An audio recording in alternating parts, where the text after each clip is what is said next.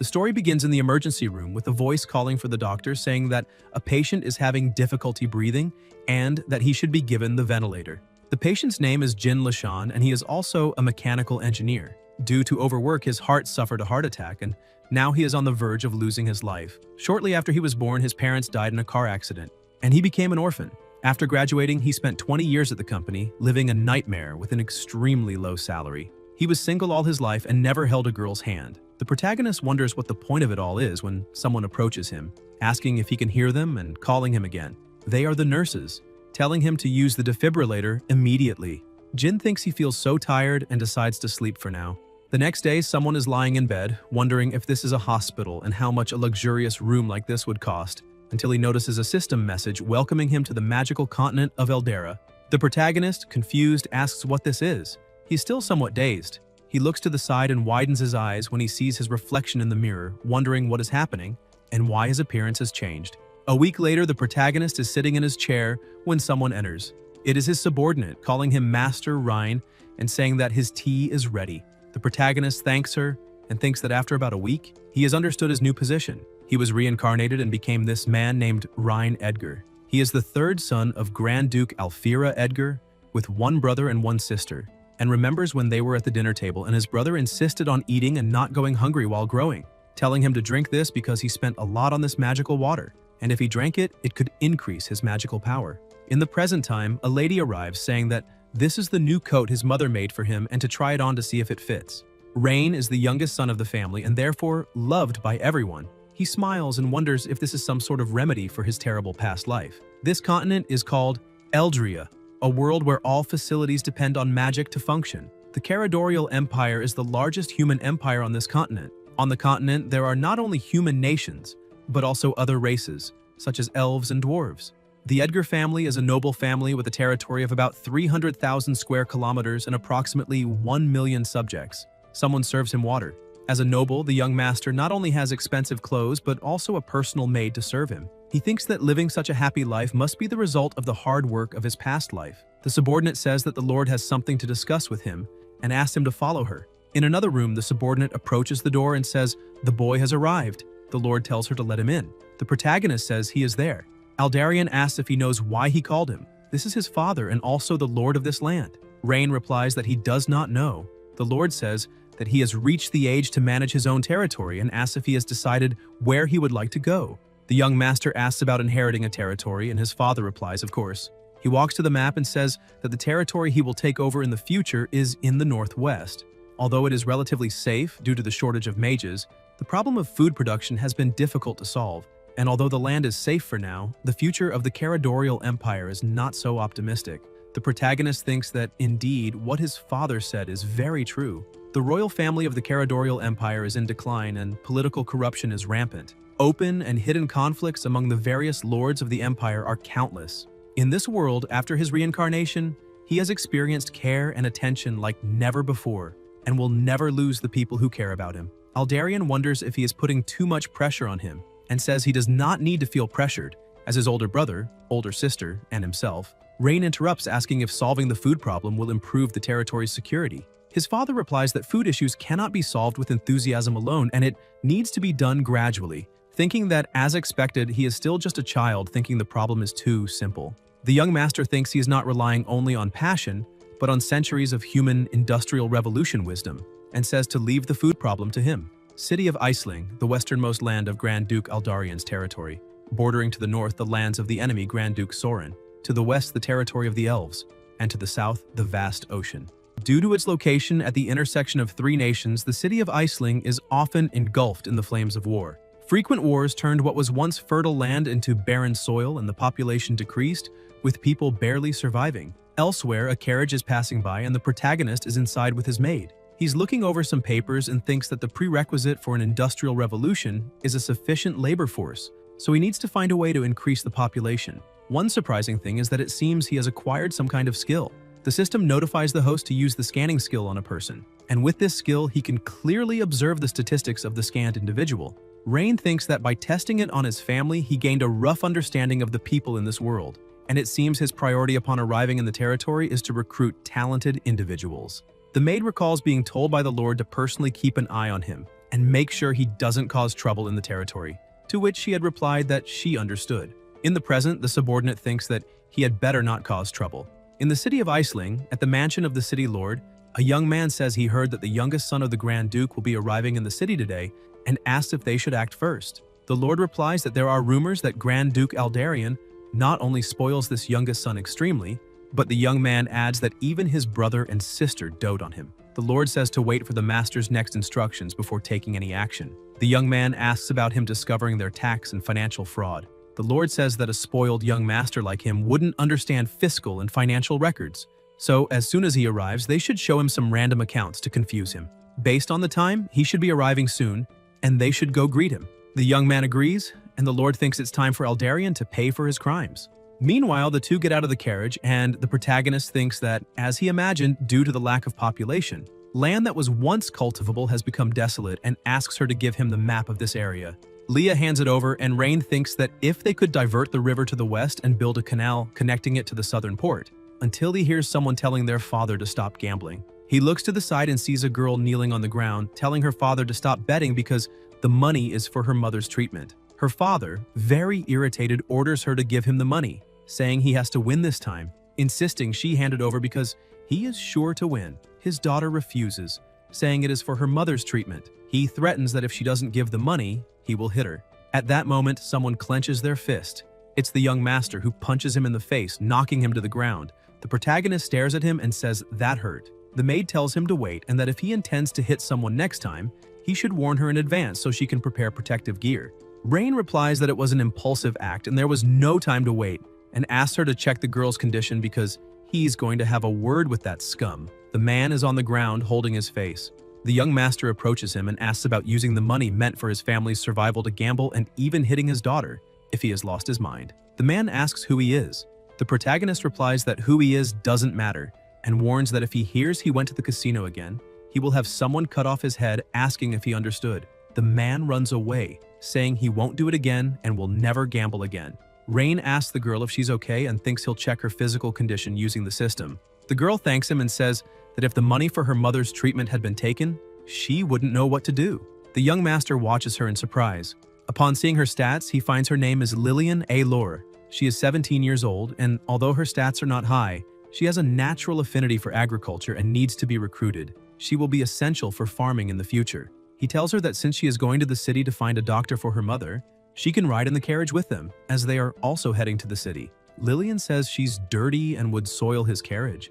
The protagonist replies that it's just a few wooden boards put together as transportation. Cleanliness doesn't matter, and besides, he wants to ask her something. How, with such severe poverty, can there be a casino there? Last autumn, the Grand Duke of the enemy nation Soren attacked the city, causing the death of many soldiers. This spring, a major flood destroyed much of the land and crops. The citizens' lives became hell, and even getting a meal became difficult. As they walk through the city, Rain thinks he needs to conduct a census to find out how much productive labor they have. They first head to the property of the lord of the city of Iceling to see how much reserve money is available to use as development funds. He asks if she knows where the city lord's estate is. Ilore replies that the estate is located until someone approaches on horseback, telling them to get out of the way, calling them peasants, and ordering them to disappear from his sight immediately. The maid pushes her master aside, telling him to be careful. The rider speeds past on his horse, shouting for people to move. Leah glares as he passes, then notices she's holding onto him and asks if he is hurt or feeling pain anywhere. The young master replies that, thanks to her, he's fine, and asks if she knows who that was. Lillian answers that the man is the young master of the Edwin family, and that all the casinos in the city of Iceling belong to them. The protagonist asks about all the casinos in the city and whether that means they must be rich. Ilore says yes. Rain smiles, thinking that's great. He was worried about where to get development funds from. He tells her to take them to the casino. Lillian warns him not to go there, saying that if they do, the casino will take all his money. The young master reassures her not to worry, as the casino cannot beat him. Ilore watches him, wondering how powerful he really is. Elsewhere, they approach a door guarded by two men, and the protagonist thinks to himself to wait until they're defeated by his industrialized production line. He enters the casino, where there are many people, one of whom is asking for 10 gold coins, saying he'll win it back and promising to repay. Another boy says he's won. People are calling red. Rain looks around, thinking that as long as casinos exist, people will never truly work. The maid says soldiers have already surrounded the casino and asks if he wants to act now, The young master tells her to wait for the big fish first. A staff member asks what he would like to play. The protagonist says he doesn't know, that he's just fooling around, and asks if there's something easy. The staff member tells him to follow. He leads him to two men playing and tells him to place his bets. The staff member hands him two chips, saying they're on the house and maybe he'll get lucky. Rain tosses them onto the table. The two men smile and call out, 4, 6, 1, 6, it's high. The staff member says it's a shame, he almost won. The young master asks if that's it, saying this is no fun at all and that he's hungry. The staff member tells him to wait, saying he can only leave after paying what he owes. The protagonist asks since when he owes them anything. The staff member says he loaned him those two chips, and he needs to pay for them before leaving. Rain points out that he just said they were on the house. The staff member says he was joking and nothing there is free. Each chip is worth 100 gold coins, but including service fees and interest, he owes 250 gold coins. And if he didn't bring enough money today, he can leave his maid as payment. A voice cuts in, telling him to stop talking nonsense because he's a cheater. It's Lillian, telling them not to believe him, and that each chip is worth only 1 silver coin. He's blatantly lying. The staff member gets angry, wanting to know where this wretch came from, how she dares ruin his plans, and orders someone to beat her up. Without thinking twice, the young master punches him, sending him flying into some tables and knocking everything over. The protagonist asks who gave him permission to speak. The gamblers mutter that everything's his, while another tells the others to get out of the way and leave some for themselves. Rain thinks these people are hopeless. Someone approaches, asking who dares cause trouble in his casino.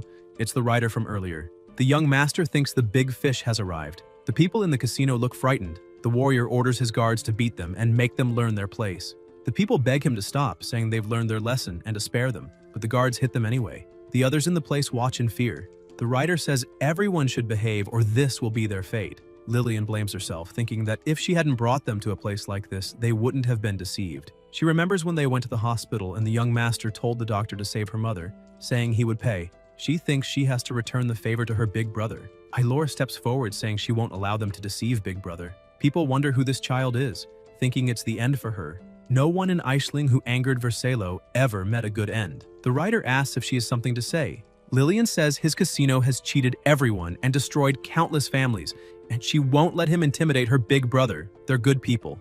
Vercelo moves in to attack, and Ailor thinks she's about to be beaten. She slowly opens her eyes, realizing the protagonist has grabbed his hand, stopping the blow from landing. He notes his stats and realizes that not only are his attributes bad, but his loyalty is only 5. This Eldrin family could start a revolt at any moment, and he needs to be careful. The knight asks if he also seems to dislike his attitude. Rain replies that no, in fact, he likes his way of acting. Only the strong can survive in this world, and whoever wins the fight takes everything. Vercelo laughs and asks if he still intends to oppose him, and if he knows who he is.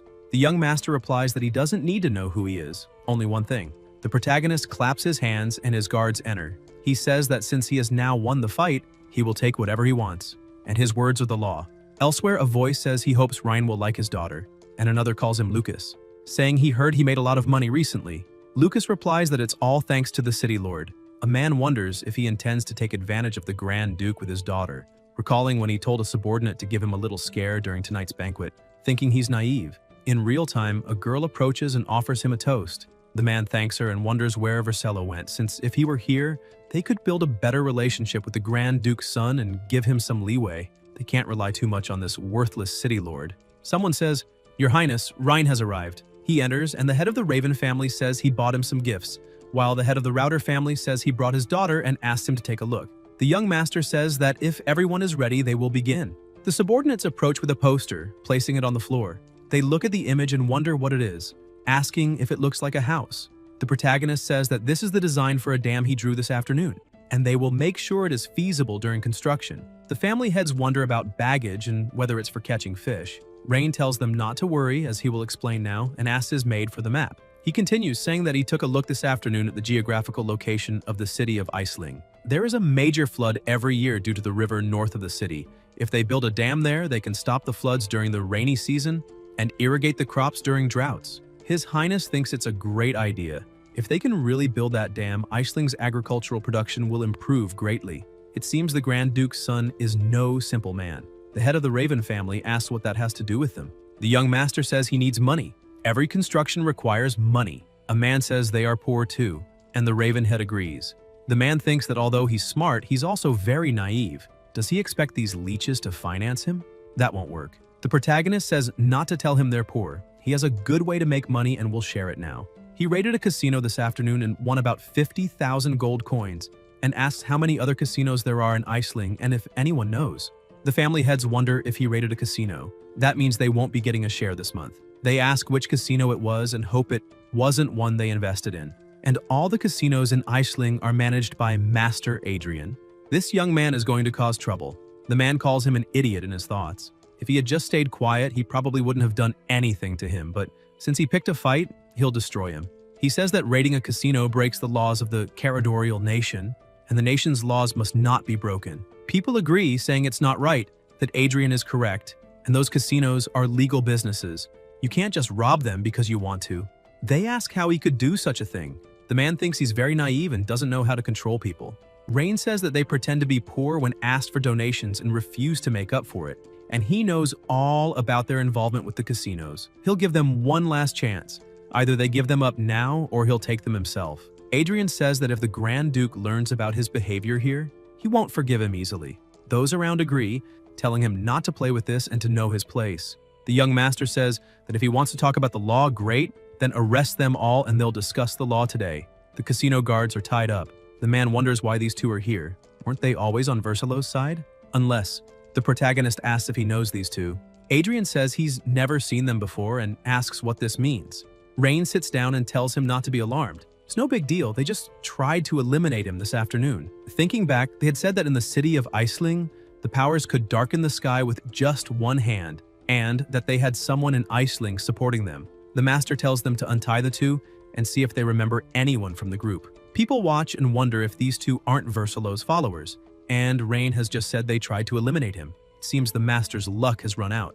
Adrian thinks that if these two say anything, his entire family will be ruined. He grabs a knife, demanding to know how they dared attack the Grand Duke's son, calling them trash and telling them to pay with their lives. The two are struck down, people look on in shock, and with the two defeated, the master feels relieved. He says he was overcome by anger and acted impulsively after hearing about the assassination attempt and tells Ryan to punish him however he sees fit. The young master puts a hand on his shoulder and says that with such a strong sense of justice, Adrian truly is a great noble. Adrian replies that he only did what he should have. The protagonist says to bring in the real culprit, and he'll see if there are more outstanding nobles like him in the group. They bring in Versilo tied up, telling him to take his hands off them and calling him trash, saying his father is the greatest noble in all of Iceland, and when he's freed, he'll tell his father to defeat them all.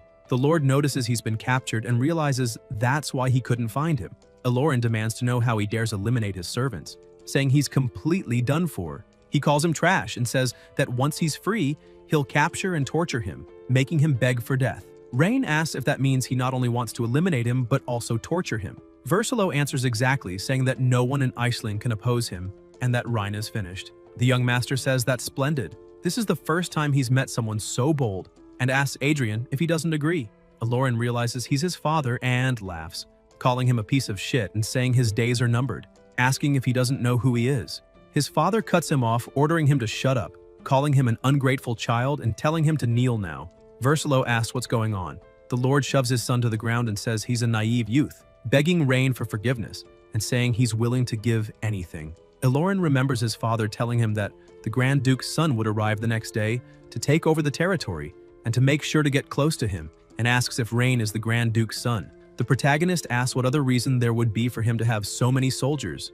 Versilo bows his head to the floor, begging for forgiveness, admitting he made a terrible mistake and won't do it again. Adrian says to give his family a chance to redeem themselves, and he kneels too, saying their family swears on their lives.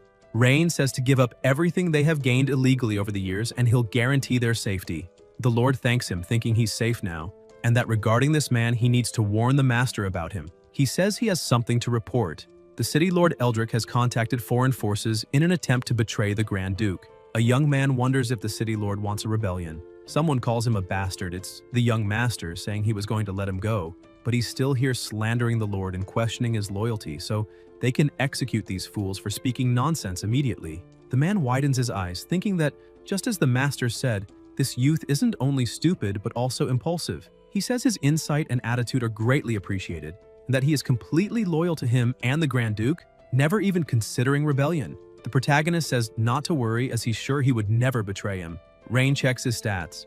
Elsewhere, the young master is observing something, thinking that these nobles hand over more than 100,000 gold coins, about 2 years' worth of taxes that Aisling collects. Leah approaches with his full tea service. The protagonist asks if she knows exactly how rich these nobles are. The maid asks what he plans to do about what Adrian said, pointing out that if the city lord is really planning a rebellion, he'll be in danger. Rain tells her to calm down, saying he understands her concern, but there's no need to rush. He's certain Eldrick is planning a rebellion, but he can't just reveal his plans right now. Leah asks why.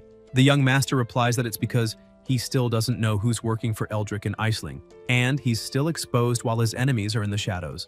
If he acts rashly, everything will turn into chaos. It's better for Eldrick to think he's just a naive and ignorant rich boy before he investigates thoroughly. Elsewhere, a mage says it's absurd and nonsense, but Eldrick tells Guildmaster Malcolm to calm down, as Master Rhine is young and eager to prove himself as a Grand Duke. The old man says that the city doesn't need to take his side. Even the Grand Duke has to show respect to them, the mages, when they speak. Calgar thinks to himself that he had been wondering how he would bribe the Mage Guild. He looks at the Water Conservation Project, the recruitment notice, and thinks that Rain brought this to him. Guildmaster Malcolm says that Rhine is insolent and that he's going to have a word with him, but Eldrick tells him to wait, thinking that Rhine has offended the Mage Guild and from now on, he'll be on his own in Aisling. Later elsewhere, the protagonist thinks that he's back to the days of drawing engineering designs and nothing else. The maid enters and says that Guildmaster Malcolm would like to see him. Rain wonders who that is.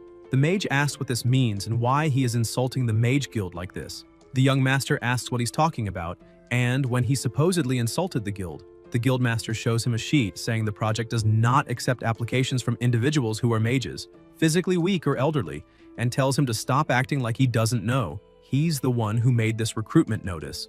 The protagonist replies yes, saying he's building a dam, and asks how that's an insult to their guild. The mage says that the recruitment notice clearly states he is refusing applications from mages, and there's no way that isn't a provocation to the Mage Guild. Rain wonders if the world here is so ruthless that even mages take jobs that require physical strength. The guildmaster says that if Rain doesn't give him a reasonable explanation, all the mages in the guild will refuse to work for him from now on. The young master asks the system to show his stats and sees that his loyalty isn't low, so it seems someone may have provoked him. He says it's a misunderstanding, that he didn't mean to disrespect the Mage Guild, and that there are 3 reasons for not hiring mages this time. First, their mana capacity per day is limited, so they might not meet the deadline. Second, it's simply much more expensive to hire mages. With the same amount of money, he could hire 10 physical laborers instead. Third, most mages live comfortably as part of a guild. Malcolm says that civilians, however, don't have a safety net, and as the city's lord, Rhine should give them special consideration. And, with all due respect, magic is the law in this world. The protagonist says that those without magical talent deserve to be beneath mages, and that's correct, but he doesn't like it. The mage says that starting in Aisling, he intends to make everyone understand that mages are no different from civilians, neither superior nor inferior, and suggests Rain change his stance if he doesn't want to make enemies. Leah approaches with her dagger drawn, and Rain tells him to be careful with his tone. Otherwise, his maid will invoke the law of insulting nobility by cutting his throat. Grimlock says that's absurd, but the young master says it's not absurd. This law really exists. And if he doesn't believe him, he'll have his maid cut his throat and watch the court rule in his favor. He asks, "How about that?" Malcolm apologizes, asking him to spare his life. The protagonist thinks that even in a situation like this, his loyalty hasn't dropped. He really doesn't realize he's being used, and he's naive. Rain tells his maid to let him go, and the mage thanks him. The system notifies him. Beginner mission to use the investigation skill on 10/10 people completed. Beginner reward package for the host is now available. New mission unlocked. Obtain 5 high-level characters. New functions available. Rain thinks that he's finally completed the system mission and will now see what reward he's earned. Elsewhere, Eldrick asks if everything went well. The mage tells him not to say another word. The young man not only didn't listen, but even kicked him out. Calgar says he has an idea. Not only will he change the young man's mind, but he'll also make him more respectful toward him. And when those peasants refuse to work for the master, he'll have no choice but to ask for his help. Malcolm asks why those people wouldn't work for the master when he's offering good conditions. Eldrick replies that the young man will be disappointed in those peasants if they all turn out to be lazy. The mage says no way. He'll just be disappointed in him for refusing to hire mages and asks why Eldrick would try to sabotage him with that. Calgar tells him not to worry, saying those peasants are useless anyway, and asks why they'd be starving. They don't know how to farm or hunt, and why such useless people would take the idea of helping the master build the dam seriously. Malcolm says they might as well try his idea. Then, voices ask what the talk is about, saying they heard that the new lord is hiring people to build something, and they also heard it's an unmissable offer. 3 meals a day will be provided, and the pay will be 10 copper coins. 2 young men ask if the new lord is really that kind, and if they'll accept the job, but one says it must be a trap, asking if these nobles haven't already deceived them many times. He says he definitely won't do it, or he'll probably be killed without even knowing it. Then someone approaches, telling them not to dare slander His Majesty. It's Lillian, saying His Majesty told her personally that he's going to try to make everyone's life better. People start laughing and ask what a little girl like her could know. They all burst out laughing and ask if she likes that pretty boy. Alora says that she and her father want to join the dam project. The subordinate taking notes says her father will be accepted, but not her. Lillian is confused and asks why not, since she's pretty strong too. The subordinate says she's not even of legal age, and the master said minors under 18 can't be hired. If they take her behind his back and he finds out, he will certainly punish them. He says her father can work on building the dam. It's 8 hours a day with 3 meals provided, 10 copper coins paid at the end of each day. And if they have no more questions, they need to sign with their fingerprint there and present it at the construction site the next day. Ilora tells her father he must work hard without slacking off. He replies not to worry, he won't gamble anymore and won't disappoint the young master. She must stay home and take care of her mother since she can no longer work outside because of her illness. The subordinate tells them to wait and come back, so the two stop. The soldier asks if he said his wife is sick. The man replies that his wife is very ill and really can't work. The subordinate asks who said she needs to work. He says the young master declared that family members of any worker on the dam project must be temporarily relocated to the workers' accommodations, which can be considered a temporary residence while they work on the dam, and once construction is complete, they can return home. The man kneels on the ground and thanks him profusely. The soldier tells him to stand up and says he'll send someone to take him and his daughter to the housing, and they can choose where they'd like to live. Excited people tell them to wait, asking if the new lord is telling the truth, and saying they need to register immediately. They can't miss this chance. The soldier tells everyone to form a line, stand in a straight row, and not push. Meanwhile, elsewhere, the protagonist is looking at the system message congratulating him for receiving a lithium iron phosphate battery project and 100 beginner host reward packs. Rain thinks about the battery project and wonders what the hell he's supposed to do with it without an electric generator. Do they expect him to carry the batteries and get struck by lightning to charge them? More notifications arrive telling him to train and obtain 5 high-stat characters. The young master wonders where in the world he'll find 5 high-stat characters, thinking he might train his maid. But after looking at her stats, he sees she can't grow any further. He figures he'll have to go into the city to look for talent again. Then a voice says, Lillian is here to see him. He tells them to let her in. The girl enters and says something strange is happening at the construction site. Everyone is slacking off. The protagonist asks about slacking off. Elsewhere, Alore asks why her father took another break. He says he promises he's not slacking, but he's felt tired since waking up this morning, and no one else there has any energy either. Lillian calls for everyone's attention, saying they received an amazing offer from His Majesty, and asks why they're slacking off. A man yawns, saying they're trying, but they've been feeling like this since the morning, and maybe it's been so long since they last worked that they've all come down with the instant work exhaustion disease, and will probably feel better if they rest for a day. There's always tomorrow. Alora tells them to stop with this nonsense, saying they're all probably just lazy, that there's no way such a disease exists, and that they should listen to the master, telling him to tell them to work hard and stop slacking. Rain walks over to her father, checks his stats, and notices an anomaly, curse. He says they're not sick, they're cursed. Everyone falls silent. The young master looks at the system's explore function, thinking he had planned to use it when the dam's construction began, but it seems he will test it now. The system shows that through Explore, the host can analyze the condition of rocks, strata, formations, minerals, hydrology, and terrain features in a specific area.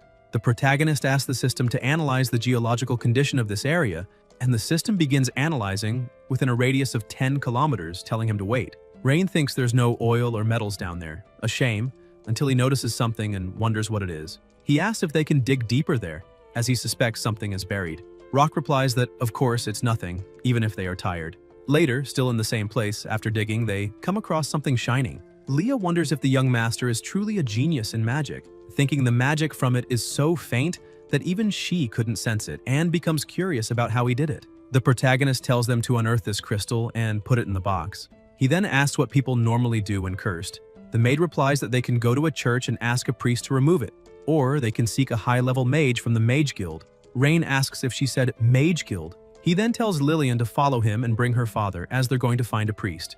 She asks if her father is really cursed. The young master replies yes, and that whoever did it won't get away with it. Later, at the church, the nun welcomes them. The protagonist thinks that since he's asking her to treat someone, he should first make sure she has good loyalty. The system investigates and shows her stats. Rain is surprised, wondering about her being an elf. She's not even human. The nun says she is Saint Ayuria of the church and asks what she can do for him. The young master says that the man there seems to be cursed and asks if she can do anything about it. Thinking her loyalty seems good and deciding to let her take a look first, the saint asks to inspect him. She opens her eyes, releasing a bright light, and says, "He's right. The man is indeed cursed." The protagonist asks if she can remove it. Ayuria releases energy, making a magic circle approach and enter his body. Rock, excited, says he feels like a new man, that he's going back to work right now and will do all the work he should have done today and more. Rain tells him there's no rush. It won't be too late to start after they deal with this first, and says they found this at the construction site, asking if she knows what it is. They open the box, revealing the crystal inside. The saint says that black crystal is the most common type of magic crystal. An enormous amount of magic was stored to make the curse effective. However, it seems more like a prank than a true curse. The caster could have killed someone with the same amount of magic, but instead only made people tired. The young master asks if it's very easy to make such a crystal. Ayuria says it's very easy for a high-level mage to make one and hide it daily at the young master's construction site.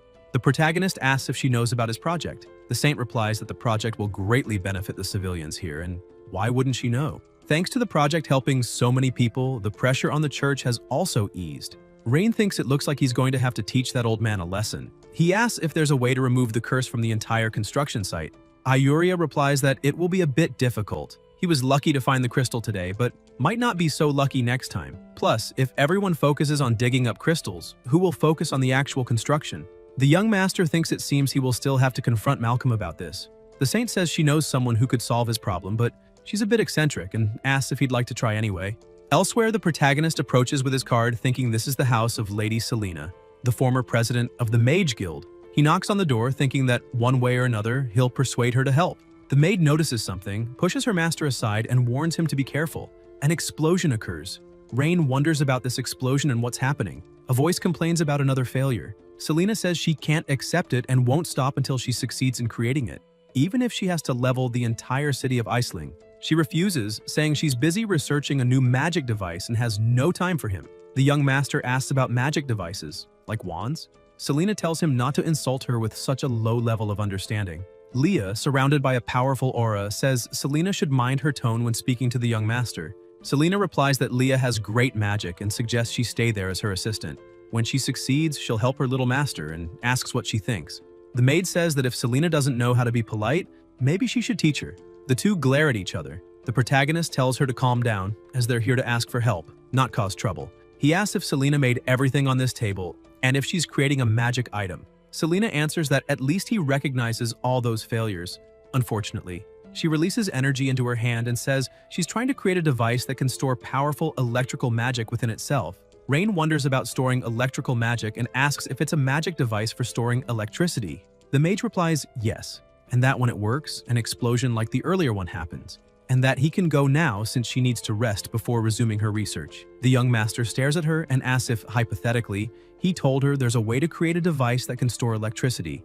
Would she help him deal with the Mage Guild? Selena says she already told him. She has no time for nonsense. The protagonist insists he's serious, asking if helping her create a device that stores electricity would earn her help in resolving the problem with the Mage Guild. The mage agrees, saying that if he can create the magical device she needs, she'll not only deal with that idiot Malcolm, but make the entire Mage Guild listen to him. But if he fails, she won't be responsible for his safety. Later, elsewhere, Rain is looking over the lithium iron phosphate battery schematics, thinking he was trying to figure out where in the world he could get electricity, and supposing that these mages could serve as human power generators before the hydro generators are built. He says it was built exactly like she built hers. Selena warns him again. There's no way.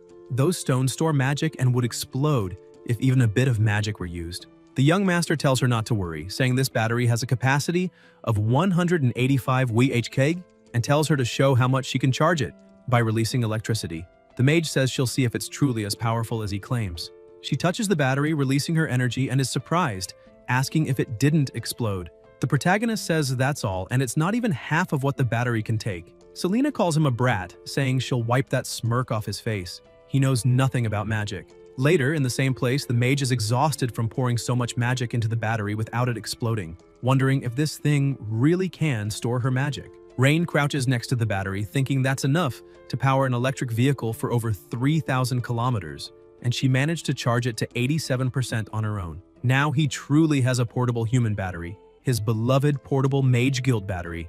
It's time to show his talents. The mage asks if he can use electrical magic too. The young master says not only can he use electrical magic, but he can also make anyone in the city of Iceling able to use it. Selena calls that nonsense, asking how magic could be learned so easily. The protagonist says he has a magic device even more powerful than this battery, and if she's willing to help him, he'll show her a world where anyone can use magic, and asks what she thinks. The mage repeats his words about a world where anyone can use magic. Elsewhere, Malcolm sits thinking it must be about time for the young man to beg for help. Selena approaches and says it's been a while. The mage asks why she's there. The sorcerer says he's got some nerve, asking if he's daring to stand against the young master of the ducal family, whether he's trying to rebel or something. Malcolm asks what she's talking about, saying he'd never dare think of something so dangerous. Selena grabs his shirt and demands he spill it, asking what dirty tricks he pulled at the young master's construction site, warning him she's short-tempered. The mage says he'll talk and begs for his life. He gathered all the mages from the association and told them the Lord disrespected them, making them furious. Then he had them create crystals that could cast curses and used teleportation magic to place them under the Lord's construction site. This made the common workers exhausted, hoping the young master would think they were lazy and useless.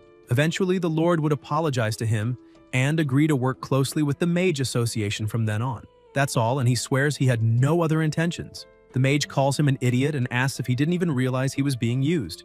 Malcolm asks who used him. Selena says that's enough and tells him to go call those troublemaking mages immediately. The mage replies that he understands and runs off. The sorceress takes out a card and summons the protagonist, telling him she has dealt with the Mage Association's problems for him. Rain thanks her. Selena asks if he needs her to deal with Eldrick, saying she can make him disappear without leaving a trace. The young master replies that's not necessary, as Eldrick is not a threat. In fact, he needs his help to lure in an even bigger fish. The mage says that since everything is settled, she'll withdraw, and asks when they can start working on the new projects he mentioned, telling him to call her when ready. The protagonist says they can have the Mage Association members charge the batteries. Elsewhere, Eldrick says it seems that Brat has taken control of the Mage Association, and asks what they'll do now. The hooded man replies there's no need to rush, as there's little more to worry about with the Mage Association in Aetherland City, and to forget those little mages.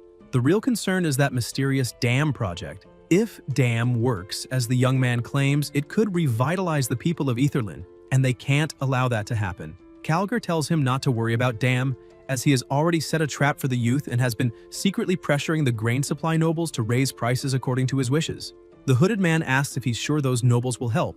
Eldrick replies that the young man made them spend money at the banquet, but he can make them take it all back. They may betray him, but they will never betray their own money. He flips a coin and says that boy doesn't have enough money to keep the dam project going until it's finished. Elsewhere, a big man kicks a girl, saying that if she can't pay, she has to leave. Lillian on the ground asks how they can set such high prices, saying that yesterday 2 sacks of grain cost 1 gold, and how can 1 sack now cost 2 gold coins overnight? The big man tells her to stop complaining, it's his grain, he sells it for whatever price he wants, and if she can't pay, she should leave. Elor remembers when she told the young lord to leave grain purchasing to her, as she could get the lowest price to save money, and he replied he would leave it to her. Lillian says they're greedy bandits, and asks if they aren't afraid of how the Lord might deal with them. The big man says they are honest merchants and asks what he could do. This is a golden opportunity, and they're just taking advantage of it. The merchant kicks her again, saying if she's out of money, then she needs to get out. At the church, the saint says those humans are becoming more outrageous, thinking that in just 3 days, the price of grain has tripled. She tells Ilaria that if the grain is not enough for the people to survive the winter, she should take the supplies inside first, and she'll figure out the rest, telling her to take that money and, when leaving, to collect the usual amount. Ilaria asks if that isn't too much money, saying it normally costs a third of that. Ayuria tells her to do as she's told. Suddenly, someone moves quickly, creating a strong wind. It's the maid. The protagonist approaches with a bag of money, asking if she would like to make a deal. The saint asks what kind of matter he wants to discuss. Rain says she doesn't need to be so tense when it comes to business, calling her an elf. Ayuria asks what he's talking about, saying that's human money. There's no way there are elves here. The young master says she doesn't need to be on guard. He knows they're elves and won't be hostile toward them. The saint asks what kind of business he wants with them. The protagonist says it's about food supplies. The saint apologizes for her bluntness, but says that might be beyond his ability. Rain asks why she says that. She explains that food in the city of Iselin is controlled by the 4 largest noble families, who have held power there for over a century, firmly controlling grain prices in the cities. At the banquet a few days ago, they may have intimidated some people with their iron fist tactics, but those were just small fry in Iselin. The young master asks if she knows Iselin that well. The elf says she has lived there for 120 years, so she knows it well. If at that banquet the young master had not acted against the Eldwin family, there might still have been room for negotiations. But now, she fears that due to war and natural disasters, food was already scarce this year. If the price of grain had remained stable, her people would barely have survived the winter. But now, the protagonist promises her that in less than a month, grain prices in Iselin will be cheaper than before. Elsewhere, August laughs, saying it's all thanks to the Lord's support. Klein says that the 4 great Andy families have made an absolute fortune this time. Someone at the table says they should thank the Lord for bringing them into this business. The 2 at the table give their thanks. August says to toast to the prosperity of their business. A subordinate approaches, saying that the young man has sent an invitation requesting his presence at the banquet along with the other 3 lords. The man, startled, asks about a banquet with the young man, wonders if he thinks he's planning to come after them, and asks what they should do, since they only want to profit and not lose their lives. Klein says not to worry, the Lord has already assured them that the grain price increase is completely legal and compliant. As long as they don't provoke the young man, nothing will happen. He bangs on the table and continues, saying that, besides, if all 4 of them go together, there's nothing he can do to them. The grain price is set by them, the merchants. Even the emperor has no authority to interfere, much less the youngest son of a duke. The 3 at the table agree with him, saying he's right, and that if they take advantage of this opportunity, their families won't face poverty for the next 100 years. August says that today they sold a sack of grain for 2 gold coins. If the young man pushes them too much, they'll sell it for 5 copper coins to appease him. If anyone dares to back down, he won't forgive them. They tell him to rest assured, as they'll stand by him until the end and work with him. Klein says that's great, and now they should go change into something more appropriate to attend the young man's banquet. The man asks if they're really changing. Elsewhere, the maid calls for her master. The subordinate says that the lord and the others have arrived. The protagonist tells him to let them in and that he can tell the kitchen to start serving the food. The subordinate replies that he understands. People walk in, entering the room, and it's August and his group greeting them. Rain wonders if they're trying to pretend to be poor in front of him and thinks they still have much to learn, asking if they aren't the nobles who control Iselin's grain supply and why they look so shabby. Klein says they recently heard about his project, which gives great benefits to the people and that they'd also like to contribute. The man says that under their lord's guidance, they not only donated large sums of money to help the project, but also sold the grain from their warehouses at the lowest possible price. The maid thinks these shameless men are trying to deceive her master. The young master says he's touched by their understanding and help in his efforts, and thanks them for their assistance, saying he invited them all to discuss matters related to grain. August says they understand he's been short on money recently, but 2 gold coins per sack is already a loss for them. His group agrees. The protagonist says they misunderstood. What he meant is that starting tomorrow, he's asking if they can raise the price of grain in Iselin to 4 gold coins per sack. They're shocked, and August asks about raising it to 4 gold coins per sack. Rain replies exactly, and that he himself will take a 30% commission, asking what they think. Klein says he's a bit old and his hearing isn't what it used to be, asking if he really just said to raise the grain price to 4 gold coins per sack. The young master says not to forget that he'll take a 30% commission from this deal. August thinks that he believed the young man was just an inexperienced kid, but it seems he's as cunning as they are merchants. And with him being so understanding, this path will be much smoother for them. And if he had known he was reasonable, he would have visited much earlier. But without an official decree, they can't raise the price, because if a rebellion breaks out, they'll only suffer. So he thanks him for understanding and asks when he plans to make this announcement. The protagonist says the documents are already written with the family seal.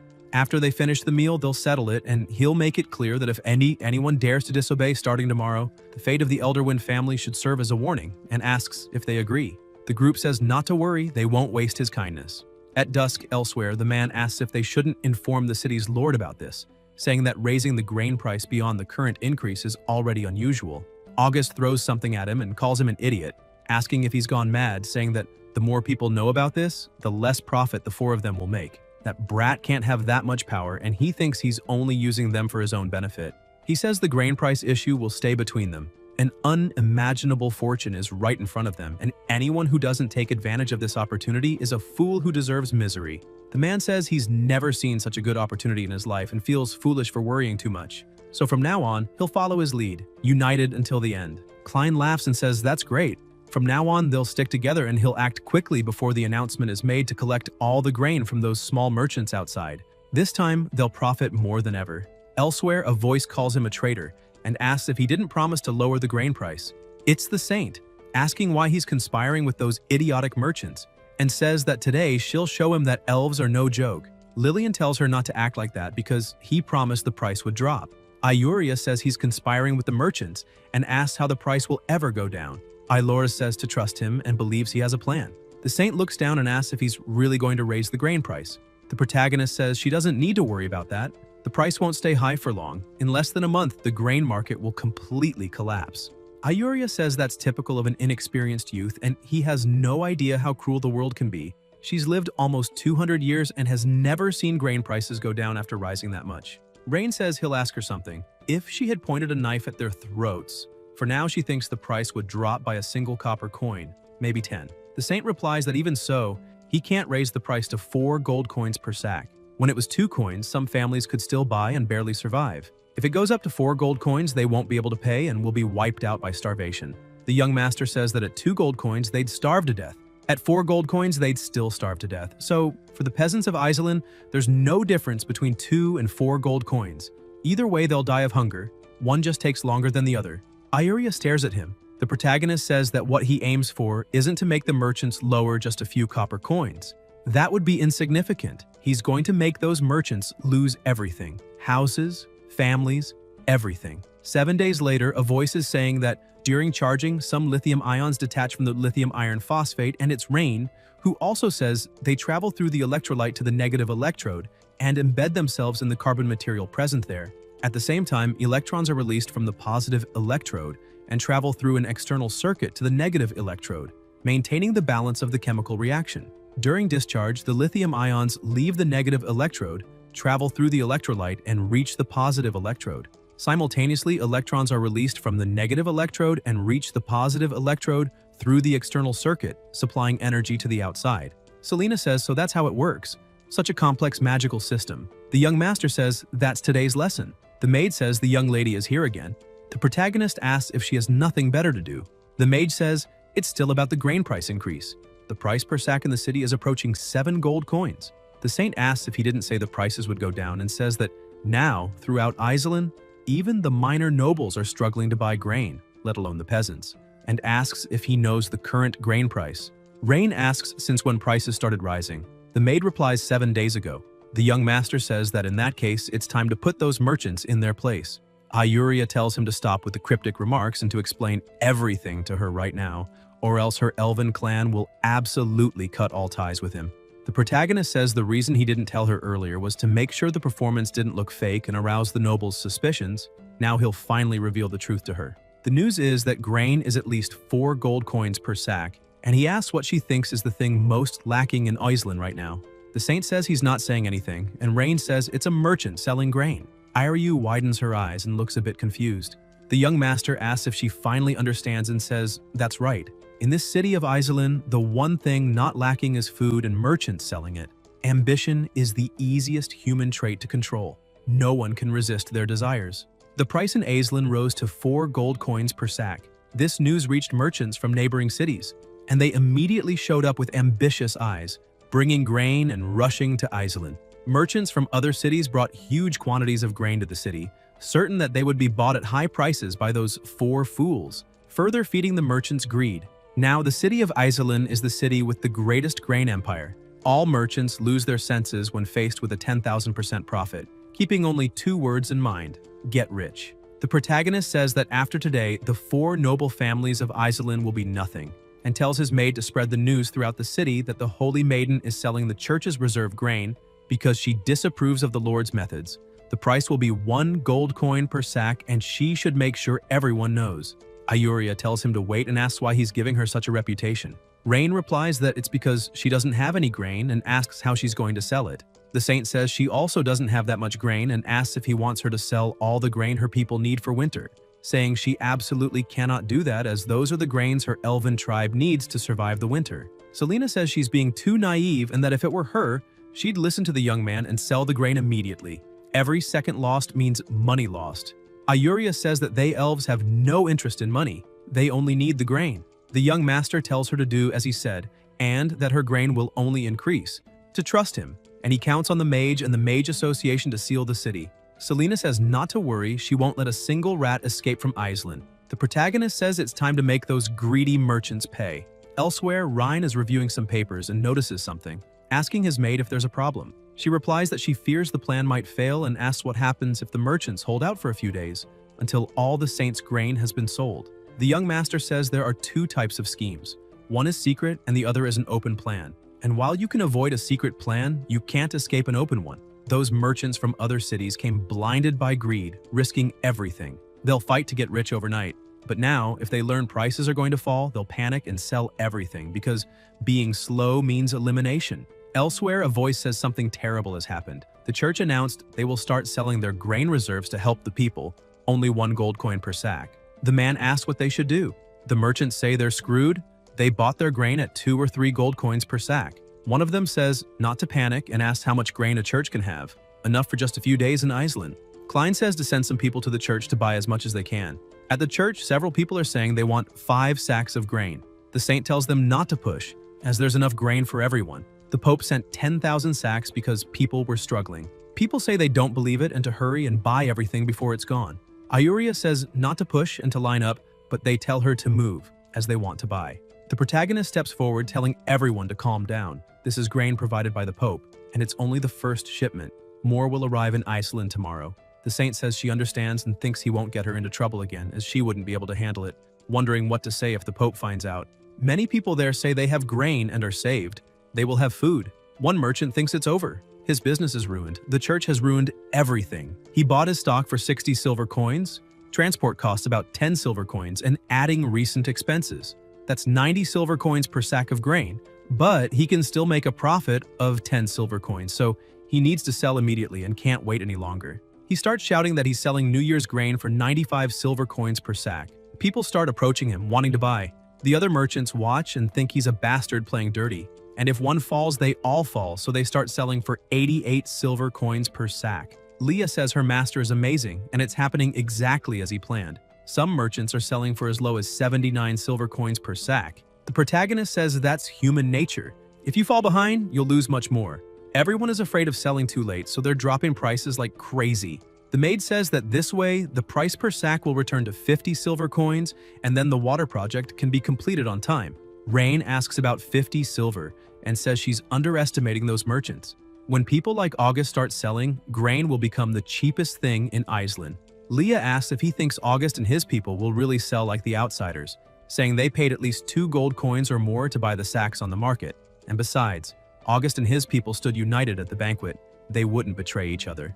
The young master asks about united and says she's expecting too much from them. When it comes to profit, no one will want to be left behind. Prices in Iceland will no longer be a problem, and it's time to speak with the saint about the second part of the deal. Elsewhere, a subordinate approaches August and says that those merchants from outside the city are slashing their prices like crazy. Now a sack of grain is going for 75 silver coins. The man says that's impossible, it must be a joke, and asks if they didn't control all the grain trade in Iceland. Where is this grain from the outsiders coming from? The subordinate kneels on the ground and says it's true, and he wouldn't lie to him. Klein says foreign merchants, low prices, and now he understands. The young man is ruthless.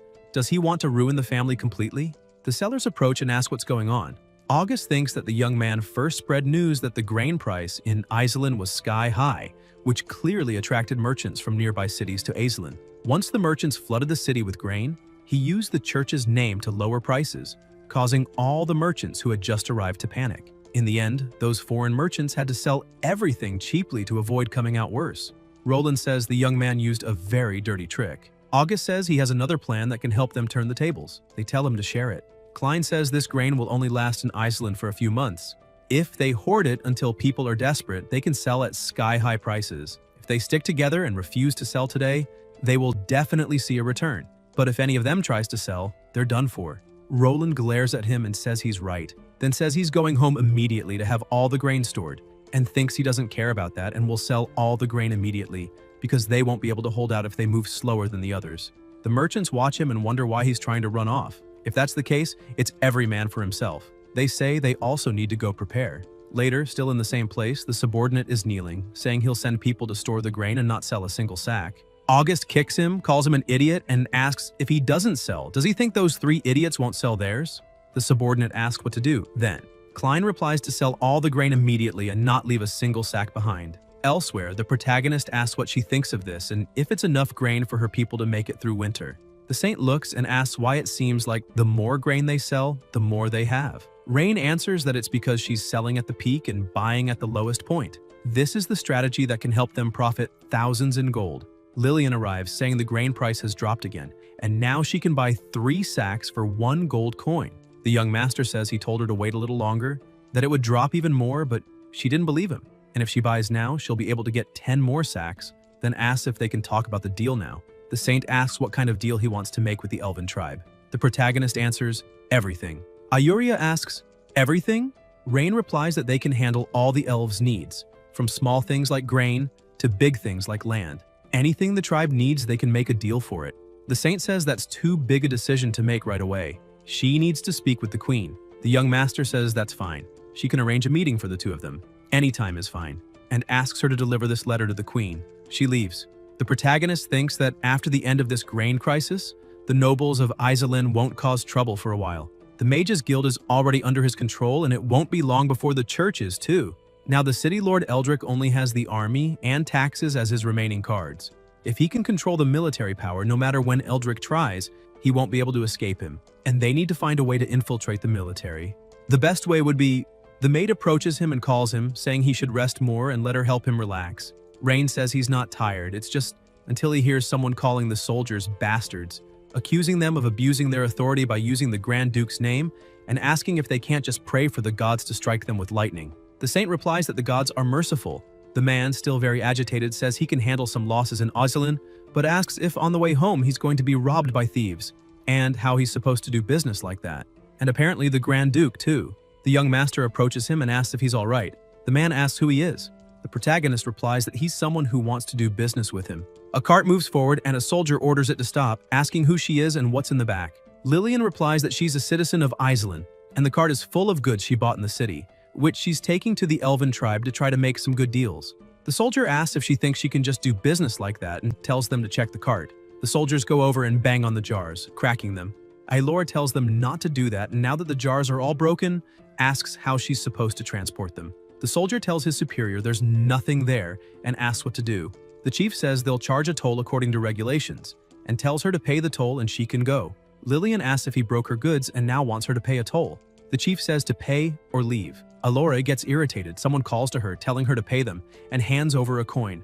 The chief says the young man ordered him to increase the toll. Now it's 5 silver coins. Lillian gets angry, asking about 5 silver coins, saying all her goods are worth 3 and asking if he wants her to pay 5. The chief asks if she's going to pay or not, otherwise to get out of the way. Ailora, clearly furious, thinks about how they can use her older brother's name to deceive people and how he would never have ordered the toll to be raised. And when her plan is complete, she'll deal with all of them. The chief tells them to let her pass. The cart moves on. The protagonist says that this young man is impressive, raising the toll that much. The man tells him to watch his words, as the young man is the savior of Iselin, and not to dare insult him. Rain says he's a strange merchant, since the soldier clearly said it was the young man who ordered the toll increase, and asks if he still blames the soldiers instead of the young man. The man says he must be new around here, and that the young man has a brilliant plan to lower grain prices in Iselin to help the people. Even though he's lost money because of it, it's the first time he's seen the Lord care so much about the people. And if he ever has the chance to meet the young man, he'll serve him wholeheartedly. The young master says he heard that the son of the great Lord not only killed people at the banquet, but also forced citizens to dig up massive projects. The merchant says he must be talking about the Eldwin family and that they deserved it. The protagonist asks if he knows them. The merchant says he really must be a foreigner. Anyone doing business in Iselin knows the Eldwin family. Most people think the Eldwins made their fortune with casinos, but that's not true. Rain asks what he knows. The merchant looks around and says the Eldwin family's real business is human trafficking. The young master is surprised and asks what he just said, thinking that there aren't enough people as it is, and yet they dare mess with his workforce. They need to find a way to control the border guards.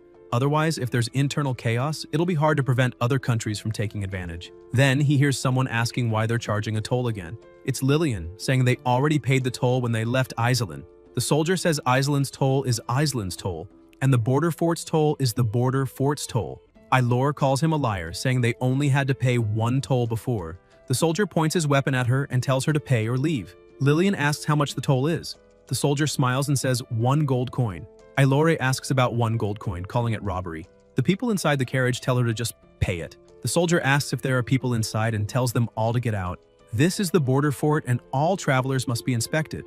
The protagonist gets out and says that if he wants to inspect him, then go ahead. The soldier looks surprised and calls Trist a bastard, asking if he had the guts to come here. Rain asks if he's an acquaintance, and the merchant says yes. And these people were bandits from the nearby mountains. Later, he cooperated with the Eldwin family and was put in charge of human trafficking, after which the Eldwin family brought him here. The soldier says that the last time he left the city, he didn't pay enough in fees, and he got chewed out because of him. The soldier strikes him in the face and says that if he doesn't pay the money, he won't be leaving today. Trist puts his hand to his face and says, "This is madness," that he gave the amount he asked for last time.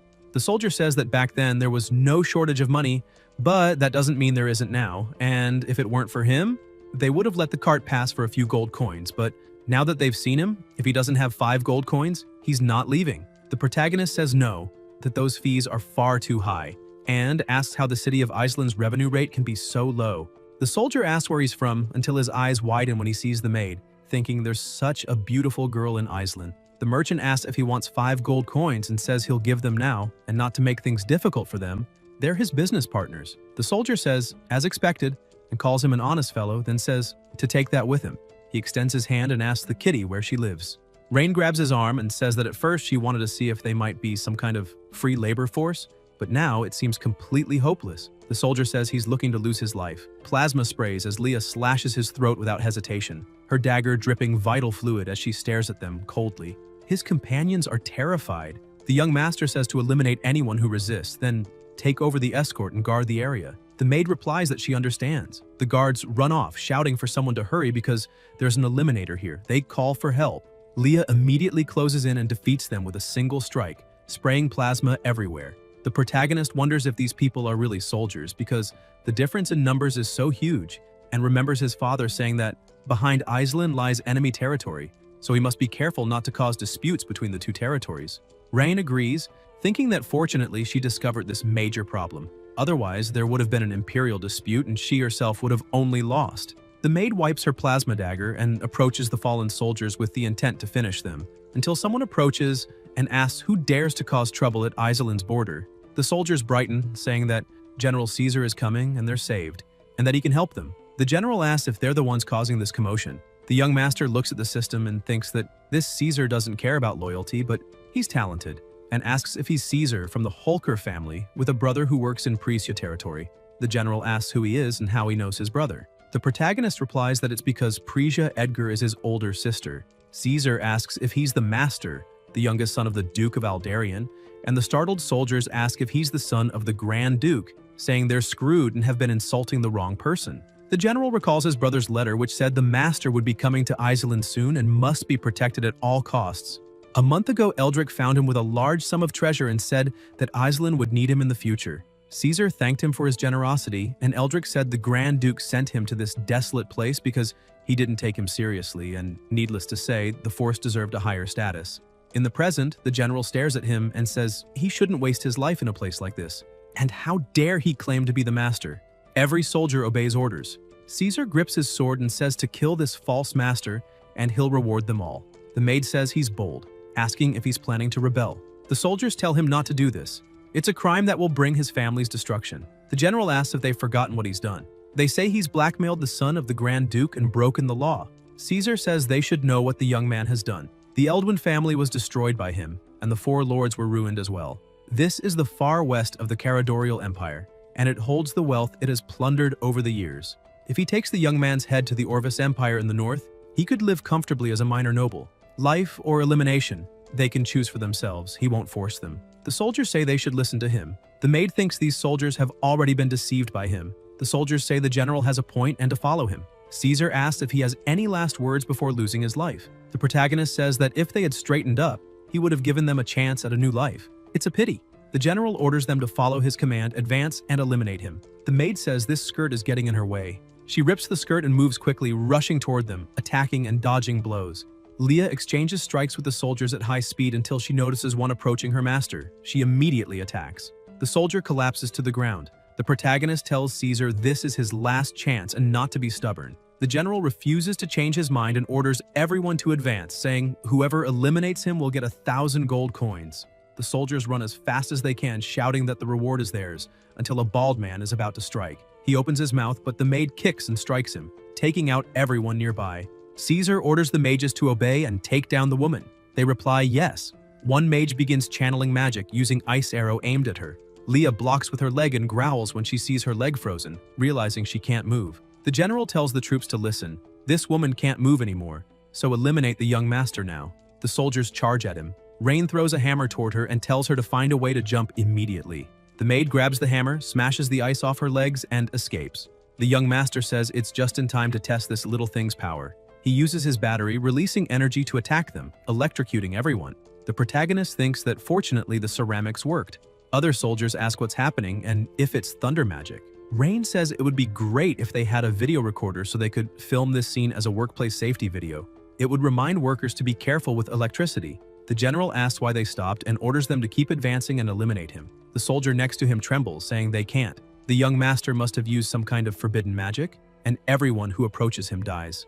Caesar kills him on the spot, saying anyone who rebels will be eliminated, and to advance immediately. He's just one man, he can't kill everyone. A soldier approaches, shaking all over, and asks what's going on. The maid asks why the soldiers weren't taken down by his magic. The protagonist replies he must have run out of energy and only brought one battery to test its full power. Leah says she'll get him out right away.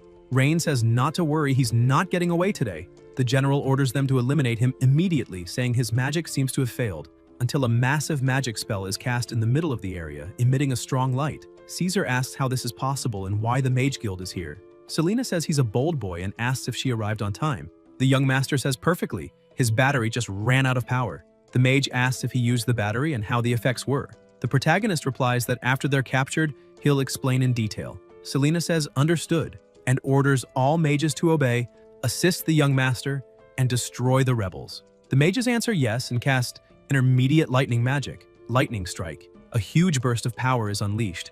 The soldiers scream for help and run, saying they were wrong and begging for mercy, that they don't want to fight anymore. The general mutters that even if he dies, he'll take the young master with him. He charges at him, leaping, sword aimed at him, using the sword technique, mountain crushing slash. The maid blocks with her dagger. Caesar thinks she got too close. Leah moves her leg and the general realizes this isn't good. Then he's hit with a kick and sent flying, causing a massive impact. Smoke disperses across the area. The maid, surrounded by a terrifying aura, stares him down. Later, elsewhere, Rain is looking at a paper when he hears something and looks over to see Caesar tied up. He asks if he's awake and whether he and the border guards have been stealing for many years, and when he started working with Eldrick. The general looks surprised and asks how he knows. The young master says not to be surprised. He already knew Eldrick would betray them. He was just waiting for an opportunity, a chance to take him down in one move, and thanks to him, he can finally end this. Caesar asks what he thinks he can do against the Lord with so little evidence. The protagonist replies, no, he's mistaken. This doesn't represent a threat to him. All it tells him is the approximate annual tax revenue of the city from these records, and that will be a great reference for himself to transform the city in the future. The general asks about transforming the city of Iceland, and if he's dreaming, saying that to control the nobles in Iceland, they will never listen to him. Rain says she'll tell him something. Living people can be called nobles. Those eliminated cannot. Caesar asks about him, wondering if he intends to create a bloodbath among the nobles in the city. The young master replies that the nobles will have two choices. First, follow the same path to the end, elimination. Or second, follow obediently and do things for him in the future, and asks which he thinks they will choose. Later, elsewhere, the protagonist thinks that, judging by the time, autumn must be approaching and the Grand Duke will definitely send his troops this year. The city wall must be repaired quickly, otherwise it won't be able to stop the enemy in the event of war. He looks at the map and continues thinking that to the west is the elves' territory, belonging to the Saint and the others. As long as negotiations succeed, a war will not occur. There's no reason to worry about the Second Sister's territories to the east. The most problematic is the Grand Duke in the north. The maid says the money extorted by the border fort has been collected, about 350,000 gold. Rain says she will take the guards to handle the fort's defense first, give each person 100 gold coins, and put the rest in the carriage to take back to the city. He goes to the mage and thanks her for her help, and that of the Mage Guild, and for their hard work. Selena says it was easy and no problem, and asks if he can explain the principles of that battery discharge in detail, and how someone without magical abilities can use it. The young master says he will explain slowly on the way back. The mage says that's fine until the wizard approaches, calling her and saying it's not good. Selena says all right and asks what the hell is going on. Malcolm says Eldrick has taken control of the city and rebelled. The mage is surprised. The protagonist smiles, thinking he's finally lost his patience. Selena asks what they should do, saying that to suppress the border guards she brought all available mages from the guild, leaving no one in the city to act as a full agent. Rain says not to worry. At the moment Eldrick took control of the city to rebel, he had already lost. Elsewhere, the young master approaches on his horse and calls for Eldrick, asking if he's been forced into a difficult situation because of him. Calgar smiles and asks what he plans to do in Iceland today. The young master says he's curious to know why he betrayed him. Eldrick asks why, then says it's because he simply left him in this useless place. Back then, his father and Eldrick joined forces to establish an empire. After his father became the great leader, he not only failed to treat him as he deserved, but instead cast him and his family into this remote wasteland. He wrote to him many times, hoping to be transferred to a more prosperous place, but all requests were rejected, and it's all his father's fault. If he wants to blame someone, blame him for being cold and heartless. These are the people who conquered the world with his father at the time, but in the end did not receive the treatment they deserved. And they're not rebelling, they're just taking back what they conquered. The protagonist says he thought he would give a noble reason. In the end, it's just a dull dispute over interests, and he'll give him a chance. If he wants to survive, leave the city and surrender immediately. If he waits until he himself invades the city in 3 days, don't blame him for being ruthless. The people ask, in 3 days? Does he know how long it will take to invade Iceland? Calgar laughs, saying he's probably afraid. The people call him a fool, saying he talks too much and does nothing. Eldrick says he's so confident, and asks if he has the courage to bet with him. Rain asks what bet. Calgar asks if in 3 days, if he can't break through Iceland's city wall, how about surrendering obediently and letting him take over? The young master asks, break through?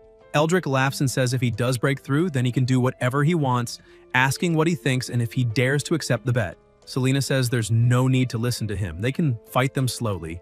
The maid says she's already reported the rebellion to the Grand Duke. They just need to wait for the Grand Duke to send troops to destroy them. There's no need to make such a reckless bet.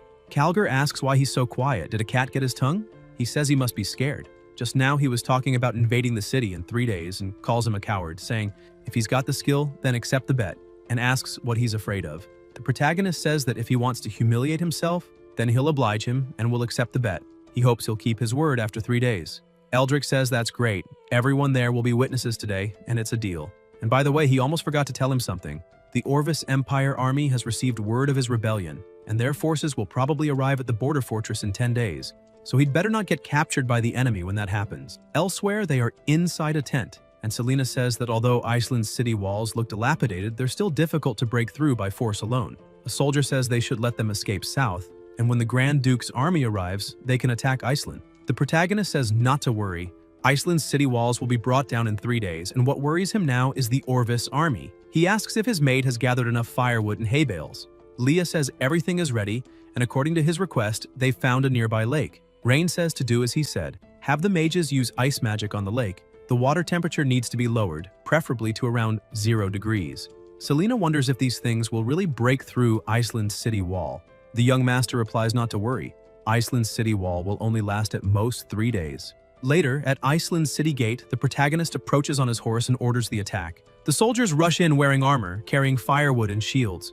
They shield themselves as they move. Eldrick watches in confusion, wondering if these people are attacking the city without weapons, why they're carrying firewood, and if they're just going to drop it and leave. He asks what's going on and if this has ever happened when he was defending the city. The guard says they've never seen this and asks if maybe he's planning to set the city wall on fire. Calgar hits him and asks about setting stones on fire, telling him to listen when he's speaking nonsense. The guard puts his hand on his face and says he really can't think of anything else. The man calls to him and says it really is burning. They really do plan to set the city wall on fire. Eldrick asks if they're really going to burn stone, calling the young man an idiot. The guard approaches and asks if he wants the mages to put out the fire or shoot the soldiers carrying firewood with arrows until they're eliminated. Calgar replies there's no need. The few mages they borrowed from the Orvis Empire can't be used until the most critical moment. and they can't waste magical power here, nor waste arrows on them. In 3 days, he'll humiliate him on the city wall. The fire grows more intense. At the city lord's mansion, someone approaches with a report, saying it seems the other side isn't planning to keep setting fires. Eldrick asks if they burned all their firewood for the winter, and tells everyone to come watch the young fool surrender to him. Voices say today is the last day of the bet between the two, and Calgar must have won. It's true. The city wall is blazing hot. Even getting close to it is uncomfortable. The protagonist approaches on his horse with his soldiers, and Eldrick asks if he plans to put out the fire and then surrender. Rain says he's giving him and the other nobles one last chance. Surrender now or lose your lives later. Calgar asks if there's something wrong with his brain, why he thinks they would surrender, and if he's forgotten the bet from 3 days ago. Today is the last day, and if Iceland can't be invaded before sunset today, he must surrender obediently, and asks if he wants to damage his honor in front of both armies' soldiers. An old man laughs and says, "That's right. He should be thinking about how to invade the city, and if he'll really go back on the bet." The young master says that in that case, don't blame him, and tells the mage to do it. Selena raises her arm, releasing powerful, intense magic and launching it. Eldrick orders his mages to quickly be on guard. The mage unleashes her strong magic, and the enemy mages cast a magic barrier. A massive explosion occurs. They watch closely, and Calgar laughs, saying this made him laugh. She actually missed her magic shot, and he didn't think she was only capable of that until he notices something, and it begins to rain. The protagonist orders all troops to follow commands and attack. He thanks the mage and holds her, thinking he didn't expect her to be able to cause climate changes. This will help solve droughts in the future. Selena asks if the method will really work. Rain says not to worry. The moment the cold water hits the city wall, Iceland's wall will cease to exist. The maid tells him to look quickly. After the soldiers throw several buckets of water to put out the fire, the wall begins to crack and make noises. Eldrick wonders what's happening, why the city wall is making that noise, and whether this is something only an extremely powerful magic could cause. People ask what's going on and what that sound is, saying the city wall seems to be collapsing. Calgar says it's nonsense and asks how that's possible, until he notices something and they fall to the ground as the wall is broken. The young master says the city wall has been breached and orders all troops to attack. Those who surrender and don't resist can be captured. Anyone who persists in resisting should be eliminated immediately. They may attack. The soldiers charge in with their weapons. Selena wonders if she really caused it to collapse, thinking that even with her full strength, it would be difficult to cause that level of damage. How did the young master do it? The protagonist says it's fine, and to head home. Later, in the same place, with everything destroyed and people lying on the ground, Eldrick thinks he didn't expect him to be so capable and underestimated him, and that he needs to escape quickly. If he can just hold out until the Orvis Empire's northern army arrives, he'll surely survive, until he hears them. The three lords are in front of him, asking where he's going, saying they don't want to lose their lives yet so they can only harm him, and asking if he's trying to escape. People shout that he's truly amazing, that's right. A wall that strong was broken in 3 days. On top of that, aside from a few fools who twisted their ankles while carrying supplies, there were no casualties. The mage says she begs him, please tell her how he did it. The protagonist thinks that if he doesn't explain, she won't enter the city, and says it's based on the principle of thermal expansion and contraction in physics. Selena asks what the principle of thermal expansion and contraction is. Thermal expansion and contraction refers to the property of an object expanding when heated and shrinking when cooled. The principle is based on the law that the state of motion of particles, such as atoms or molecules, inside an object changes with temperature. When the temperature rises, the vibration amplitude of the particles increases, causing the object to expand. When the temperature falls, the vibration amplitude of the particles decreases, causing the object to shrink. Rain says they'll explain the rest after dealing with that idiot Eldrick. After the walls are destroyed, he rides through the area and someone calls out to him, asking to be spared. The young master asks if he's trying to play a trick on him. An old man on the ground calls out, saying he was deceived by Eldrick before being betrayed. His partner agrees, saying they wanted to capture him and make him pay for his crimes. But unexpectedly, he set them up instead. The protagonist says he gave them 2 chances, but it's a pity they didn't take them. The old man says they're willing to hand over all their property, only asking that their lives be spared. Rain says if they eliminate them, the property will still be theirs. The two tremble, and the old man says no one will be loyal after that. That's tyranny. The young master says he's wrong. People aren't loyal to anyone. People are only loyal to their own interests, and they've lived so long, yet still don't understand that. Capture these fools and wait for judgment. Elsewhere, Calgar says he really did break the wall. The masked man asks how he did it. Eldrick replies that it seems the city wall was burned for a few days and then doused with water, making it collapse. The masked man asks what nonsense he's talking about. How could there be such a simple way to siege a city? He says there's no way it could be that easy. He must have used some powerful magic. Calgar says whatever it was, they need to flee. When the young man arrives with the soldiers, it'll be impossible to escape. The masked man picks something up until the protagonist approaches and asks where the two of them are planning to go. Eldrick asks how he got there so fast. Rain says it's thanks to them. When they abandoned the wall and tried to flee, the soldiers following them dropped their weapons as soon as they saw them running away. They didn't resist anymore, so nothing stood in his way. She asks if the masked man is the person behind Eldrick, and if he wears the mask because he's ugly or because his face is scarred. The masked man says he won't be so smug for long. The Orvis Empire's army is already on its way. Originally, if he hadn't destroyed Iceland's city wall, he could have lived for a few more days, but now that the wall is gone, when the Orvis Empire's army arrives, they'll take back all the humiliation from today. The masked man opens an object and the young master tells his maid to stop him, until he is attacked and his mask is broken. The knife is driven into the wall and pieces of the mask fall to the ground. The masked man stares at them. Leah approaches him and wonders if it's her. The item begins to float. The masked man says his name and that he will definitely return, then disappears from the place along with Eldrick. The maid says she is sorry, it was her fault for being too slow and letting him escape. The protagonist tells her not to worry, as he was certain they would leave an escape route. The problem now is that they don't know his identity. Leah says she knows this man, and Rain asks if she's serious and if he's well known. The maid replies, not that closely. The man's name was Ravenclaw Eldwin. He was once a subordinate of the Grand Duke, but later during the war he betrayed the Grand Duke and sided with Grand Duke Soren of the enemy nation. The young master asks if his name is Eldwin and whether he has any relation to Adrian, who was recently executed. Leah answers that yes, originally he was the head of the Eldwin family. Since he did not agree with the master's ideas, he voluntarily left the Eldwin family and joined the Grand Duke. Selena approaches and says the situation is under control, then asks about the Orvis Empire army. She adds that even if all the guild's mages gathered to repair the wall, she doubts there would be enough time. The young man's thermal expansion and contraction magic caused a lot of damage. The protagonist says not to worry about that, he will naturally find a solution. Then they observe the people below. The mage wonders if he really intends to calm the people, but he says he will tell them to avoid panic. Rain uses a megaphone and asks if they can hear him, saying he has something to announce. The Orvis Empire army is marching toward them and will arrive in a few days, and he asks if they heard that correctly. Everyone looks frightened and asks about the army. Selena asks what he's doing. People begin asking if the Orvis Empire is attacking again and if it hadn't ended in the spring, and why they are coming again. Some say to grab their valuables and flee, though they've lived well under the master's rule. The mage says he is too impulsive and that he cannot tell the people such things, and the young master asks why. Selena replies that when people hear someone is coming to attack, they will instinctively rely on the army to protect them. They have no formal military training and it's hard for them to remain calm in the face of danger. The protagonist says she doesn't understand. The ones who must remain calm on the battlefield are the commanders. The ones who least need to be calm are the soldiers. The mage looks surprised. Rain shows a piece of paper and says this is the challenge letter sent to him by the Orvis Empire. It says the entire city of Eislinn is full of cowards and fools who would never dare defend their homes, that they would abandon them and flee. The people become furious, demanding to know how those bastards dare to say that, and vowing they won't allow them to come steal food again this year. They will fight even their descendants.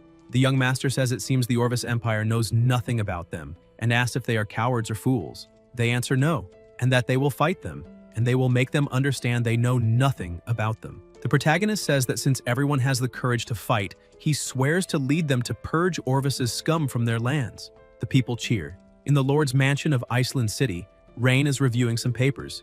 The maid approaches and tells him to take this cup of tea and rest. The young master replies there is no time to rest. He must find a solution before the enemy army reaches the border fort. Otherwise, the entire city of Iceland will fall into their hands. Leah asks what he said earlier in the day. The protagonist replies that it was a lie to stabilize the city's people. If they panic, they can forget about defending the city. Even an orderly evacuation would become a challenge, and people will do nothing in panic. The maid says to leave the city now and that she can't watch him be in danger. Rain tells her not to worry as he has asked Malcolm and Selena to remove the children, women, and elderly from the city to evacuate in an orderly manner. It is not yet time to give up. He looks at a book and wonders if this is serious, then asks the maid about it. The book's name is Divine Oil, dark green, and he asks if she knows what it is about. Leah replies she remembers it is something that could burn, some kind of material used in witchcraft rituals. The young master notes something. The color of petroleum is quite varied, ranging from deep red to golden, dark green, black, brown, and even transparent. The color of petroleum is determined by the gum and asphaltene content. The richer in content, the darker the color. The protagonist wonders about oil that can burn, and whether it could be the same thing, and he tells them to take him there quickly, as the mansion records say that this oil is in the warehouse. Somewhere else, he orders them to open the warehouse door. The door opens and Rain tells them to find this thing called divine oil, dark green, and reminds them not to use an open flame. If they're not sure, move it outside. It should still be in the barrel. He observes and thinks it's just as he imagined. The city's tax profits had been used for Eldrick's corruption for years. When this crisis ends, that money should immediately be used to fund industry, assuming an engine can be built. The soldiers say they found it. The young master immediately approaches, removes the barrel's lid, and finds a liquid inside. He smiles, thinking the city can be saved. In the Orvis Empire military camp, the hooded man says they failed. Lord Castile says he knew they would fail, but didn't expect them to be so useless. A city lost in 3 days. Eldrick says the young man used a forbidden spell to destroy the city wall, which caused their failure. Otherwise, they definitely would have kept the city under their control. Waldron asks about the forbidden spell and wonders if, to protect his youngest son, Aldarion sent a forbidden spellcaster. The hooded man says not to worry. Such spells cannot be used continuously, especially in such a short period of time, and besides, the city walls were destroyed by the young man and cannot be repaired quickly. Now is definitely a good time to attack. Castile says he doesn't need to be reminded. He is not as incompetent as them, and that they have nothing else to do here. They can return to the Empire and await news. The masked man says he himself planned this together, and asks what he means by that. Waldron says he means he is being expelled. The Lord throws the paper to the ground. Ravenlock looks shocked when he sees the paper, says that this war started due to Ravenlock's personal revenge, which fractured the balance, made the people suffer, and covered the territory in plasma. It says they have always aspired for peace, and do not wish to see a scene of desolation for the people of the region. Eldwin grits his teeth and angrily calls him a bastard. Castile orders them to capture this man and imprison him until the war ends. They reply they understand and seize him. Ravenlock says they can't do this. Eldrick trembles in fear, and Waldron asks if perhaps he can say what he thinks. Calgar says to spare his life because he knows a secret and can give him more power in the Empire. Castile looks interested. In the city of Thurland, in the main mansion, Priscilla is focused on some papers when her subordinate calls her and says the letter sent by the young man was written by Leech Alice. Priscilla wonders how her brother is now, as she wants to visit his territory when she has time, until she notices something and widens her eyes. She calls him a bastard, and tells her subordinate to summon that bastard Valus Holker immediately. The subordinate says she understands. Later, still in the same place, a man approaches, kneels on the ground, and asks what happened. The lady says he is bold to dare rebel. Valus asks how that's possible, and how she can believe such an outrageous lie, and whether they didn't open a trade route with her help just last month, saying there's no reason for this. Priscilla throws the paper at him, saying the evidence is exclusive, yet he still dares to make excuses. See for yourself. Holker takes the letter, which says he hopes the letter can be delivered and read without issues.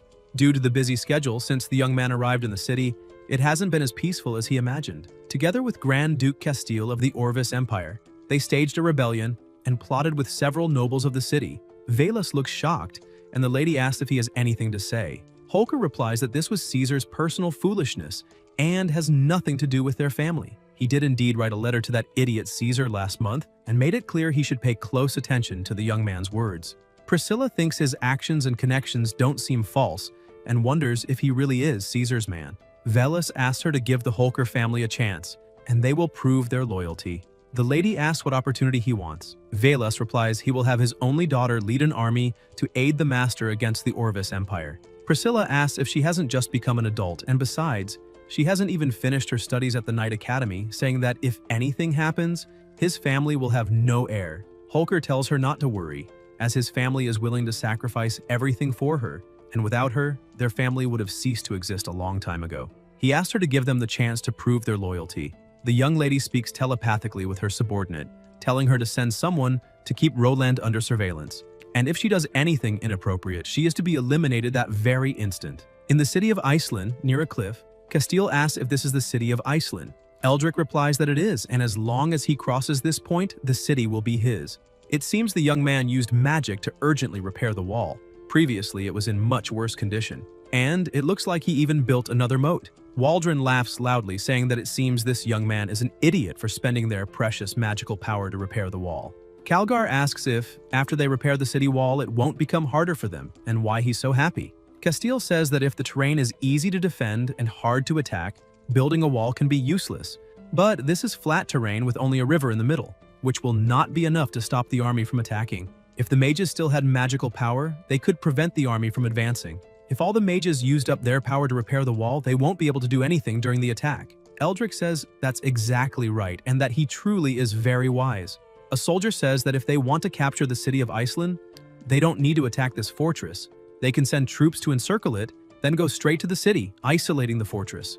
Waldron asks what he means by that, and if he thinks they won't be able to take the fortress. The soldier replies that's not what he meant. He believes they can reduce casualties after all, it's a siege. Castile says there's no war without losses.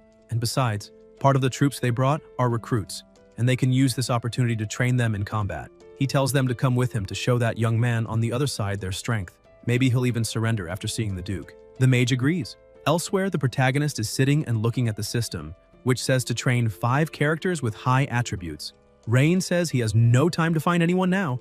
This mission has been stuck for half a month, and he must find a solution quickly. The maid approaches and says that the Grand Duke of the Orvis Empire and his personal mage want to meet him on the city walls. The young master goes outside.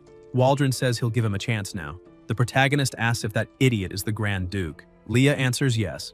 That fool is the Grand Duke. Castile calls him a bastard and wants to know how he dares to disrespect him like that, saying even his father wouldn't dare disrespect him. Rain asks what the hell he wants there. Waldron replies that he's there to give him a chance to beg for mercy, promising that if he surrenders obediently now, he won't turn this place into a river of plasma. The young master says he'll give him a chance too. If he doesn't want to lose his life here, he should return with his army to his own territory immediately. Castile glares at him and says that clearly he doesn't understand the situation. He personally leads an army of 100,000 men, and if the young master doesn't want to lose his life, he must surrender immediately. The protagonist tells his maid to teach him a lesson. Leah lifts her skirt, pulls out a dagger, and attacks immediately. The mage releases his magic and warns to be careful. A barrier is formed, but the dagger pierces through it. Waldron dodges just in time, but his face is still cut. He starts trembling and muttering. Rain says this is a warning. Next time, his maid won't miss the target. Castile says to leave, and the mage replies yes. The young master orders the mage to prepare for battle because they're going to attack the city. They return to the cliff. A soldier asks what happened to the Lord. Waldron replies that he was attacked by that despicable young man and to organize an attack immediately because he will tie him up and torture him tonight. The soldier says they've been marching non-stop for 3 days to reach the Iceland city border and asks if the attack can't wait until tomorrow so the soldiers can rest for 1 more day. Castile hits him and calls him an imbecile, asking if he's tired after running for 3 days without sleep, and if they're still soldiers of the great Orvis Empire. The soldier tells him to calm down. Even if the soldiers aren't tired, they still need time to build bridges and prepare their equipment properly. There's no need to rush. All the other soldiers agree. Waldron says they don't know how to fight. Since ancient times, speed has been the most important factor in a beautiful war. The enemy must think they will take another day before attacking. If they strike the city now, they'll catch them by surprise. The soldiers look shocked, and Castile orders them to send word to attack the city immediately. In the Orvis Imperial Barracks, the soldiers are talking about how, after running for 3 days and 3 nights, they've finally arrived and are on the verge of collapsing from exhaustion. Asking which idiot said being a soldier wasn't tiring, his partner asks what he saw and the soldier asks what it was, telling him to stop being dramatic and say it already. The partner replies that he saw some men hunt a sheep and that they'll eat well tonight. The big guy lights up with joy, saying that after running for 3 days and 3 nights, they can finally enjoy a good meal. But then the commander approaches, ordering all men to gather and prepare to attack the city. The soldier asks about attacking the city, saying they've been running for so long without rest and now have no energy left, wondering if they won't even get a meal before battle. The commander tells them to stop complaining. As soldiers, all they need to do is follow orders and to get ready to attack the city now. The soldiers, looking disheartened, reply, yes. In Iceland, the soldiers run toward the wall to attack, and the warrior tells the young man to give the order.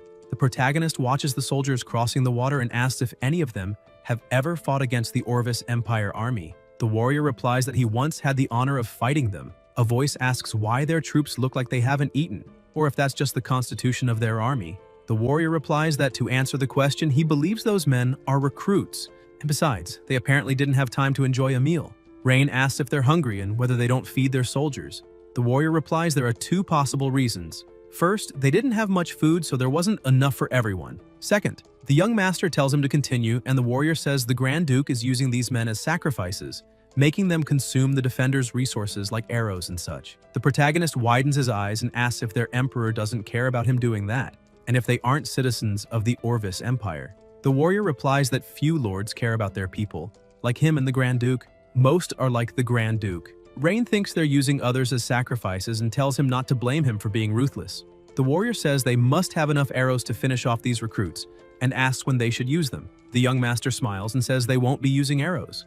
The recruits crossing the water are clearly exhausted. The protagonist tells the mage to have the magicians use freezing wind magic. She agrees. Selena flies up and casts basic freezing wind magic. Castile laughs, saying this young man is truly an idiot. The commander asks why he says that. Waldron replies that he sent recruits to make them waste their arrows. But this fool is wasting the mage's magic power to defend against recruits, to preserve arrows. When the mages run out of magic power, they'll send in their own mages and cavalry to attack the city. The soldiers ask if that would make the city easy to take and say he's so smart. As expected of the Lord, he can come up with such a cunning plan. Castile says the young man will soon be his prisoner. The recruits see a large aura in the sky and ask what's happening, shouting for everyone to run because the enemy is using magic. They cry for help, saying they haven't even married yet, that they don't want to be wiped out, begging not to be killed. Then they realize they weren't attacked and ask what happened and whether someone didn't just say magic was being used. The commander approaches and asks what they're doing there, telling them to grab their weapons and start advancing. They advance. Selena says that magic is so basic, asking if it can really stop the enemy army and suggests using lightning magic instead. The protagonist says it's unnecessary. Since ancient times, people have lost the will to fight because of two things: hunger and cold. Their soldiers can barely stand, much less attack a city. The recruits complain that it's so cold, freezing to the bone, wondering how it can be this cold. They say they don't want to fight anymore and want to go home. The commander calls them a bunch of useless weaklings and asks what they're doing, telling them to attack the city, pick up their weapons, and fight. They reply that it's too cold. Their hands are freezing, they can't even lift their weapons, and they're starving and freezing with no energy left. They should retreat because it's just too cold. The commander says they must report the situation to the Lord immediately, and the rest of them should continue the attack. A soldier reports that there's news from this vanguard. The Lord tells him to proceed and speak. The recruit says his name, then looks to the side, wondering why they have to starve and freeze to death out here while those people enjoy warmth and food inside. He says that the attacks on the front lines aren't going well. The young man used freezing wind magic to delay the assault. The soldiers are hungry and cold, unable to hold their weapons, and he begs for an order to temporarily withdraw the troops. Castile calls him an imbecile, saying they're a bunch of damned cowards, unworthy of being noble soldiers of the Orvis Empire. The recruit says they're not afraid of dying but have no strength because of hunger and cold. Waldron orders that the useless man who dared talk back be eliminated, and says he'll lead the attack himself. The commander says he doesn't need to risk himself. They're willing to give their lives for the duchy. Castile says he has no objections to his loyalty. He just wants his generals to understand what a genius Lord can do. Then Waldron walks to the wall and calls for all mages' attention, telling them to use earth magic to build a bridge so the cavalry can cross. They reply yes, and begin casting, creating a passage over the river so they can pass. Castile orders all troops to advance, saying he will reward the one who captures the young man alive, and to advance and wipe them out. The cavalry charges. The warrior approaches the young man, saying it looks like the Orvis Empire is ready for a direct assault. The protagonist calls his maid and tells her to order that thing be dumped into the moat and at the same time block the passages on both sides of the moat. Leah replies, yes. A liquid is poured into a pipe, falling directly into the water. The cavalry keeps advancing. Meanwhile, in the forest, a unit approaches along with Rosalind Holker, and she urges them to go faster, as nothing must happen to the young man. She remembers her father telling her that the rise and fall of the Holker family lies in her hands, and she reassured him she would make sure the young man wasn't harmed. The soldiers ask to take a break, saying they've been marching for 3 days, and even if she can endure it, the horses can't. Rosalind asks how long until they reach Iceland. A soldier answers they're now 1 day away from the city. She tells him to project the map in front of her, as she wants to see the next marching route. The soldier agrees and says she can take a look. Rosalind thinks the border fortress of Iceland must have been invaded, and now the young man is trapped inside the city, recalling her father, telling her that he had done something in the city a few days ago that made the food supply abundant. Then she notices something, stops her horse, and says she knows Knox is there and needs him to show himself so they can discuss countermeasures. The soldiers look surprised, and a portal opens from which a mage, Nox Ald, steps out. The commander tells them to protect the lady and asks who he is.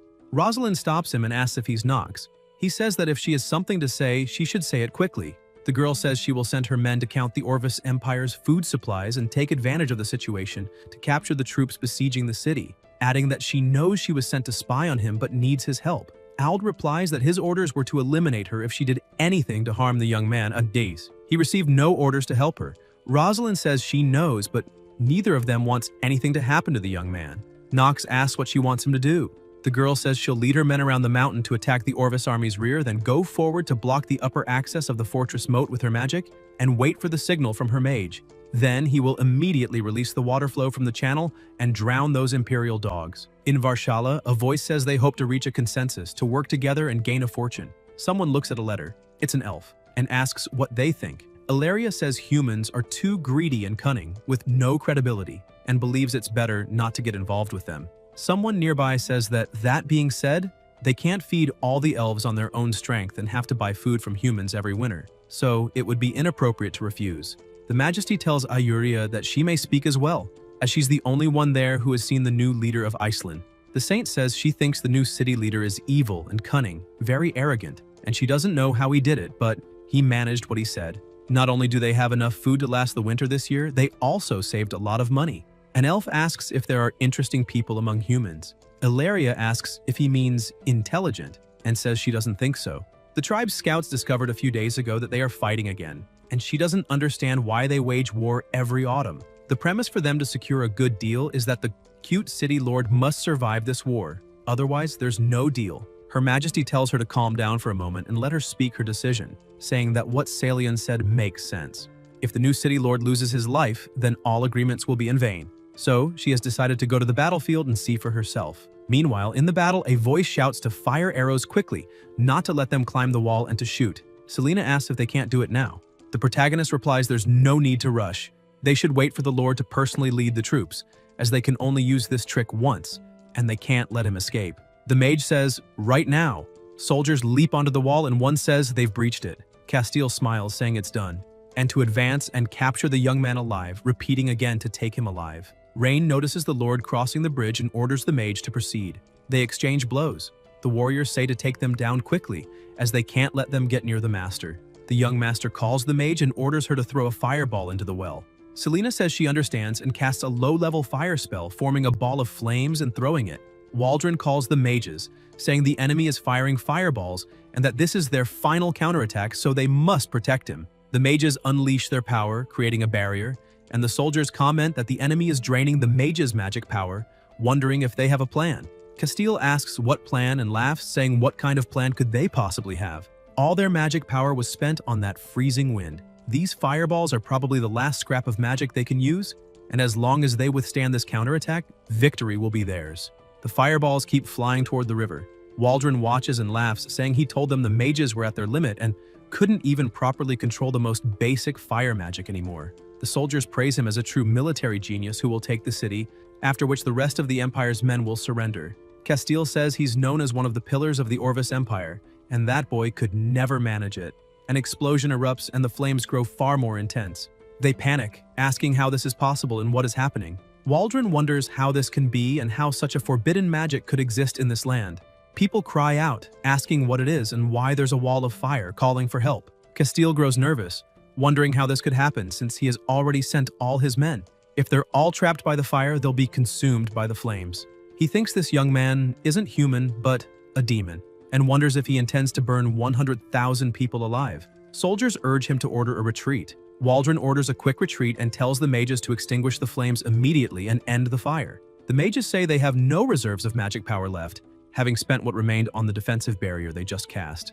The mage wonders if this level of power is on par with forbidden magic, and if such strength was achieved with just a few barrels of oil, without using a drop of magic power. They cry for help.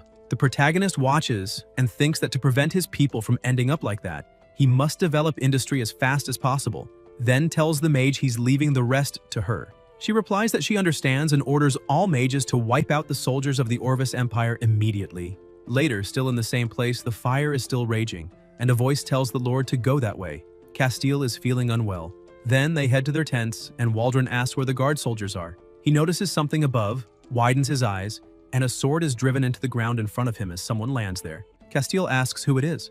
Rosalind says that judging by his clothing, he must be a noble of the Orvis Empire, and she's been looking for him for quite some time. Waldron falls to the ground trembling, asking what she's going to do. The girl asks where the main force is. Holding a whip in her hand, she asks if the young man is safe. Rosalind strikes him and orders him to speak. Castile says he'll talk. The main force was burned alive by the young man's forbidden magic, and that he himself is the Grand Duke, and she can't treat him like this. The girl calls him a bastard and asks how he dares tell such an absurd lie, asking if he thinks she's a fool. She orders them to take him away and beat him until he tells the truth. Later, still in the same place, Rosalind asks how things are going. A soldier replies that the pig is a stubborn man who insists he's the Grand Duke, and also said the 100,000 strong army was completely burned at the fortress of Iceland City by the young man using forbidden magic. The girl slams the table and says to keep beating him until he tells the truth. She also orders the entire army to rest there for now. At nightfall, they will advance to the border fortress and relieve the master's situation. The soldier answers yes. Rosalind walks away thinking that according to that pig, there is an earthen bridge across the moat of the border fortress that was left behind when they attacked the city, making it easier for cavalry to cross. But if they want to invade the fortress, they first need to lure them out and then cooperate with the mage sent by Lady Priscilla. If they bypass the fortress and head straight for the city of Iceland, then, still in the same place, the girl notices someone approaching and orders an attack on the enemy. The soldiers tell her to be careful and to reveal themselves, and the entire army is on alert. There's no chance of a surprise attack. Someone approaches. It's the elves. Rosalind watches them, wondering if they really are elves, and whether the elves are conspiring with the Orvis Empire. She says these elves are despicable, that they really have allied with Orvis to harm the young man. Ilaria says it's ridiculous. It was that so-called young man who asked to meet the queen, and now they're slandering them. The girl asks if she really expects her to believe such a crude lie, saying she bets they're accomplices of the Orvis Empire. Ilaria demands how she dares insult them, noble elves, and orders the archers to prepare. Rosalind tells her knights to raise their shields and watch out for arrows. Someone casts a spell, creating a spatial barrier. The queen tells them to calm down and explains that the reason she's there is because a young man wrote a letter wanting to discuss a business proposal. If she is his ally, there's no need to fight. If she's his enemy, they'll leave immediately and talk after the war. She asks what she thinks. The girl asks what evidence she has to prove what she's saying. Her Majesty orders Ayuria to bring the letter. The saint hands over the letter, saying it's the handwritten one given to them by the young man. Rosalind wonders if it's really from him, thinking that family crest seals have special magical marks that cannot be forged. She says that until she meets the young man, she will trust them for now. But along the way, she will have someone watch them at all times. The queen says, that's fine. Caution is good for everyone. The girl orders everyone to return and continue resting. The original plan remains. She also orders a few people to watch these elves, and if they make any suspicious move, to report to her immediately. The soldiers answer that they understand. Ilaria says that if they don't even believe them, why do they still want to negotiate? Her Majesty replies that if they trusted them, they wouldn't be human. She thinks to herself that she hopes this young man doesn't disappoint her. The elves' future of destruction needs to be rewritten. The troop moves, and the soldiers say the scouts have returned. The flag at the border fortress is not Orvis's, it's still the Edgar family's banner. Rosalind wonders if everything that man said is true, and thinks there's no time to hesitate. Whatever happens, they must get to the young man's side as soon as possible. She orders them to raise the flag now. Whether the fortress troops are the young man's or not, they must know reinforcements are coming. Everyone must keep advancing after crossing the earthen bridge, heading to Iceland City. No matter the cost, they must reach it tonight. Meanwhile, in Iceland City, all the enemies are defeated. The protagonist clenches his fist, thinking that such a powerful army could have been squeezed to the last drop in an underground factory. The maid calls to him, thinking he's truly kind-hearted, and feeling sad about the elimination of these invaders. She says he doesn't need to feel pity for them. They deserved it. Rain says she misunderstood. A warrior approaches, saying cavalry is coming from this direction of the Empire, and the flag they're waving seems to belong to the Second Lady. Later, in the same place, the young master is explaining that in the future, Iceland will become the fortune of this continent. And as long as she is interested in investing now, she will not only be the builder of this legendary city, but also one of its founders. The queen says that this business plan he mentioned is indeed interesting, but such things make no sense to them elves, who are used to living in coexistence with nature. Even without those things he mentioned, they live well. The protagonist says no. If she thinks that way, her vision is too limited. Demand is never natural, it is created.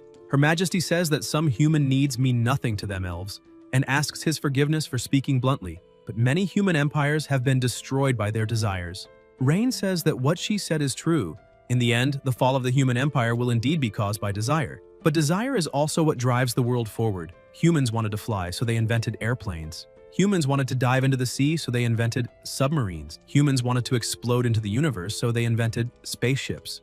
One day, she will be in a skyscraper in the city center, looking down at all that life below, and he guarantees she will experience a satisfaction she has never felt before. The queen thinks she doesn't understand anything he's saying, and wonders what airplanes and submarines are. She says his confidence is rare among the humans she has met, but reminds him that they elves are different. For thousands of years, they have not been slaves to desire, and asks if they can change that just because of these commercial districts he mentioned. The young master replies, "Of course," and says that if she is willing to invest, she will see a different future. Her Majesty thinks about the future, the elves' future, and wonders if cooperating with this human could prevent the future she foresaw. She says his eloquence is truly impressive, but such reasons alone aren't enough, and she needs time to discuss it with her tribe. The protagonist says there's no problem. He will await the investment, and asks them to bring the things. He hands her a paper. The queen asks what it is. Rain replies it's an invitation to the completion ceremony of the Isline City Dam, a VIP seat, and insists she witness the first step of the city's industry. Meanwhile, elsewhere, the troops keep marching and say they have urgent news. The young man is safe and is now clearing the battlefield below the border fort. Rosalind wonders about them being safe and how that's possible, and whether the Orvis Empire didn't bring an army of 100,000 men. She wonders if what he said was true, and if there really is a master forbidden mage helping the young man, but then thinks to forget it. There's no time for that now. She needs to go help him as quickly as possible. Later, the troop approaches the wall quickly, but it's closed, so they stop their horses. The girl dismounts, and the guards say it's that way. Inside a room, she enters and says she is the knight sent by Lady Priscilla to help him, and that she failed to arrive when he needed her most and deserves punishment. The protagonist asks if her older sister asked her to come. Rosalind replies yes. Rain asks why she was coming from the direction of the Orvis Empire. The girl replies they received the rescue order 3 days ago, and she thought he had abandoned the border fortress and retreated to Isline. So she diverted the army there and blocked Orvis's retreat. The young master asks if it really took 3 days from her sister's territory, saying it's hundreds of kilometers, and asks how they got there since there are no railways yet. Rosalind asks what a railway is. The protagonist replies that it doesn't matter since they worked hard and tells them they may rise. The girl says it wasn't hard and that this is the least the Holker family should do, since her stupid uncle caused him trouble. Rain is surprised and asks if she's from the Holker family, realizing she's Caesar's niece. Rosalind says she begs him to give her family a chance, and that he can punish them however he wants. She won't complain. The young master watches her. The girl lowers her head, thinking the young man left her waiting all day. Even knowing it would be hard to earn his trust, she didn't even get to meet with him. She wonders where the future of herself and her family will go. The protagonist approaches and apologizes for the delay, telling her not to be nervous and that he came to discuss something with her. Rosalind agrees and thinks now he should give her a chance. Rain asks if she would become his ally. The girl looks surprised. The two stare at each other. The young master says he's impressed by her battlefield judgment, that her values are worth cultivating, and whether it's the courage to lead troops in a rear maneuver or a bold charge into battle, it makes him think she's a very talented person. Rosalind thanks him for the praise, saying that's what subordinates should do. The protagonist asks if she wants to be his. The girl says she understands, and if he wants to use her to make up for his dissatisfaction, then she'll give everything. Rain says to wait a moment, something is wrong with this conversation, and asks if there's been a misunderstanding, saying especially the word compensate is something he's never thought about before. Rosalind kneels and says that although her dream is to become a knight and serve at his side, if he needs to use her humble body to make up for the wounds her uncle caused him, she won't complain. The young master tells her to stop, saying it's a misunderstanding. He wants her to be his subordinate, nothing more. The girl asks what he means. The protagonist replies that he means whether or not she is willing to join his ranks, and that he will not hold her or her family accountable for Caesar's crimes. He coughs and asks if she will serve him as a knight. Rosalind's eyes widen as she realizes that being his knight doesn't mean being his plaything, but truly his knight, something that has always been her dream, and she says that becoming his knight would be her greatest honor. Later, Ryan is in a room writing to his sister, telling her that the crisis in Iceland City has been resolved, that the knight she sent is exceptional, and instructing his maid to send this letter to his second sister tomorrow, along with an invitation to the dam's completion ceremony. Leah replies that she understands. The young master thinks he must find talented people quickly. He notes that he has secured an apprentice. The maid asks what they should do with the Grand Duke of Castella, who was captured by the knight. The protagonist says he had completely forgotten about him and asks where he is now. Leah replies that he's in the dungeon of Iceland City. Later, in a prison, Rhine approaches and tells the Grand Duke that they meet again. Castile calls him a despicable brat and says he's finished. The young master asks what he means by that and whether he realizes he's the prisoner now. Waldron asks if his father told him and says it's clearly stated that spell mages from all countries are not allowed to participate in wars between ordinary people, yet yesterday on the battlefield he broke that rule. Soon all the forbidden spell mages on the continent will come to hunt the Edgar family. The protagonist asks about a forbidden spell mage, wondering if he means Selena. Castile replies that Selena is just a high-level mage. He's talking about the forbidden spell mage who unleashed destructive power on the battlefield. Rain asks if he's referring to the explosion caused by those barrels of oil, and says that if the forbidden spell he's talking about is an explosion, then it's just a misunderstanding, because he can make that kind of explosion as much as he wants. Waldron says that's impossible. Only a forbidden spell mage can wield that kind of power. Such world-destroying force is definitely not something a skinny noble like him could do. The young master says that whether it was a forbidden spell mage or destructive power, it's in the past now. The only reason he came here is to tell him something and asks who his superior is or what exactly he's planning. Castile says there's no superior behind this. Orvis Empire warriors don't need any reason to crusade against the cowards of his Caledorial Empire. The protagonist asks about a crusade, saying he makes him laugh, and explains that he's reviewed the records from Iceland City. Every spring they cross the border to provoke them, sparing no expense to seize cities and territories, but they never occupy them and never leave even a single soldier there. In autumn, they immediately withdraw their troops, as if they have a reason to leave. Rain asks if he thinks such actions can hide anything, saying that the Grand Duke of Castella, or Emperor Maliko himself, must have other purposes for this crusade. Waldron says it's because they don't care about occupying barren land like his. What the Orvis Empire needs is to declare strength to the world. The young master asks whether declaring strength means testing something unknown. Castile says he doesn't understand what he's talking about. The protagonist says he should think about it carefully in prison. As he walks out, he thinks that every year the invasion seems like a meaningless drama. Behind it, there must be a conspiracy yet to uncover. They must develop industry immediately. The feeling of being controlled is unpleasant. 10 days later, at the port of Silver Waves, Priscilla looks over her third brother's letter and tells her subordinate to tell that fool Willas that her brother likes his daughter, so he can rest easy now. Gwen replies that she understands. The lady says this invitation letter mentions something about a dam completion ceremony and asks if she knows what a dam is. The subordinate replies no, saying her humble self is too ignorant and inexperienced to comprehend the young man's brilliant wisdom. Priscilla says in that case they will go to her brother's territory for a few days and see this dam. Gwen replies that she understands. The lady adds that, by the way, she wants her help in finding some girls of the same age. She wants to see what type her brother likes. In the imperial palace of the Orvis Empire, a voice says that the Grand Duke's capture will definitely shake the army's morale. And if he leaks his secret, it will cause even more trouble, asking who told him to act so recklessly just to end up in this situation. The emperor says that's enough, and asks what's the point at this stage of finding out who's more at fault, saying they need a solution, not an argument. The long-haired man suggests perhaps sending someone to Iceland City to try negotiating with them. Two men call him a scoundrel, asking how the Orvis Empire could even consider negotiating peace with such a barbaric nation, and whether bowing to the Caledorial Empire wouldn't be a disgrace to their own empire. The long-haired man replies that if Castile leaks the empire's secrets, all the plans they've been preparing for years will be ruined, and urges the emperor to make the right decision.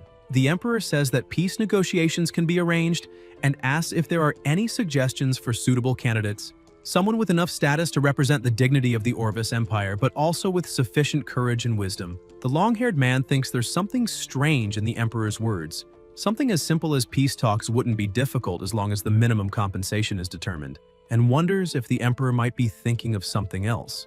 The emperor, judging by Craven's expression, asks if he already has someone in mind. Craven says he would like to recommend someone, Lady Wilvina, the only daughter of Duke Richard.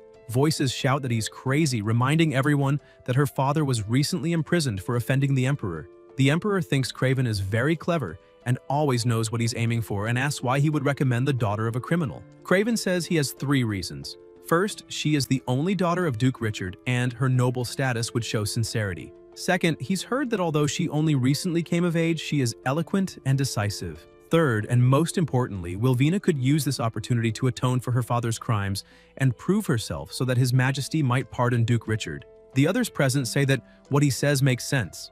The Emperor says he'll put Craven in charge of the matter and to ensure the Duke's only daughter is safe during the trip. Craven replies that he understands. Elsewhere, in another room, the Emperor asks if they know what to do on the return journey with Wilvina and Castile. A masked man replies to rest assured. They will certainly lose their lives in the territory of the despicable Caledorial Empire. The Emperor says that the Orvis envoy being eliminated by the Caledorial Mafia will now give them one more reason to declare war. Elsewhere, merchants are selling fresh fruit, calling for civilians to take a look. They also have fresh fish. They spot the young man walking by and ask if he's come to buy something. The protagonist says yes, that he's just strolling through the city to see if they need anything. The merchants say that thanks to him, their lives are much better. Before they lived worse than animals, but now they've finally turned things around. Then a voice calls him a brat, saying if he can't speak properly, he should keep quiet. Rain says they seem quite busy.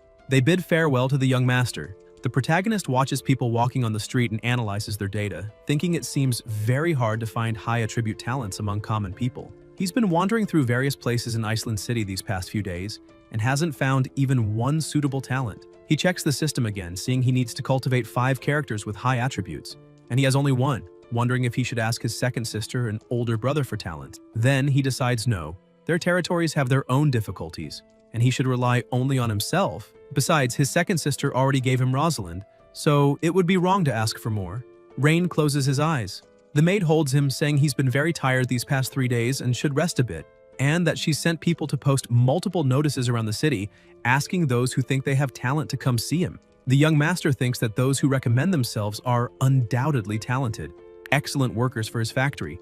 But the problem is, his factory can't open yet. The investment situation with the elves has made no progress, and the dam will take another 15 days to finish construction. Making mages study chemistry is a crime against nature. He recalls the mages and the mage herself saying he was their god and thinks that this dam system has also given him an extremely difficult task. It's hard as hell. Then he hears someone calling another person a liar, asking how they dare show their face in the city again, until the protagonist notices someone beside him. The boy says to trust himself and that this time there won't be any problem. The young master opens a system message, checking the boy's data, and gets excited, thinking, finally. Armando is holding a potion in his hand and says he promises it will work this time. Just drip a drop onto food and he can preserve fruits for a year. The attendant tells him to stop talking nonsense and calls him a liar, saying that last time he tricked him into buying insect repellent and he lost an entire crate of apples. Cresta says that was an accident. His insect repellent is not suitable for soft fruits like apples. The merchant says not to lie to himself because he won't be fooled again. Armando tells him not to push the boy and to just listen to what he has to say. Rain thinks he never imagined such talent could exist in a place like this. Leah wonders if that alchemist who only talks nonsense has caught the young master's favor because she can't allow him to be deceived by that kind of person. Cresta squats down on the ground, dejected, thinking there's no fat cows today, he's starving. The protagonist extends his hand and says he's very interested in his potion, asking if he could introduce it to him. Armando gets excited, thinking the heavens have smiled on him, and says he can tell from afar that he's an expert, asking what kind of medicine he'd like to acquire because he has everything. The young master asks who he is and why he's never seen him in the city of Iceland. Cresta introduces himself and says he's an alchemist who rarely comes to the city. Rain asks if he's here today to promote his products. Armando says if he has any request, he can count on him, as he promises to make a potion that will satisfy him. The maid tells her master not to believe in people like alchemists. Most of them are liars. The protagonist says not to worry, it's still unclear who's deceiving who. Leah is confused, and the young master asks how much those potions there cost. Armando says he really knows his stuff, that one there can make objects glow at night, another lets whoever drinks it run faster, and the last one brings joy to him and the maid all night long. Rain says it's all garbage and asks if there's nothing good there. Cresta says he can insult him all he wants, but if he insults his potions, he can't complain about what happens next. Leah's aura changes and she asks what he just said, and Armando says her master's maid is making him a little scared. The protagonist says that the potion that makes objects glow at night is actually zinc beryllium silicate phosphor, which has low luminous efficiency and is toxic, suggesting he use calcium halophosphate phosphor instead, which is the opposite. Cresta asks how that's possible, how could he know the recipe, saying that recipe is his ultra secret and he's the only one in the whole world who knows it. The young master asks about ultra secret recipes and says it's a joke because that's basic chemistry knowledge. If what he calls alchemy is only at that level, then he thinks alchemy isn't anything special. Armando asks about basic and if he's kidding, asking where he heard all that, saying he must have taken a look at his alchemy notes. Rain finds it hilarious and asks what could possibly be so important to read in the notes of an alchemist who will starve if he doesn't sell potions, and offers to give him a chance. If he swears loyalty to him, he'll make him understand real alchemy. Cresta asks about swearing loyalty and who he is. Leah answers that the person standing before him is the new lord of the city of Iceland and the second son of the great Duke Aldarion of the Caledonial Empire. Armando says it looks like he caught a big fish, but he'd rather starve than become a noble's dog. The protagonist says it seems he's very bothered by his identity. Cresta says this humble servant wouldn't dare be dissatisfied with a noble lord. After all, you shouldn't get angry with a dog. The maid tells him to apologize to the master immediately. Armando asks if that doesn't happen, will they eliminate him? Saying the noble's way of solving things is really primitive. Leah says he's courting his end. The young master steps in front and tells her to stop, saying he doesn't know what he suffered because of the noble class in the past and doesn't want to know. He'll give him a choice. He can offer him well-developed and comprehensive knowledge of chemistry and physics, and he'll have the opportunity to change the world. Cresta stays quiet, listening. Rain says, of course, if he wants to waste his life in some alley in Iceland, he wouldn't care. Armando says they're all liars, only caring about their own pockets, and he'll never agree with them. The system notifies that his loyalty toward the host has decreased. The protagonist thinks this is bad.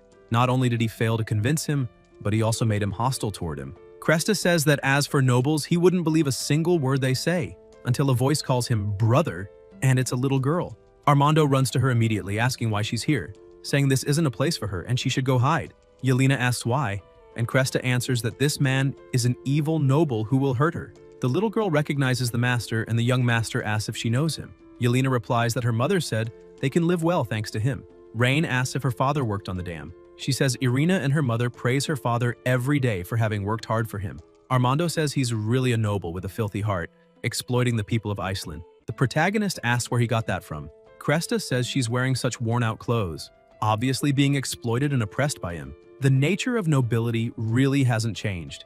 The maid says he's the person who cares most for the people in all of Iceland and asks how he can slander him. Yelena asks what nonsense he's talking about, saying the master is a great lord. He not only hired everyone to work, but also provided food and shelter so no one would go hungry or cold.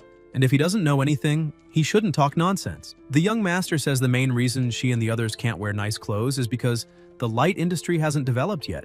Once it does, people all over Iceland will be able to wear beautiful clothes.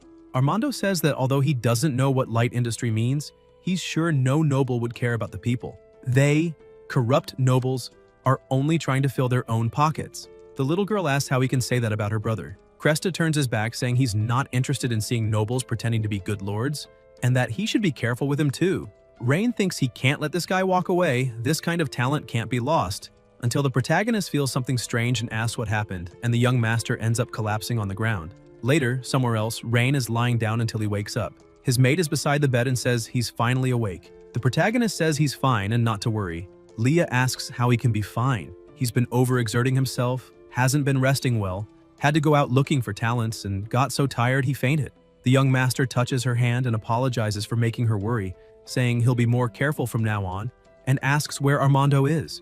The maid says that after he fainted and she immediately brought him back to the mansion, that alchemist Armando started to leave, but came back after seeing him collapse.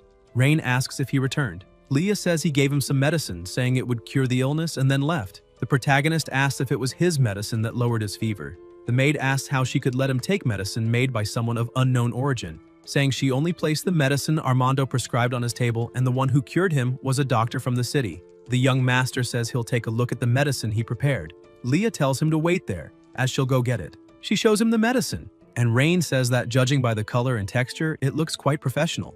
Tomorrow he'll meet a doctor and ask how good it is. The maid asks if he really wants to recruit that boy, since he seems hostile toward nobles and has an extremely unpleasant attitude. The protagonist says he not only has talent, but is also a rare genius. Thinking the problem is that he's so prejudiced against nobility, it would be good to know the reason.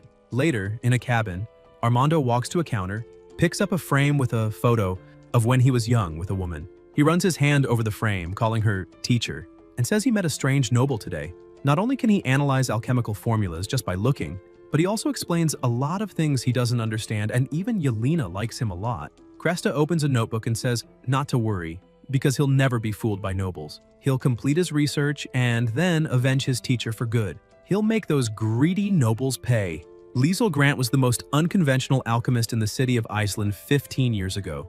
Liesel was not only a genius in the field of alchemy, but also an idealist who firmly believed that the purpose of alchemy was to benefit the public rather than serve the powerful. Liesel adopted the orphan Armando, and not only did she raise him, but she also taught him all her knowledge of alchemy. Cresta's relationship with Liesel was more than just master and disciple. He considered her his own mother.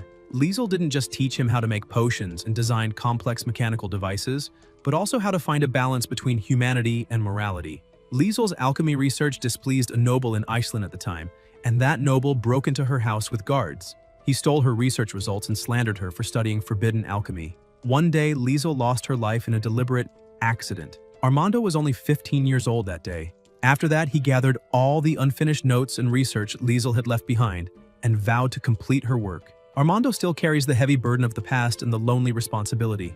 After the saint tells the master what happened, the protagonist says his story is very moving, but it has nothing to do with his problem and asks if she knows where she is now. The irritated saint asks if he can't show a little empathy, but the young master replies that empathy is not edible and doesn't solve problems. People must always move forward. No matter what happened the day before, they still have to go to work as expected the next day. The saint says he should go to Liesel's former residence, the place he visited most often. Not only are her research notes there, but also the remaining research equipment. Rain says it's simple, now they know where he is, so they should go there without wasting time, and asks again if she knows what Liesel was researching. The saint says she remembers it was something about steam. The protagonist's eyes widen immediately, and he asks what she just said, telling her to say it again. The saint repeats that it was something about steam, though she doesn't remember the details, and asks what's wrong. The protagonist says that if what she remembers is the same as what he's thinking, then from today they will be able to completely change the way this world produces and lives. Ayuria asks if it's really that amazing, because she heard it was just a toy or something like that. The young master pulls her and tells her to take him there immediately, and the saint says she understands and tells him to stop pulling. She's going. Rain thinks it can only be a steam engine. If Liesel really researched that, she must have had detailed diagrams and experimental records. The steam engine was far too old-fashioned in his past life for him to have studied it in detail. He only knew the theory and some historical knowledge. As a mechanical engineer, he has an almost innate understanding of mechanical structures. Although he had always wanted to recreate the grandeur of the steam engine in this world, he had always lacked the main diagrams and key ideas. If he can obtain the notes Liesel left behind, he will be able to build upon her research and restore the glory of the steam engine. The industrial age begins now. Elsewhere, in the cabin, Armando is working on some things until someone calls him. Cresta immediately covers the engine with a cloth, thinking he can't let this guy see what his master left behind. Then the protagonist approaches him, and Armando asks what he's doing there, saying he's not welcome. The young master asks where the notes his master left behind are, because he wants to see what she was researching. Cresta says that although he doesn't know where he got the information about the notes, he advises him to give up that idea. He will never hand over his master's notes. The saint says they're not there to steal anything, and adds that the young master just came to see if there's anything in Miss Liesel's alchemy notes that could make life better for everyone in the city. Armando steps closer to the master, points a blade at him, and tells him to leave because this is no place for filthy nobles. The maid thinks she can't allow this fool to hurt the master. She approaches with a blade to his back. Rain signals her to back off and says to leave it to him, and calls Armando an idiot. He says he has no idea what a steam engine is, let alone its true significance, and asks if he thinks this is how he will fulfill Liesel's last wish, saying no. He's wasting her great research. Armando asks who he thinks he is to lecture him, saying he doesn't understand her research at all. The protagonist proposes a bet. Cresta asks what kind of bet. The young master replies that if he can make the alchemical device Liesel left behind work successfully, Cresta will have to work for him obediently. If he fails, he will leave Iceland immediately and never set foot there again, and asks what he thinks. Armando laughs, asking if he's joking, saying it's making him laugh, that a young noble master like him, who can't even recognize all alchemical containers, dares to claim he can make his teacher's legacy work. Rain asks if, based on what he just said, that means he agrees to the bet. Cresta replies that he accepts, but that's not enough. If he loses, not only must he leave Iceland, but he must also kneel and apologize in front of his teacher's grave, and asks if he dares agree. The saint says that's too much. After all, the master bears him no ill will. Armando ignores her and only asks if he dares to accept. The protagonist says he has no problem with that and accepts the conditions. If he loses, he will personally apologize to Liesel.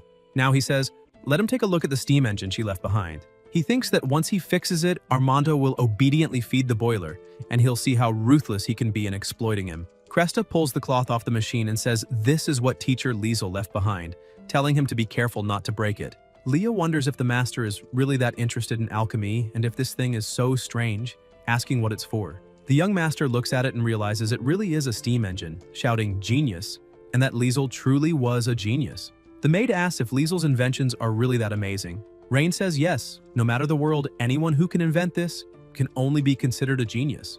Armando says of course, and that teacher Liesel was different from other alchemists with undeserved reputations. She was a great person. The protagonist asks if he's been coming here just to keep this machine running. Cresta replies yes, but teacher Liesel never told him how to make it work, and it wasn't written in the research notes.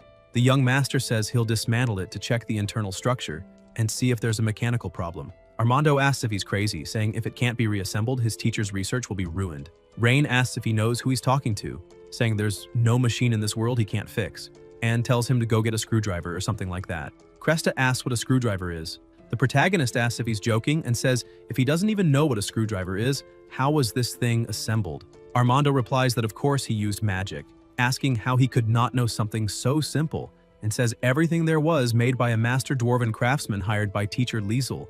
This device took an enormous amount of her hard work. It's not something a pampered young noble like him could understand. The young master says that since there's no screwdriver, the maid should let him use her dagger. Rain takes the dagger to work on the machine. Later, still in the cabin, the protagonist says it's so beautiful, so delicate, and that she was a genius, but wonders why parts are missing and asks where the internal components are. Armando wonders how he knew there were still parts inside and asks what nonsense he's talking about, saying the machine is like that, and asks where the spare parts are, adding that if it's not working and he admits defeat, he'll take him to kneel at his teacher's grave right now. The young master tells him not to try fooling him. He knows there must be a central piece used to control the operation of the entire machine, and demands to know where it is. Cresta stays silent for a moment, then says the contents of the machine were taken by a noble. Rain asks why a noble would want a few sets of gears. Armando says those parts were forged from an extremely rare type of dragon crystal ore. When the noble found out, he forcibly took the parts, melted them down, and made a statue of himself. The protagonist asks about the statue, melting down key components just to forge proof of his own stupidity, and demands to know the name of that idiot noble. Cresta looks to the side and says he's a big shot, someone he can't afford to offend. The young master asks if there are some big shots he can't afford to offend, saying he wants to see who would dare obstruct his path to industrialization. Then, still in the cabin, a trembling Armando replies that it's Duke Oscar. The saint is surprised and asks if it's really him.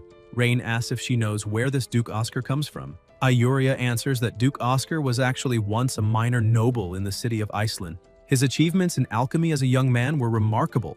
Later, he even won the championship at the Imperial Alchemy competition and received recognition from the Emperor, who not only gave him many resources but also granted him the title of Duke and a territory. The protagonist asks where his territory is. The saint answers that it's in Gransel, on the upper side of the city of Iceland. Leah says the region of Gransel belongs to the domain of Grand Duke Teleros Elroy, and that territory is not under the jurisdiction of House Edgar. The young master asks about Teleros Elroy and recalls that his father mentioned that things weren't going well between him and the Grand Duke. The maid says yes, and that his father has different political views, having clashed with Elroy several times in the Imperial Council, part of the Emperor's deliberate strategy to maintain balance. Rain says it's fine, and there's no need to worry about such troublesome matters for now, and asks about Duke Oscar, saying he'll remember this. The loss of those melted gears will cost him 10 times, 100 times more. Ayuria asks if he's going to confront Duke Oscar directly, and if that wouldn't be dangerous. The protagonist asks dangerous, saying he's the dangerous one. Since he dared destroy something so valuable, he must pay the price. Armando asks if he really intends to go against Duke Oscar. The young master tells him not to worry. Not only will he get the steam engine running again, but he'll also show Duke Oscar what true value is. Then asks if, since the core parts have been destroyed, there are any design drawings for them in Liesel's notebook. Cresta says no. His teacher didn't leave any drawing of that in the alchemy notes. However, he remembers that she was supposed to have discussed the production of the parts with the dwarven master craftsman. Rain asks if that means the dwarf knows about them. Armando says yes, but that he's gone there several times and the craftsman refused to meet him. The protagonist puts a hand on his shoulder and says that since the craftsman won't meet him, he'll try himself. Cresta says not to get his hopes up. The guy has a strange temper. Elsewhere, a voice tells them to get lost He doesn't have time to entertain them. The saint calls him Uncle Bram and says the master has done much for the people of Iceland, so he shouldn't treat him that way. The dwarf says he knows what he's been doing recently and asks if he's eliminated some corrupt nobles and solved the people's food problems. The saint says yes, that the young man is a rare good lord who loves the people as if they were his own children. Bram asks what there is to boast about. Shouldn't that be what a lord is supposed to do? Just as he, as a blacksmith, must forge iron for others. The young master says that's right. As a lord, he should manage his territory well and ensure the people have enough food and clothing, which is why he's here today. The dwarf wonders how this boy can say such a thing and asks if that means he's here to request something be built. Rain says yes, he needs the design for the gear Liesel made for the steam engine. And even better if the dwarf could forge it himself. Bram's eyes widen and he tells them to leave immediately. He's not making that damned thing. The protagonist asks why. The dwarf answers that it was those gears that got her killed. If he hadn't insisted she use dragon crystal ore for safety, she wouldn't have gotten into trouble and ended up finished off by that bastard noble. He won't make anything like that for anyone again. Armando tells him to wait and asks if he didn't just say a blacksmith's job is to forge iron for people, calling him a double-standard mutt. Bram tells him to shut up. He said you shouldn't fight, and that's final. Even with dragon crystal ore, it wouldn't work. The young master says to wait. He keeps talking about dragon crystal ore and asks if it means only gears forged with dragon crystal ore can keep Liesel's machine running. The dwarf asks what he's getting at. Rain says what he means is that it's unlikely one can rely solely on that material, and asks if it's truly impossible to forge the necessary gears from common iron ore. Bram slams the table, calling him a foolish brat, telling him to stop talking nonsense, melting common iron ore into liquid.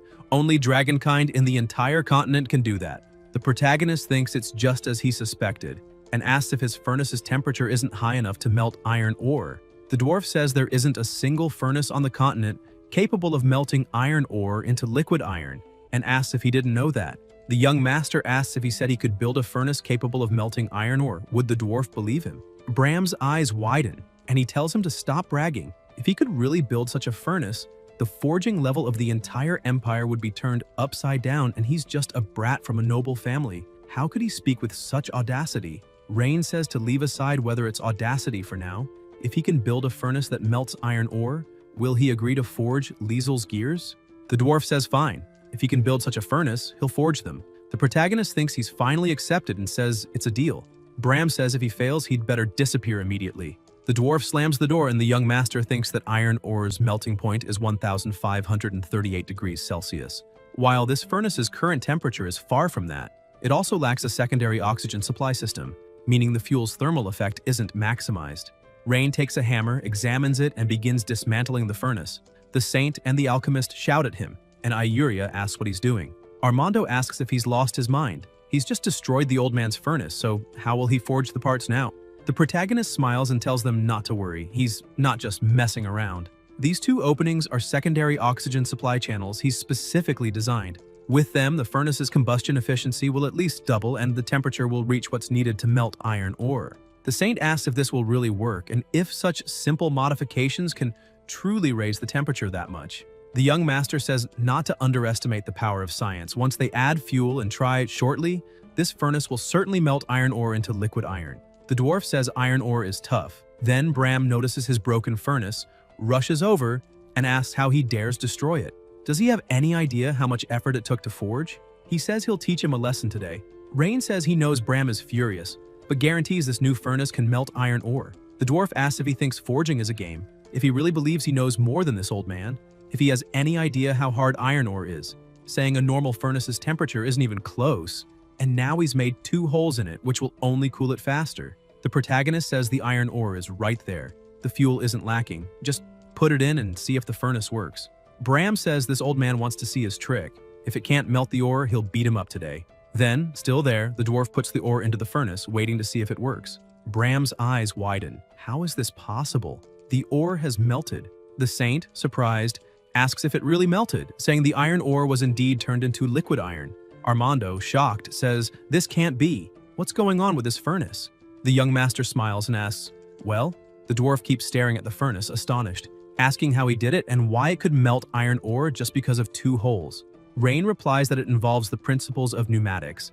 If he wants, he can explain in detail another time, and asks if he can now forge the gears Liesel left. Bram sighs and says he's won. Now that the furnace is working, this old man will forge those gears again, but he warns that if that noble comes to cause trouble again, the protagonist cuts him off, saying not to worry. Even if that noble doesn't come after him, he'll be the one going after the noble. Then they head back to the cabin, walking up to the machine. The young master holds the part in his hand, thinking that this is the central component of the steam engine, and welcomes the arrival of the industrial age. Leah asks if, although this gear looks quite sturdy, it can really withstand the operation of a steam engine, and if it breaks, could something happen to injure him? Ayuria agrees and asks if he should ask members of her clan whether they have dragon crystal ore. Rain replies not to worry. Lysander used dragon crystal ore because industrial knowledge was insufficient at the time. Cresta tells him not to speak ill of his master. The protagonist says he should worry about himself, because once the steam engine is fixed, according to their bet, he'll have to become his subordinate.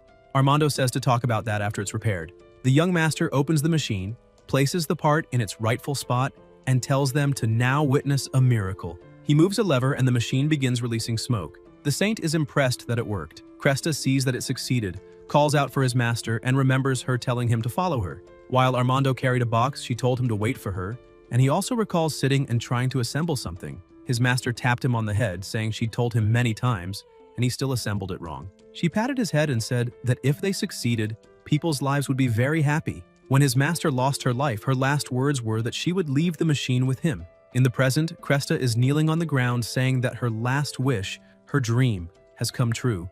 The boy cries heavily, and Rain says to let him cry for a while, as those tears are the emotions he's suppressed over the years. 3 hours later, the dwarf looks at the machine and says he didn't expect him to actually fix the thing, then asks if it's just a machine that makes smoke. The saint agrees and asks what, besides releasing smoke, this thing can actually do. Bram wonders if this contraption only serves to puff out smoke and scare people while sitting there. The protagonist explains that a steam engine isn't just something that produces smoke, it's the foundation of industrial society. The dwarf asks about the foundation of industrial society and what that means. The young master answers that it can make gears turn and thereby power other machines, whether mills, textile machines, means of transportation, or even future war machines. The steam engine can play an irreplaceable role. The greatest invention of humankind is boiling water.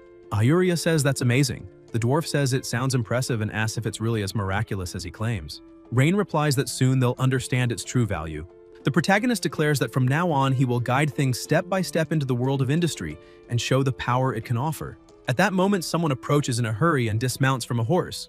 It is Rosalind, who announces that his sister has just arrived in the territory. The young lord is delighted by the arrival of his second sister and thinks she came at the perfect time, since the dam is almost finished and he can take the opportunity to ask her to invest a little in his project. Holker intervenes, saying that the sister sent word that she prepared a special gift for him. Rain asks curiously what kind of gift it could be, imagining that if it were gold or something like that, there would be no need. Rosalind replies that the gift is a group of newly adult girls, leaving Edgar embarrassed. At the Lord's mansion of Etherlyn, Priscilla runs up and hugs her brother, saying she missed him very much. The protagonist returns the affection, but soon asks why she brought those girls.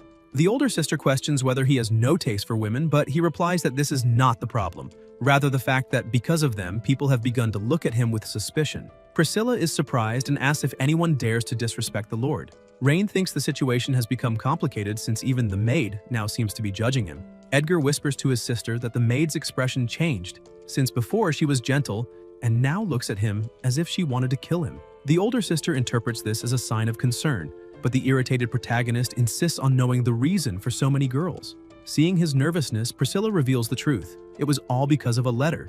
He is shocked, and his sister shows him a note stating that he was interested in Rosalind. Convinced that she was only thinking about his happiness, she brought several young women to see which one he would choose. The protagonist retorts that he never said that and that it was a misunderstanding. Priscilla admits she may have misinterpreted it, but highlights Rosalind's beauty and asks whether he should not consider it.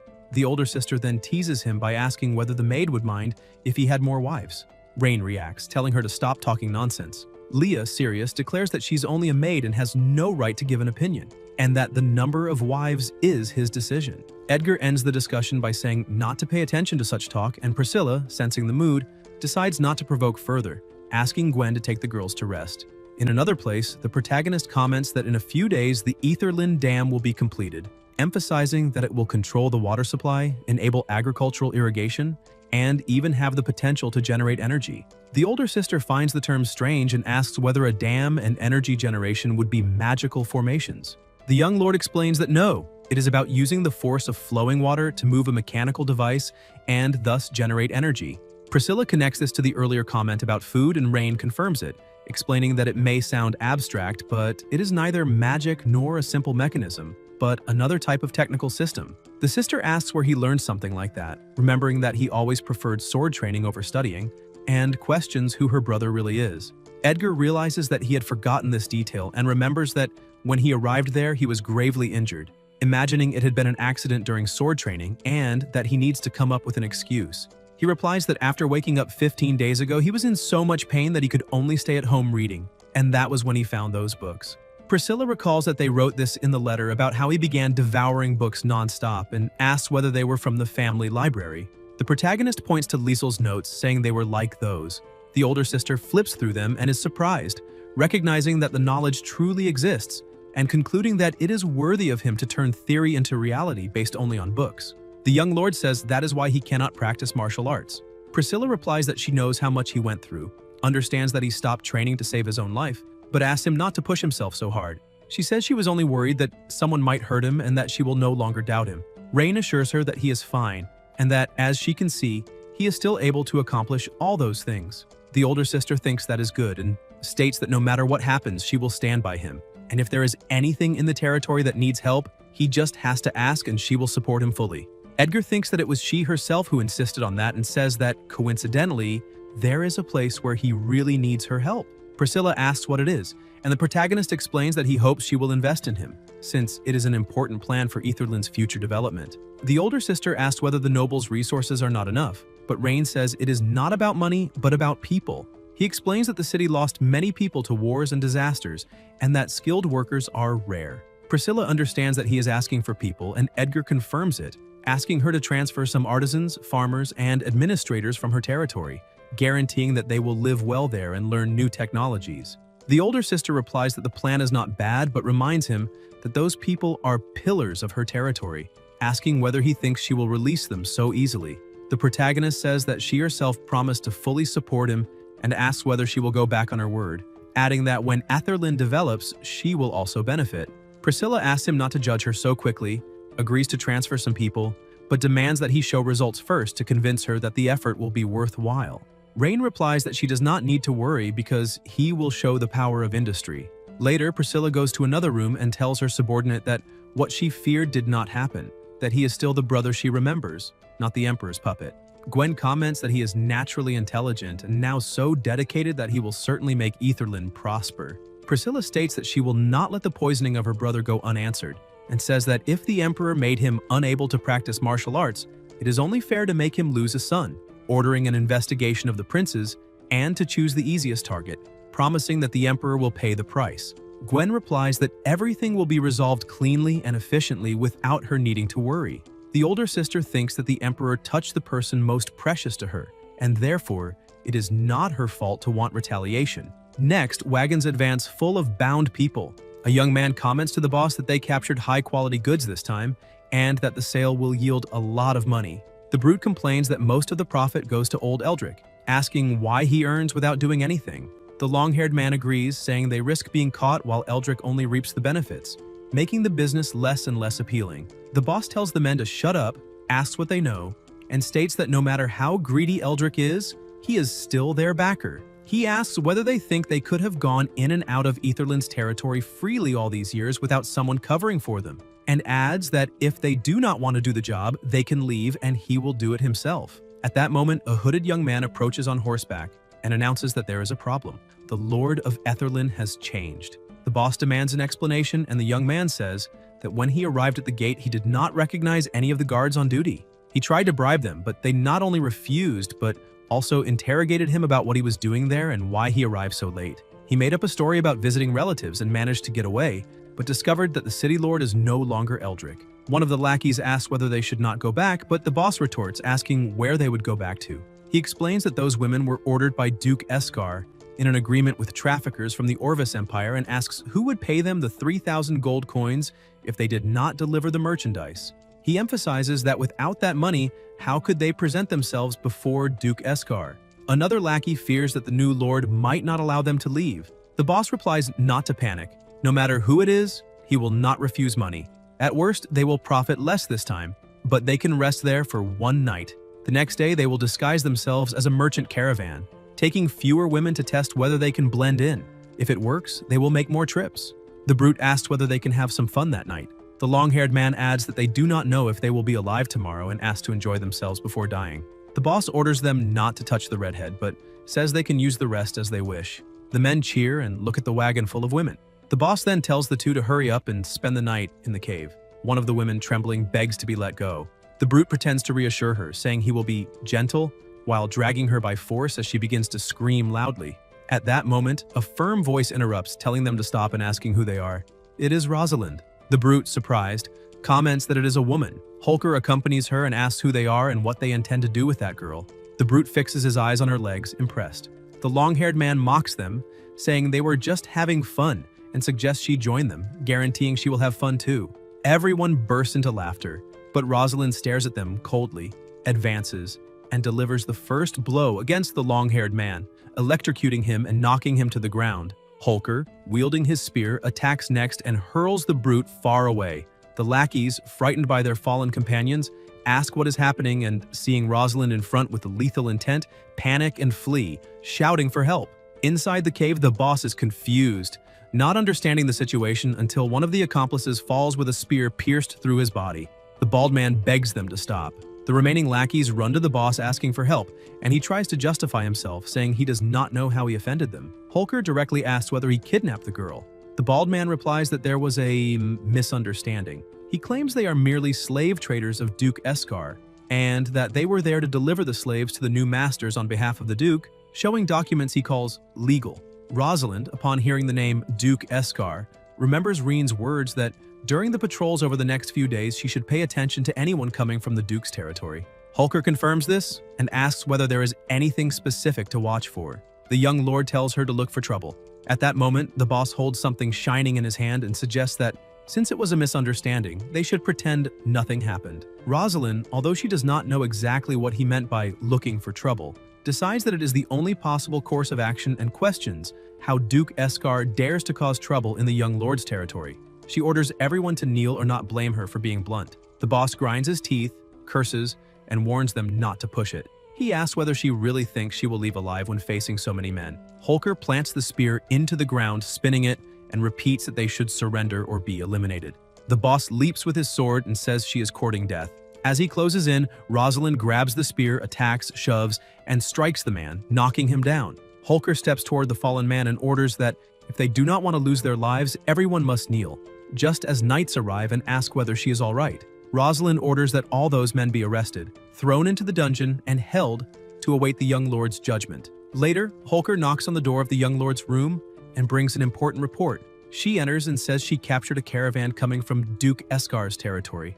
Reen comments that she really does find trouble easily and asks what the caravan was carrying. Holker replies that it was transporting slaves, that they carried Duke Eskar's documents, and that there was something strange about them. Edgar, indignant, asks how they dare sell other people's labor and says those scoundrels deserve death. In a cellar, the bald man is shackled to a chair and the protagonist, accompanied by the maid, approaches.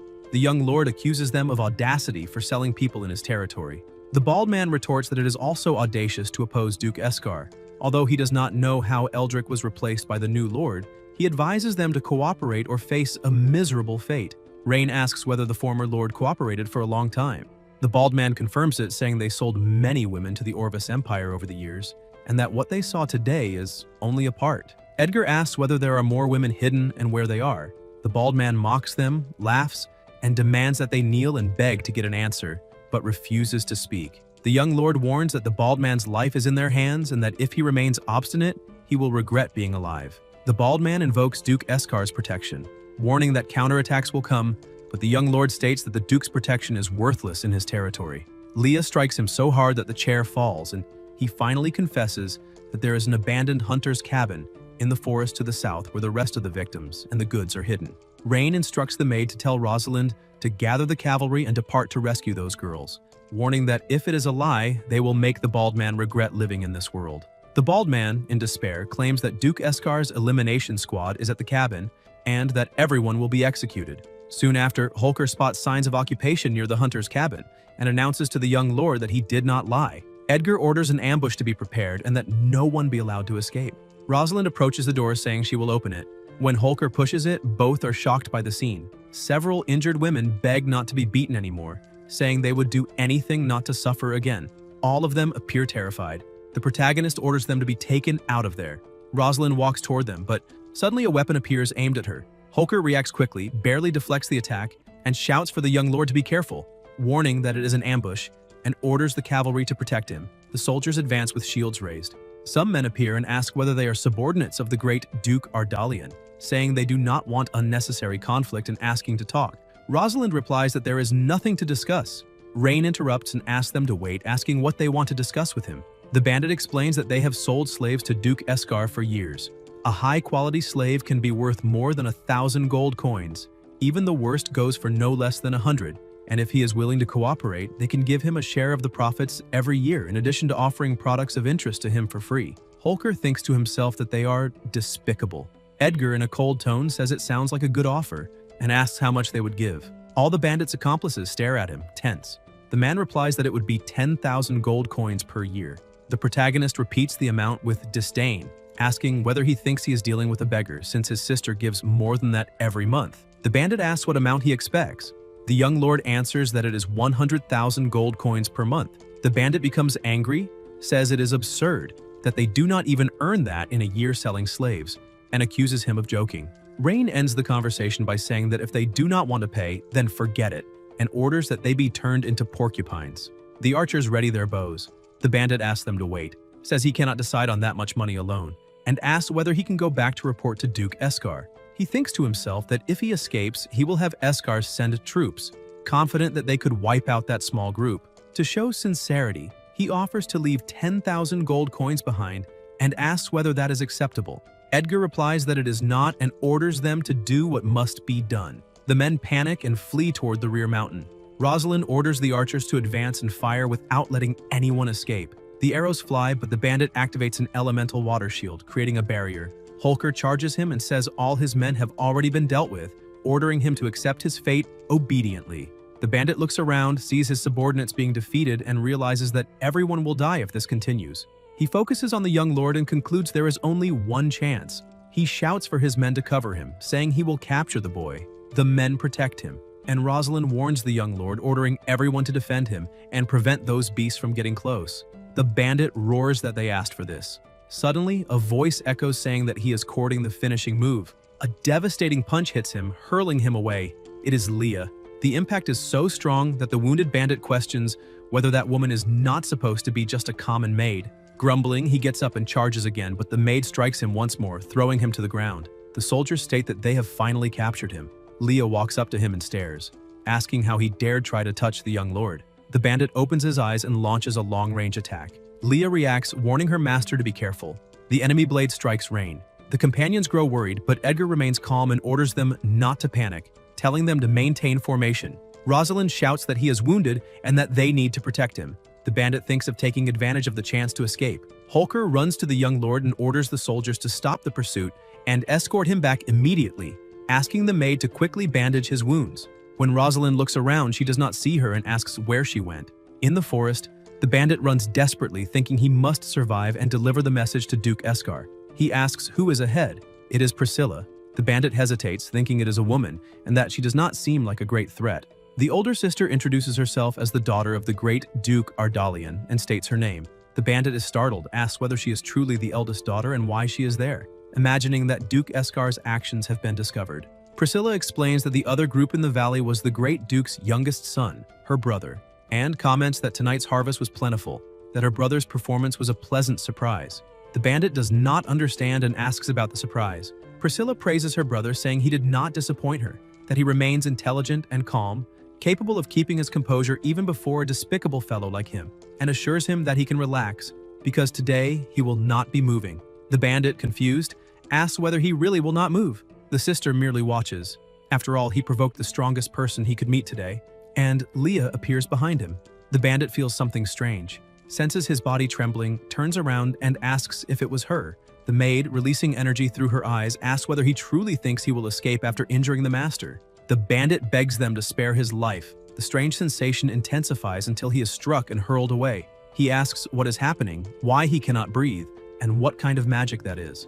Leah extends her finger, releases her powerful magic that distorts his body in waves and makes him explode, scattering energy around. The maid states that he was courting the finishing move and reminds them that the master is wounded and needs to return quickly. Priscilla urges her to move on. Leah approaches the wounded young man, and the older sister suggests to the subordinate that she remind her brother not to irritate Leah. An energy emerges and Gwen steps out of a portal telling Priscilla to be at ease. Whatever happens, Leah will never touch him. Priscilla comments in a teasing tone that this makes her brother seem like a scoundrel. Gwen apologizes and denies such thoughts, and Priscilla jokes that perhaps she should marry her brother. Gwen asks her not to take it seriously. Finally, Priscilla orders that someone be sent to Duke Eskar to remind him that daring so much in their territory is dangerous, that he should be made to understand that the consequences of offending the Edgar family exceed what he can endure. Gwen replies that she understands, and the older sister says to hurry back, because they cannot let her brother discover that she slipped away. Elsewhere, the maid asks the master whether it hurts. The protagonist replies that it was nothing, just a scratch. Leah scolds him, telling him not to move and stating that until the wound heals, he is absolutely forbidden to go out. The young lord insists that it is just a scratch and nothing to worry about. The maid retorts that absolutely not, that as soon as the bandaging is finished, he must rest immediately.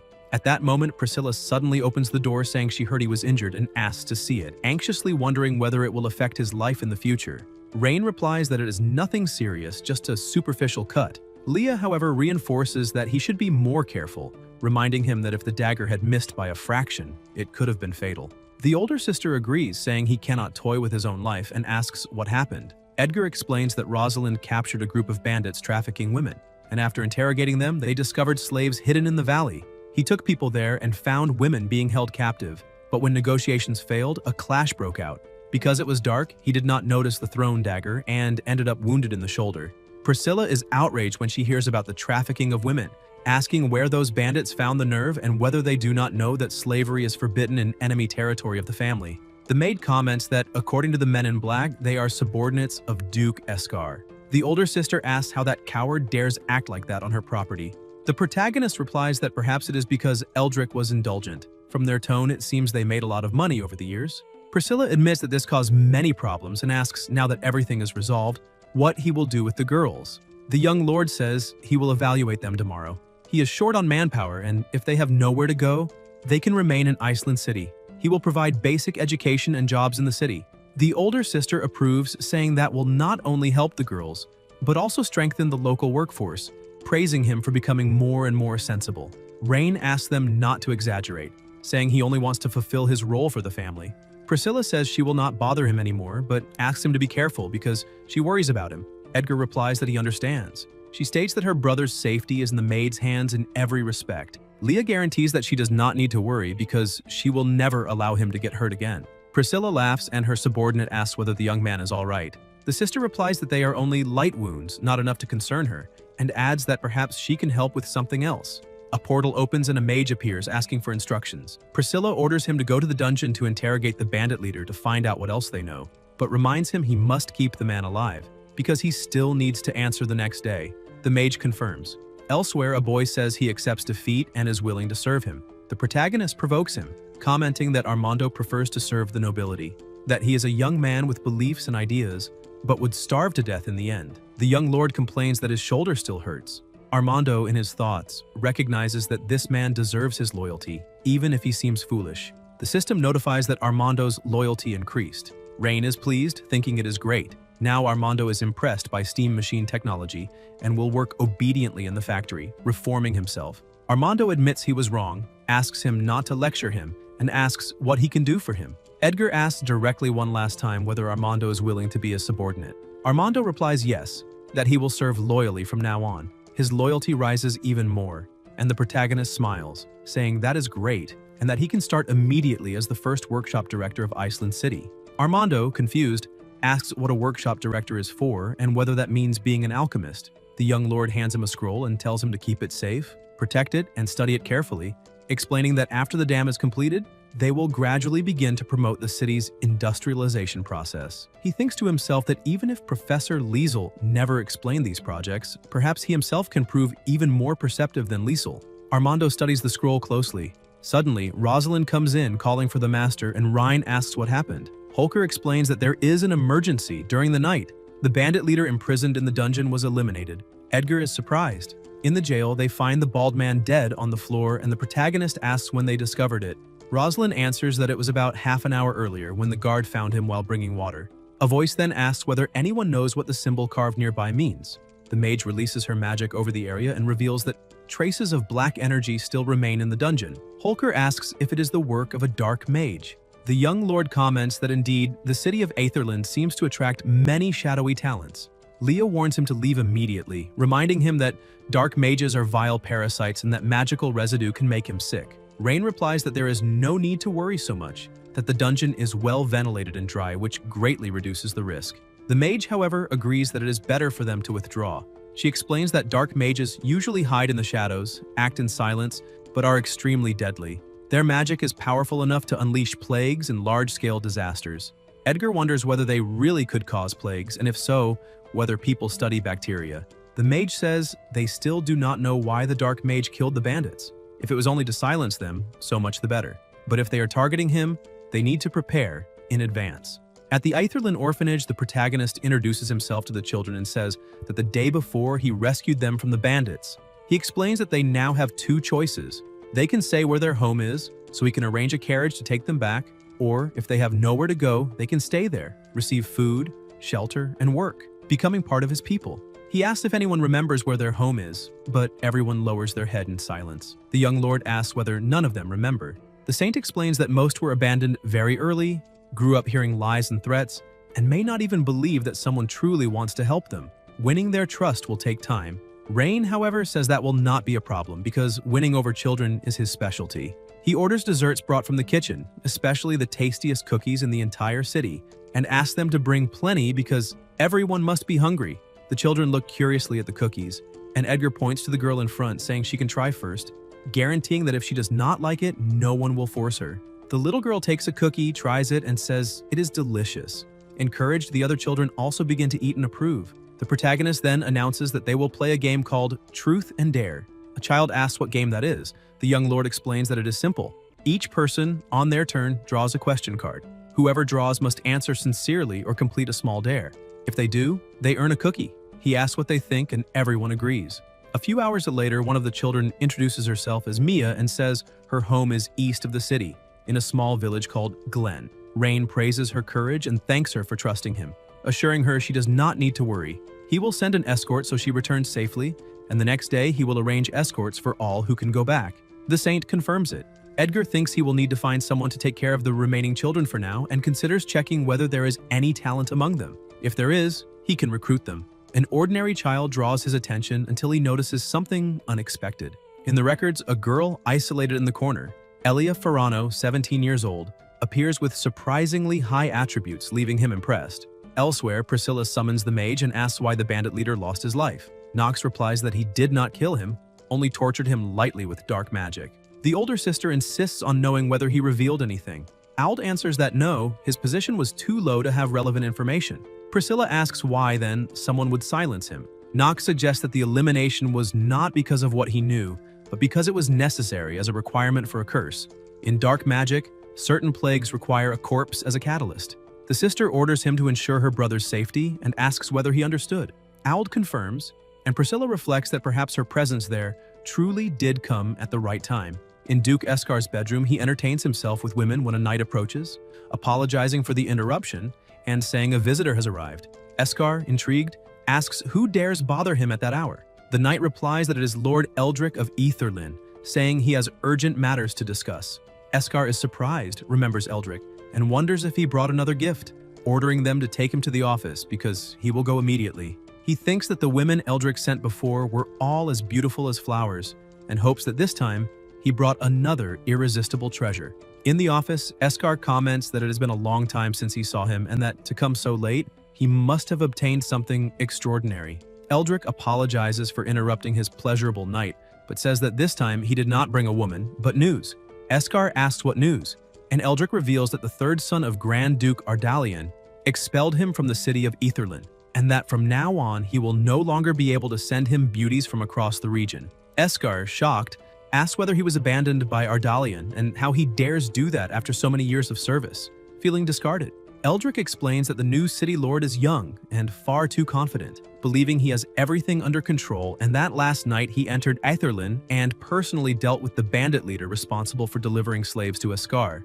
The Duke asks whether the boy uncovered the scheme, and Eldrick admits it is quite possible, and that is why he risked coming to warn him in person. Eskar asks whether Eldrick is implying that the boy might come after him directly. Eldrick replies that they both know the Empire forbids cross-border slave trafficking, and since the young man's position already has old conflicts with his father's, he suspects the boy will use it as an excuse for an attack and revenge. Eskar thinks that if the Emperor discovers his involvement in this business, he will certainly be eliminated, and asks whether Eldrick has a better idea. Eldrick says that as he left Aetherland, he heard the news that the dam was completed, the perfect opportunity for them to act. Eskar asks what exactly this dam is. Eldrick explains that he heard the boy explain it. It is a structure that can store water, and that the Aetherland Dam could flood the entire lower district of the city. He suggests using the dam to create a disaster, destroying both the city and its people. During the chaos, Eskar could send troops to occupy the city and solve the problem once and for all.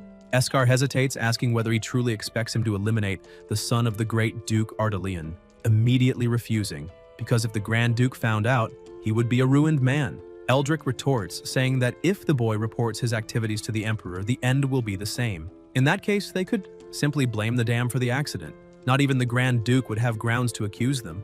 After all, who really knows what the dam is for? He adds that once they take the city of Aetherland, Eskar will never again have to depend on anyone to send him women. Eskar smiles, satisfied, and agrees to move forward with the plan. Meanwhile, elsewhere, Elia is in the master's room. After bathing, she eats in silence. The protagonist thinks that 3 days have already passed without the girl saying a single word and asks how the cookies are. Elia stops eating, lowers her gaze, and Rain wonders what kind of trauma she suffered, whether she was abused by the bandits so badly that she became that withdrawn. A subordinate approaches to report that the dam has been completed. Rain looks at some papers and remarks that, finally, after so many days, they have good news. He orders the elves and the nobles of Aetherland to be summoned quickly, because he wants everyone to witness this moment. The city is entering a new era. He says they will hold a great celebration, with plenty of food and drink and many children her age, inviting Elia to go. The girl, however, remains silent, looking down. Edgar then decides to leave 2 maids to take care of her, and assures her that if she changes her mind, she only needs to say so. At the dam, the elf asks whether it can really withstand such a great volume of water, recalling that even elves can do nothing against mountain floods. The protagonist replies that there is no reason to worry. The design was optimized according to the laws of nature and the principles of engineering. Every detail was personally reviewed, and that on that day, they would witness its true power. The mage approaches and confirms that all instructions were followed. She explains that at the spillway, they installed 3 thick stone slabs to withstand the impact of the flow, and that beneath them, they placed iron gears to regulate discharge and prevent the dam from suddenly losing control. The young lord praises the work, saying it is excellent, and announces that, with honor, he invites everyone to witness the first release of water since the dam's completion. Together, they witness how this great feat of engineering will bring new vitality and hope to the city of Aetherland. The elf observes anxiously that the water on the other side has already built up too much. If anything fails, the farmlands below could be devastated. Priscilla echoes the concern, reminding them that the structure is enormous, and questioning whether releasing water is truly safe because they cannot gamble with human lives. Rain guarantees there is no cause for worry. That amount of water poses no threat.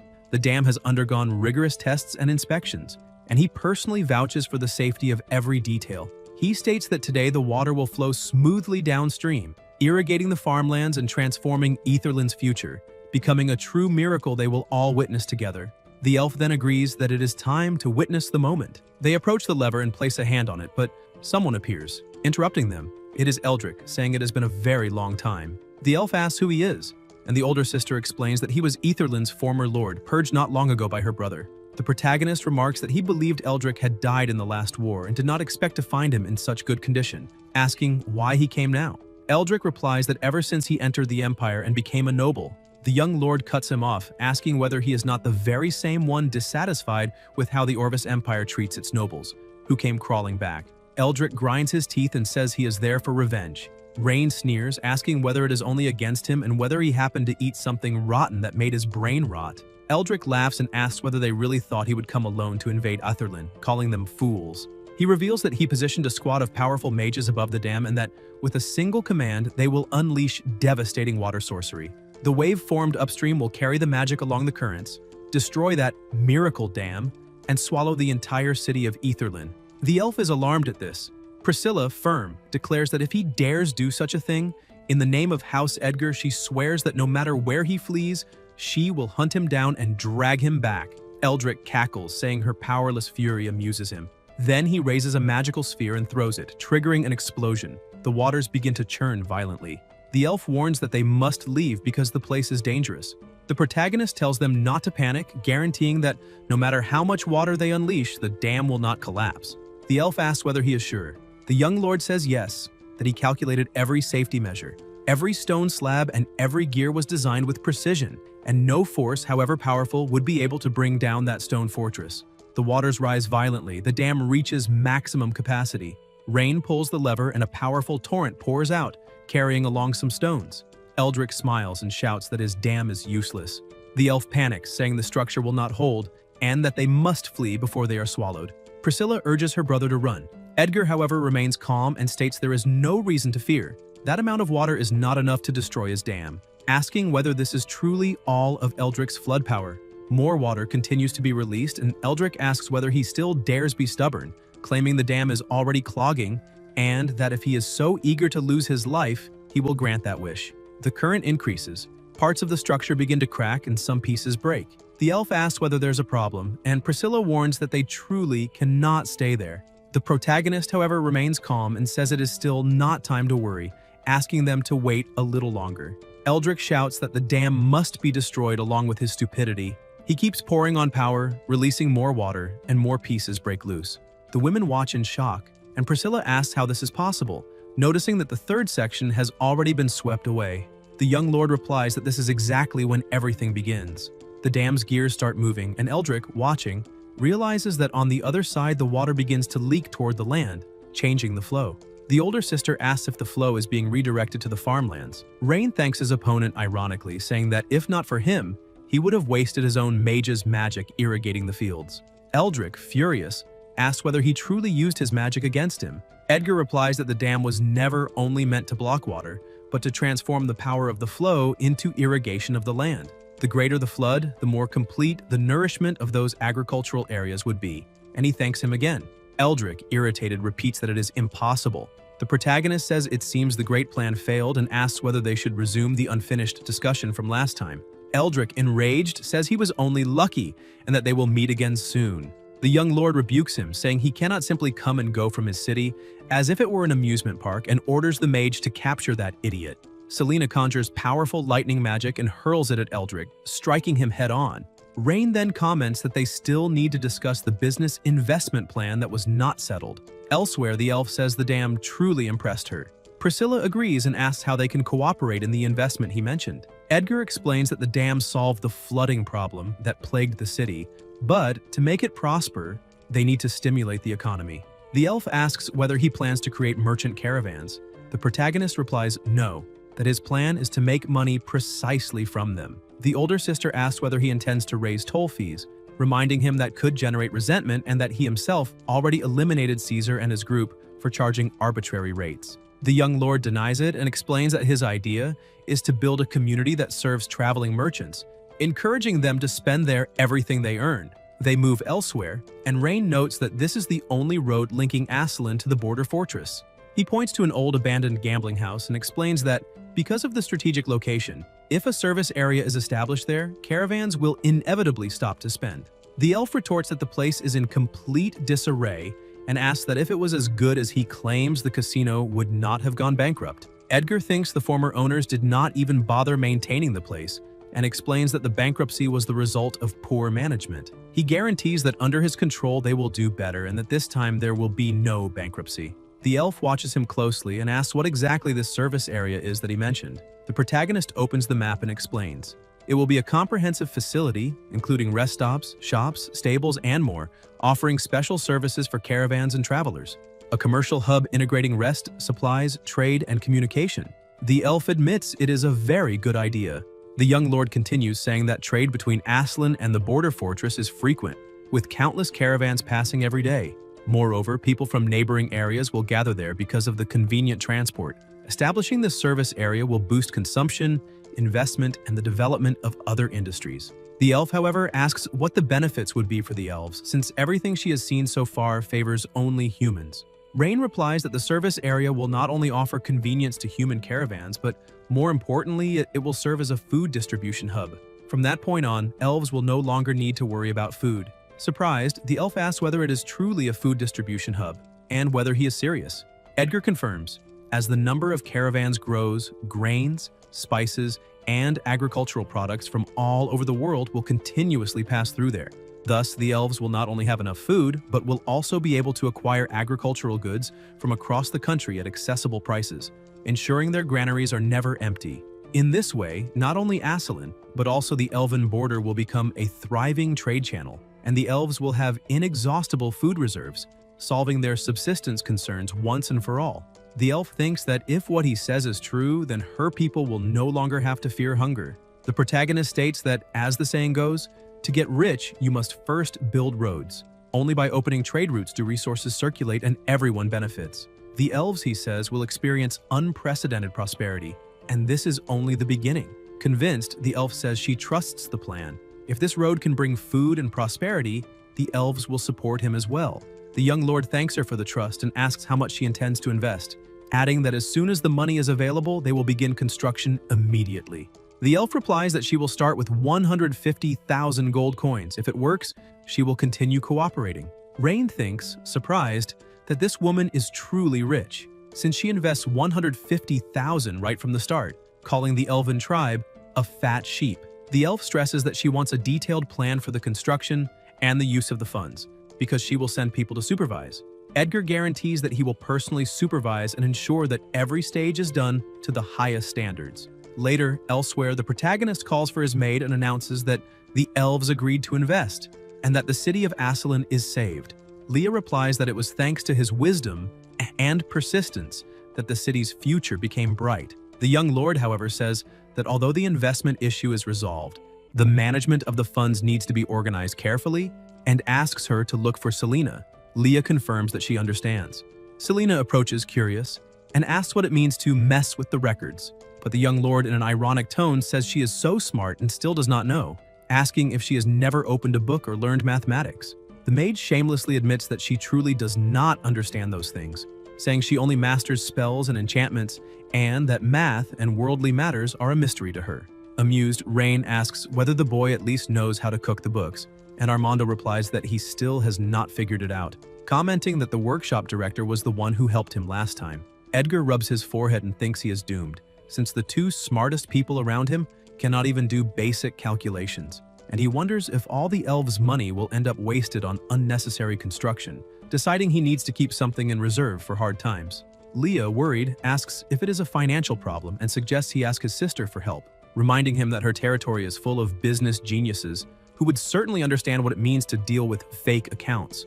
The young lord immediately refuses, saying that this kind of matter must be handled by someone trustworthy, and that the fewer people who know, the better. Then orders that all the merchants of Aslan be summoned the next day, because he wants to find out whether there is any sly profiteer among them. Elsewhere, a red-haired woman walks along the road and looks into the distance, wondering if that really is the city of Aslan. Determined to make the young lord promise to free the Grand Duke of Castella, no matter the cost, because she must rescue her father. Inside the city, she keeps walking and asks a young man whether there is any celebration in Eslan that day. He replies that the city lord is holding an accounting exam and that everyone went to watch and have fun. Intrigued, the redhead asks what that exam is, and the young man says he is not sure, but he heard that whoever passes will get the chance to work for the master and will also be able to make a request, any wish they have. She wonders whether, if she passes, she could ask for the unconditional release of the Grand Duke of Castilla. People start running, saying the test is about to begin, and she decides to see what is going on. In the hall, the candidates sit down and begin answering the questions. The young lord watches with satisfaction, thinking the exam was tailored for the new service area that will be built, considering himself a genius for creating problems that ordinary companies could not solve, and imagining that this way, Aslan will attract the best accounting talents. Suddenly, a man comes running in, and someone remarks in surprise that he finished far too quickly, recognizing him as the owner of the local brothel.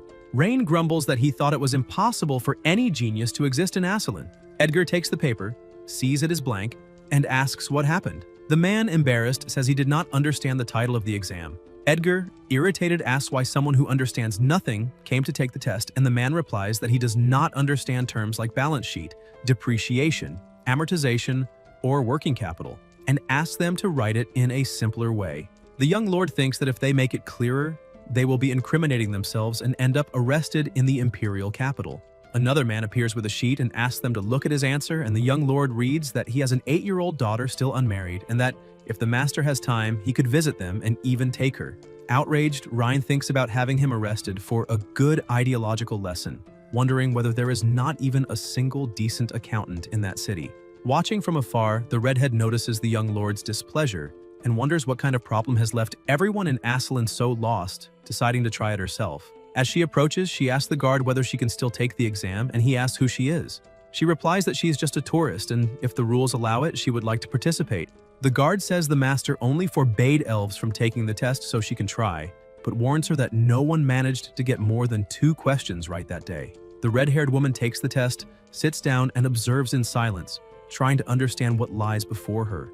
After reading the situation described, she wonders whether the lord of that city is really hiring someone to manipulate records, and concludes that the young master is no different from the corrupt officials of the empire, all greedy and ambitious. Even so, she decides that if she can answer perfectly, she will gain bargaining chips, and her father's life is worth more than her own pride. Since he wants someone to handle the numbers, then it will be done with enough precision to satisfy him. Meanwhile, the young master continues observing the exams and wonders whether there is not even a single competent accountant in all of Aslan, until someone approaches with a completed paper. Rain's eyes widen when he sees all the answers filled in, and Edgar, astonished, wonders whether she is a genius who exceeded every expectation, someone who masters the art of manipulating records like no one else. Seeing the name Wilvina at the bottom of the page, he finds it strange, not recalling ever having heard it before, and asks where she came from. The redhead replies that she's from the Orvis Empire and belongs to the nobility. Those present murmur about enemies and ask what a noble of Orvis is doing there, saying she should be expelled. The young master tells everyone to be quiet and asks her directly the reason for her visit. Wilvina calmly replies that she came to negotiate. Intrigued, he says that is interesting and invites her to talk elsewhere. Rain comments that her answers were impeccable and asks whether she happens to be a financial consultant of the Orvis Empire. The redhead smiles and says he is exaggerating, that she merely understands a bit about finance. Edgar, analyzing the answers, thinks that what she did is even more perfect than the accounting system he himself had devised.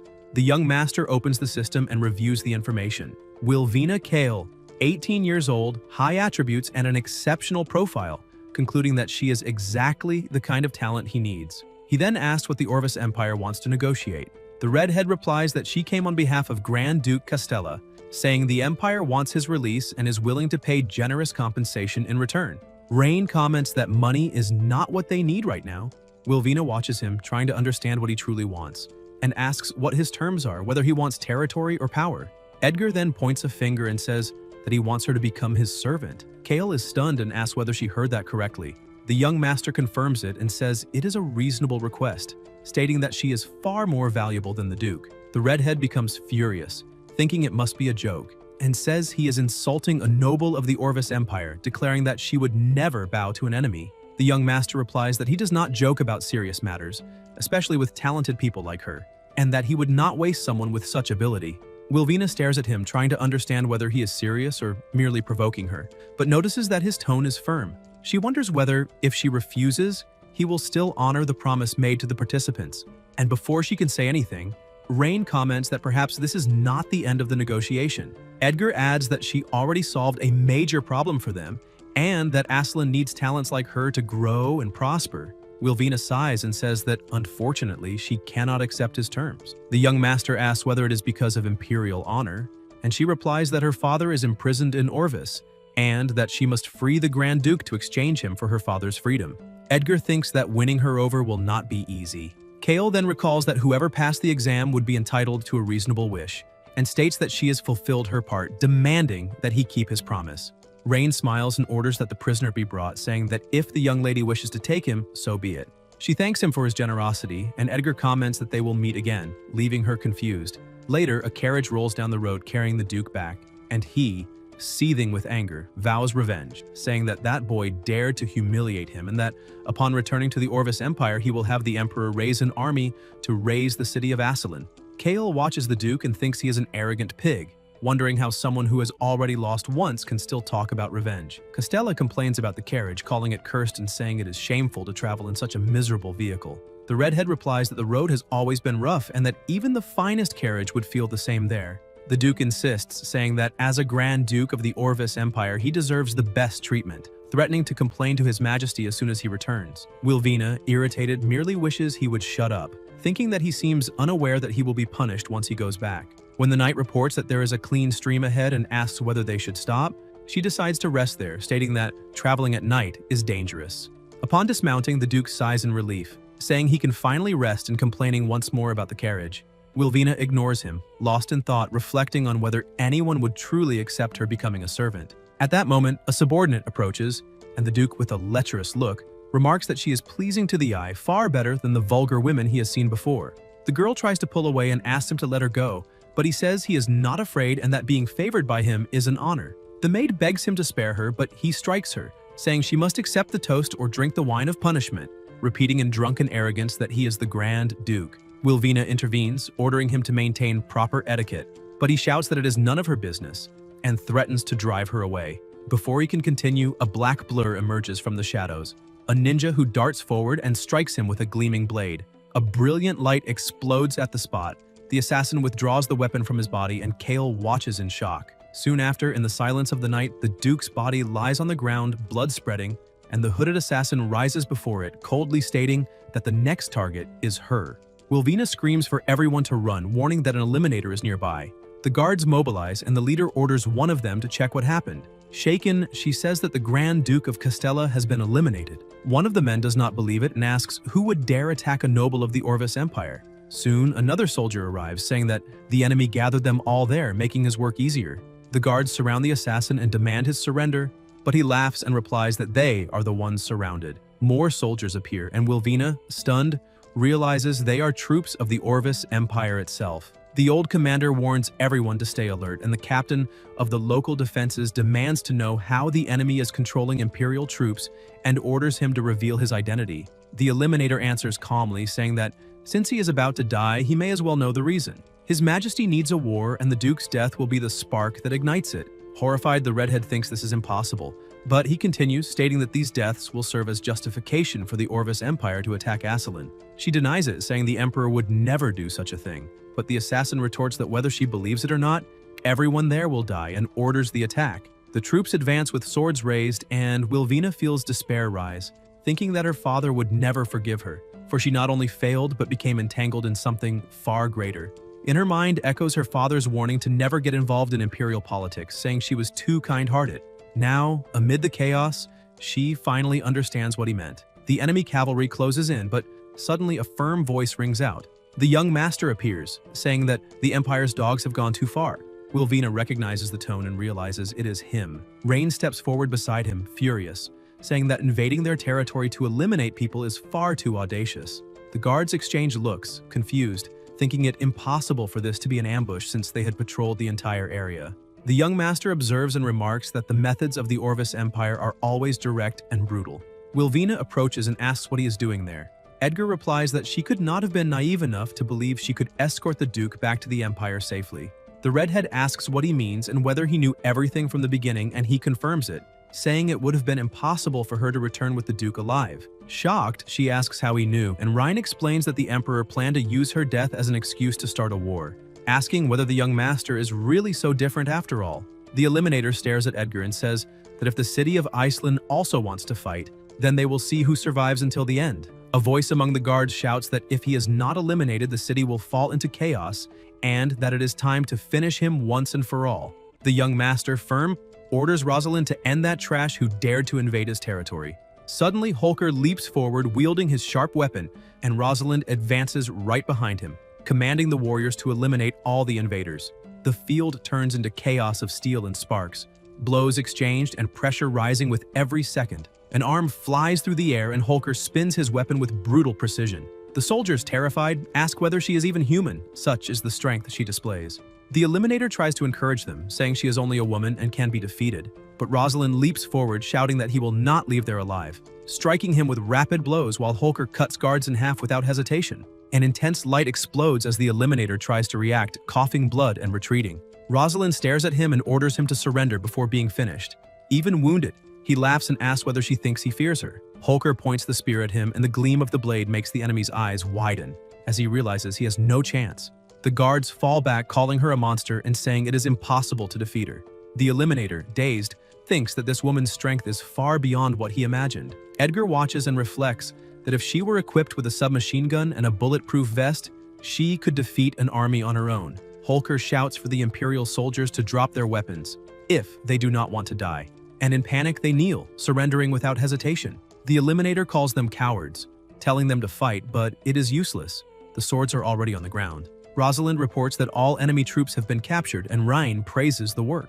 Edgar, calm, orders that the leader be left alive. The Eliminator spits blood and taunts him, saying that if he wants to see him dead, he should do it now. But the young master replies that he does not intend to kill him. Confused, the enemy asks why, and Edgar explains that he needs him to deliver a message. The Eliminator asks to whom, and the young master smiles, saying it is for His Majesty, the Emperor of the Orvis Empire. The assassin stares at him in surprise, not understanding his intent, and Edgar continues, saying that the Emperor was only looking for an excuse to attack them, so he will give him one himself. The Lord of the City of Iceland betrayed the alliance and, along the way, eliminated the ambassador of the Orvis Empire, Wilvina Kale. He adds that the enemy can invent the first half, but must not forget the second. Every crime committed by the Empire will be repaid by his own hands. The Eliminator glares at him, furious, while Rain steps closer and tells Wilvina to return with them because it would be foolish to die there. The assassin begins to fade away and, before vanishing, snarls that he will regret this. Edgar merely smiles and tells him to get lost without losing his life on the way or he will be disappointed. Wilvina looks at him and asks whether he is not afraid that the Orvis Empire will attack with full force. The young master replies that his only fear is that they will not come, because what he needs now is something only the Empire can provide. When she asks what that would be, he smiles and says it is the land of the Orvis Empire itself. Surprised, Wilvina can barely respond, while Ryan orders Rosalind to take the prisoners to labor reform, saying it is the perfect solution to the shortage of workers. Later, elsewhere, the redhead, back in the city, thinks about what will happen next, whether she will be arrested, judged, or used as a bargaining chip. When they stop in front of a large door, she sighs and comments that, as expected, she will end up in a dungeon. Edgar, laughing, asks who said that. When they enter, she's surprised to see a room full of books, with Selena sitting there holding her head and begging to be spared because she understands nothing. Rain tells her not to worry and that her savior has arrived, thanking Wilvina for handling the technical part. The redhead watches him and wonders how many false accounts he intends to create and who exactly he is trying to fool. Edgar then comments that the Elven clan chief will conduct an audit in 3 days and orders that everything be hidden carefully. Irritated, Wilvina glares at him and calls his name in a warning tone.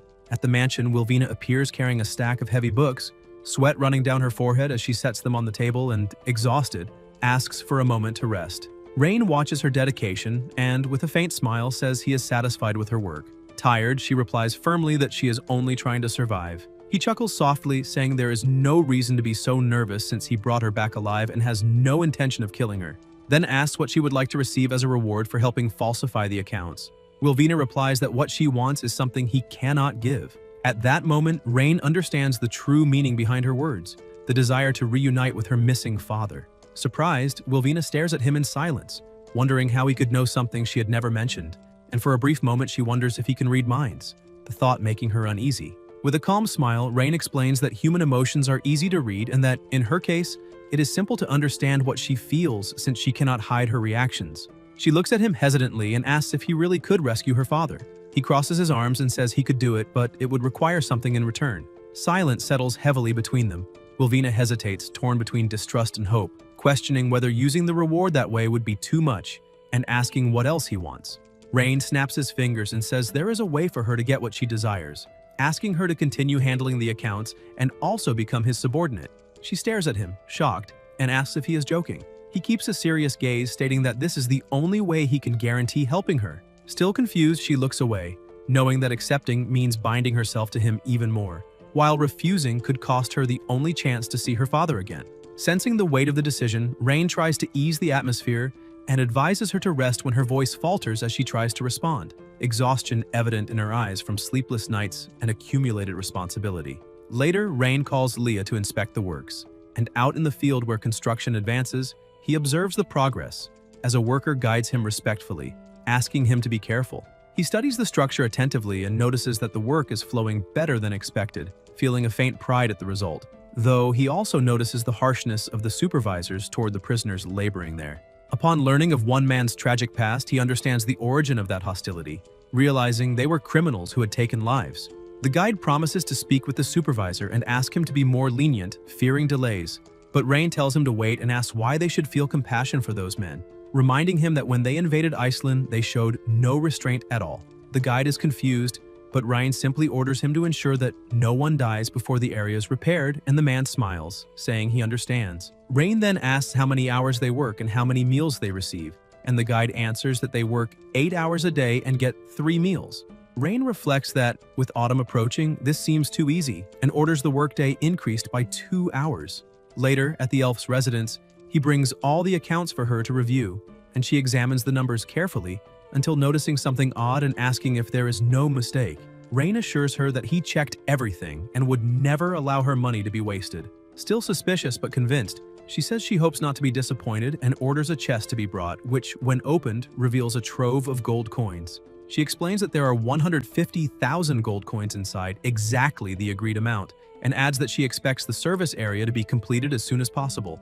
Rain holds one of the coins and, with a confident smile, promises that she will soon see a prosperous commercial center rise from the ground. Her Majesty remarks that she has heard rumors of friction between him and the Orvis Empire and asks whether that could lead to a new war and harm their cooperation. With a faint smile, Ryan replies that there is no reason to worry, extending his hand and saying he has prepared a splendid spectacle for the Orvis Empire, and that when the time comes, everyone will benefit. Meanwhile, in the Orvis Empire, tension grips the castle, and in the throne room, voices echo through the corridors as the Emperor announces the death of Grand Duke Castile during his return journey. Shock spreads among those present, and a counselor, incredulous, asks how such a thing could happen, suggesting that the city of Iceland might be behind the crime. With a severe gaze, the Emperor raises a blood-stained letter and says that a spy risked his life to deliver it, then coldly orders his aide to read it aloud. The man's voice trembles as he reveals the contents, the letter accusing Ryan Edgar and Miss Wilvina of treason, claiming they ambushed the Grand Duke in the forest and massacred his guards, ending with a clear demand that the Empire avenge the noble's death. The Emperor slams the arm of the throne in fury, calling Wilvina's betrayal despicable, as the nobles erupt, clamoring for Iceland to pay in blood. Turning to Craven, the Emperor looks at him with contempt, reminding him that he was the one who suggested the peace treaty, and now, with the Grand Duke dead and the Empire humiliated, demands an explanation for his failure. In silence, the blonde man curses the old Emperor, convinced that the crown-wearing demon had planned everything to justify an invasion. Yet before everyone, he kneels and takes the blame, saying he was deceived by the traitor Wilvina. The Emperor rises from the throne and approaches slowly, dark aura looming, asking how he intends to atone for this guilt. Under pressure, Craven asks permission to personally lead the military offensive, promising to wash the Empire's honor with the blood of Rain and Wilvina. Satisfied with his submission, the Emperor grants approval and issues the order for legions, knights, and mages to assemble and destroy Iceland, while the nobles shout in unison, demanding vengeance and annihilation. Seated upon his throne, the Emperor smiles coldly, thinking that Ryan provided the perfect excuse for war and that he cannot be blamed for being merciless. Far away, Rain gazes out the window, completely unaware of the conspiracy taking shape, his mind focused on transforming Iceland, which is finally moving in the desired direction, as the first refugees from Orvis begin to arrive. He knows the war will push more and more people toward Iceland, solving the labor shortage. And more than that, he plans that after victory he will expand his dominion into the lands he desires most. Leah approaches and reports that the first group has already been settled and that the logistics department is distributing food and clothing.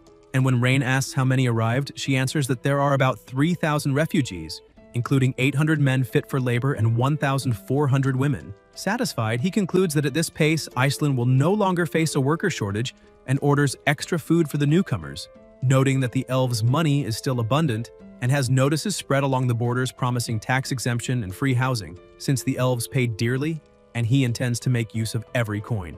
Leah agrees immediately. Shortly after, Wilvina asks to see him, and with a simple nod, Ryan and Leah authorize her entry. She enters determined, tension heavy in her gaze, confronting him and accusing him of being responsible for the war, saying she could stop it if she returned to the Empire. Rain doubts her influence and replies that he has already prepared for any outcome. Indignant, Wilvina accuses him of sacrificing innocence for ambition and calls him selfish, but he remains calm, remarking that it is curious to see her so shaken over the people, something that, in his view, makes her too kind. Angered, she tells him to stop mocking her, saying she hates those who start wars.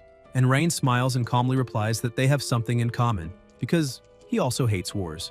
Confused by the answer, Wilvina asks what he means, and Rain stands up slowly, gaze firm, stating that the worst people in the world are those who start wars, and that is precisely why he must fight. The words sound like a paradox, and Wilvina stares at him, incredulous, thinking it all absurd. Rain then explains that if everyone fears and hates him, no one will dare start a war while he exists, because it is not reason that prevents conflict, but strength. His cold, rational tone leaves Wilvina speechless as he mocks the idiots of the Empire, saying it would be boring to face them directly, his plan being to let them sink on their own, trapped in swamps and scarcity, until they lose supplies and the faith of their own people. Stepping closer, Rain places a hand on her shoulder and tells her to rest well in the coming days, promising with a gentle smile that she will soon see her father again. And for a moment, Wilvina remains motionless, unable to react, realizing that this was something she never would have expected to hear from him. Elsewhere, Rosalind asks whether those pipelines should not be dug outside the moat and says that if they dig from the inside now, they will not be able to do it. The young master replies that there is no need to block them, because he only wants them to come in. Holker asks what he means, and the protagonist replies that she should remember that the Castellan claimed he had destroyed an army of 100,000 men with a forbidden spell. Rosalind says yes and asks whether that has anything to do with the oil barrel. Rain replies that that barrel of oil is the forbidden spell he was talking about. Holker is surprised and asks whether, as long as he has that barrel, he can cause forbidden-level magical damage, even without being a mage. The young master says that from 80-year-old grandfathers to 8-year-old children, as soon as someone lights a bonfire, that thing will explode. He adds that when the Imperial army comes to attack, she will not be able to win. Rosalind asks why they will not be able to win and says that this is a once-in-a-lifetime opportunity. If they can inflict heavy damage on the Imperial army at the border, they can consolidate their defenses. The protagonist asks about heavy damage in borders, saying that she is very naive. He explains that what he wants is not to deal a heavy blow, but to make them arrogant, to make them believe they have won, that they have reached the end of the race and can trample over the graves he himself has dug. Holker asks if he is saying that they should deliberately reveal a weakness, and Ryan confirms it. He says that in a few days, the vanguard of the Imperial army will arrive first, and that he will lead the army to face them, but he needs to lose, not win. He reminds them that he cannot win, but he also cannot lose in a humiliating way. He needs to give them the false impression that they are struggling to resist, gritting their teeth, refusing to yield, as if the battle continues, they will inevitably be defeated. Rosalind says that in that case, they should let them advance and pursue them to where the oil drums have been buried. The young master agrees, saying that he wants them to be proud, to have confidence, and to voluntarily throw themselves into the purgatory he has prepared. Holker says she understands, and that she will lure them in. The protagonist places a hand on her shoulder and says he will leave this in her hands and go see how Armando is doing. He states that after this war, the rules of this world will be rewritten by them. Elsewhere, Armando asks what is wrong with the blacksmith, saying that every detail of the blueprints was calculated with precision and that they are following the master's design. The blacksmith replies by asking what a forger like Armando would understand, stating that the tube is too thin. Armando insists that it is the master's design, that it was calculated with precision and will produce greater firepower, asking them to simply follow the blueprint and not make changes without authorization. The blacksmith says he knows what Armando is talking about, but insists that the dimensions in the drawing are ridiculous, and that the barrel will not withstand the pressure of the gunpowder, exploding before it even detonates. Armando asks him to listen. At that moment, the protagonist approaches and asks why the workshop director is arguing with the workers. Armando explains that he only wanted the blacksmith to follow the blueprint, but he insisted that the barrel was too thin and would explode. The blacksmith says that although the master helped the dwarves build a furnace capable of smelting iron, that does not mean all of his designs will be perfect. He says they have always prioritized practicality and cannot create weapons that are not functional, repeating that the barrel is too thin and will certainly explode in the end. Rain replies that there is no need to worry because that barrel can indeed explode under high pressure. The blacksmith says he already knew that, accusing humans of always being eager for quick success without understanding the limits of gunpowder and metal, and that the weapon simply would not withstand the pressure of the powder. The young master says that, however, as long as it is used according to certain rules, there will be no problem. The design of this weapon is the result of precise calculations and countless tests. In terms of gunpowder usage and firing range, if controlled correctly, it will not explode but will exert incredible force. The blacksmith says that considering the size of this tube, even if the explosion of the powder is indeed controlled, he asks how much force such a thin tube could possibly have. Rain replies, "At a distance of 50 meters, a powerful shot can penetrate a knight's chest." The dwarves laugh and say he is bragging, asking whether he is joking with them. How could such a small iron barrel have any killing power? They ask if he thinks they are stupid. The young master replies that in that case, they can make one according to the drawing and see whether it can do what he said. The blacksmith says he will try to see whether these drawings can really work and thinks that he wants to see whether the design can break common sense. He orders everyone to begin the work. Later, a weapon is completed. The protagonist picks it up and says that it is as expected of a dwarven craftsman. The weapon was made perfectly, and both the feel and the structure are strange. The blacksmith tells him to stop stalling and hurry up and show the power he was talking about, so as not to keep him waiting. Rain says to test it outside. Armando asks whether it is really safe, and what he thinks about doing it himself so as not to get hurt. The young master tells him not to worry. They go outside and the protagonist aims the weapon, thinking that everything is within the calculations, and believing that this will only be the beginning. The two watch closely.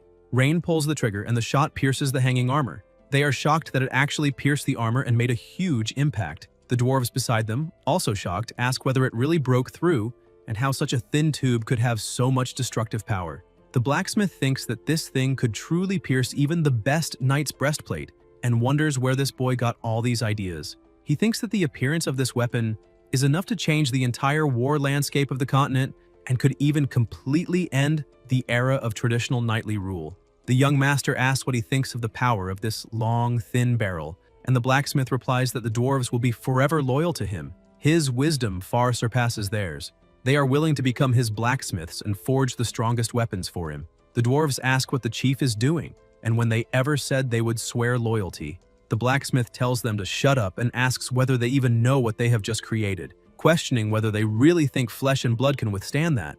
The dwarves are shocked, kneel down and say that they, the dwarves, are willing to swear loyalty and that he should not doubt himself in the future. The protagonist tells them not to be so nervous because he never needed them to swear loyalty. The blacksmith asks what he means by that, and Ryan replies that in this world, what is truly reliable is never promises, but benefits. The blacksmith says that the dwarves guarantee the blueprints will never be leaked and that they will never betray him. The young master replies that they can talk about that later. For now, he needs him to lead the dwarven craftsmen to produce as many firearms as possible to prepare for the approaching war. The blacksmith replies that he understands. Elsewhere, a voice orders the entire army to set up camp there and not to act rashly that night.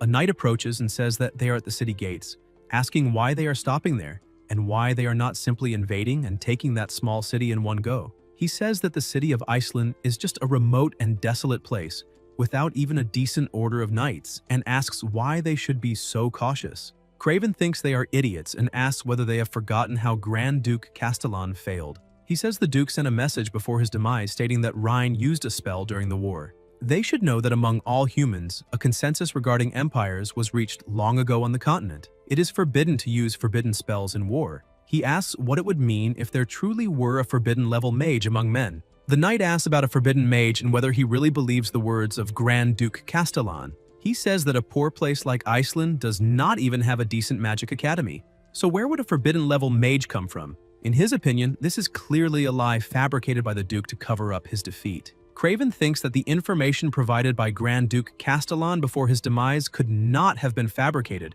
and wonders whether there really is a forbidden-level mage in Iceland City. He tells them to stop talking nonsense. Tomorrow morning, they will have the soldiers set up camp and rest, and he will personally take the people from the Mages Guild to visit Rhine in Iceland. The knight asks about a visit and wonders whether he is thinking of making peace. And Craven replies that first, he wants to see Rhine to confirm whether there truly is a forbidden-level mage by his side, and that if that is the case, they must handle the situation with caution, otherwise no one knows how this battle will unfold. Second, they came here to suppress a rebellion, not to invade, and they need a legitimate reason to do so. It is better that they behave, or they should not blame him for having no mercy before his majesty. Elsewhere, a young man says that Marshal Craven of the Orvis Empire would like to speak with him, and that he also brought people from the Mages Guild saying they want to investigate the previous incident involving forbidden spells. The protagonist says it seems the Orvis Empire has some intelligent people and that they can let them in as well. Later, still in the same place, Craven enters and introduces himself. Rain asks why the Marshal of the Orvis Empire arrived at the enemy's headquarters before the war even began. Craven says that Grand Duke Castile's battle report mentioned that he used a forbidden spell in battle against him. According to the agreement between the human empires, forbidden-level mages cannot participate in wars, so the Mages Guild hope to investigate this matter. The mage says he hopes Rain will cooperate with the investigation. Rosalind says this is audacious and asks how members of the Mages Guild dare be so disrespectful to the Lord, and whether they do not even know basic etiquette when meeting nobility. The mage replies that the rules of the Mages Guild are not bound by the elaborate formalities of human nobility, and says that if they want him to bow to Lord Rhine, then unless Rain can prove he is more intelligent than them, they will skip that requirement. Holker asks how the Lord is supposed to prove he is more intelligent than him, and the mage replies that it is very simple. He has a small toy he made on the spot. As long as anyone can place the white wooden pieces into the frame, he will immediately bow and admit that Rain's wisdom surpasses his. The young master wonders if that is not a children's educational toy, and thinks that at most it is for 4-year-olds.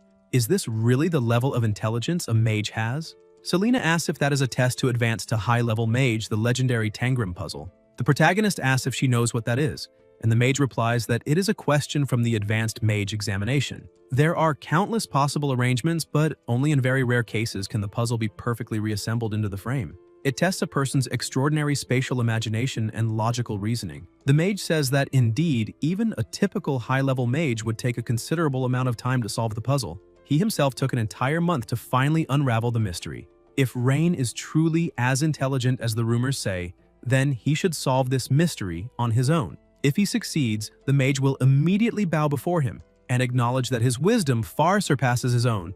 Rain remains silent for a moment, wondering whether it really took him a month to figure out a 4-year-old's educational game. Still in the same place, Selena says she will try and that she has already solved a similar Tangram puzzle. She starts putting the pieces together and moving them to see if she can fit them, but she fails and says she is incompetent and that one piece is still missing. The mage asks whether, with her level of comprehension, she thinks she can advance further on the path of a mage and states that it really seems there are no forbidden mages in Iceland City since everyone there is an idiot. The guards say he is audacious and ask how he dares show such contempt for the Lord. The mage asks what is wrong with despising a mere backwater noble and says that since none of them can solve the puzzle, there is no need for him to stay any longer. The young master tells them to stop and asks who said that no one in Iceland can solve a Tangram puzzle. The mage asks if he has other candidates in mind, and the protagonist replies that he does not need anyone else and can do it himself. The mage starts laughing and asks, "Him?" saying that when he was young, Rain was just a spoiled child who could not even pass the junior mage examination, so how could he possibly solve a problem meant for high-level mages? Rain replies that that was because the questions were too stupid and not worth his time. The mage says that is enough nonsense and tells him to stop trying to save face. If he is really capable, then he should solve it right now. The young master says they should make a bet, otherwise it will be very boring, and the mage asks what he wants to wager. The protagonist replies that if he can solve the Tangram within 30 seconds, the mage must immediately kneel and apologize to her. Selena calls out to him and Rain tells her not to worry since she is his subordinate and no one but himself is allowed to intimidate her and asks the mage what he thinks. The mage replies that it is fine. If Rain fails to assemble it correctly, he must immediately kneel in front of him and apologize to the entire Mages Guild. The young master says he understands. Then the protagonist begins moving the pieces and quickly completes the puzzle. The mage is extremely shocked and wonders if it really only took 30 seconds, thinking it is impossible since he himself took an entire month to solve that Tangram puzzle, and wonders how Rain managed it. The young master asks whether he should not fulfill the bet, and the mage says it was just luck. Even if he solved it, it means nothing, just a lucky guess by a local noble. Rain replies that whether it was luck or skill is irrelevant. The point is that it is already assembled, and now the mage has two choices: obediently kneel and apologize to his mage, or he will have Rosalind cut off his head. Someone strikes a sword against the ground and it is Holker. The protagonist asks what he will choose. Craven says that he made a public bet, and if he breaks his word, would that not damage the reputation of the Empire and the Mages Guild? The mage says he never expected anyone to actually solve that puzzle, and Craven asks whether he will honor the bet now, or intends to make Craven return and report his shameful behavior to the Mages Guild. The mage says he understands, then kneels and apologizes to the young lady, thinking that today's humiliation will be repaid 100-fold someday. Craven thinks that this lord is no ordinary young man, and that he must be extremely careful with him. Rain approaches the mage and says that now that he has honored the bet, they should get to the point. The mage thanks him for the guidance and says that on behalf of the Mages Guild, he will investigate what was mentioned in the battle report left by Grand Duke Castellan before his demise, and check all mages registered in the Iceland Guild. If necessary, he will not refrain from finding the apprentice, and asks if that is acceptable. The young master says it is not acceptable, and the mage asks if he is implying that he intends to oppose the Mages Guild. The protagonist clearly states that he never used a forbidden mage, and the mage replies that in that case, he should not be afraid of him thoroughly investigating the guild's mages. Rain says that since he did not use any forbidden mage, this investigation is unnecessary and that the mage has no right to deeply investigate his Mages Guild. The mage hesitates, and Craven says that the mission of the Mages Guild is also to uncover the truth and issue judgments. After all, if forbidden mages participate in wars between humans, it will cause massive casualties.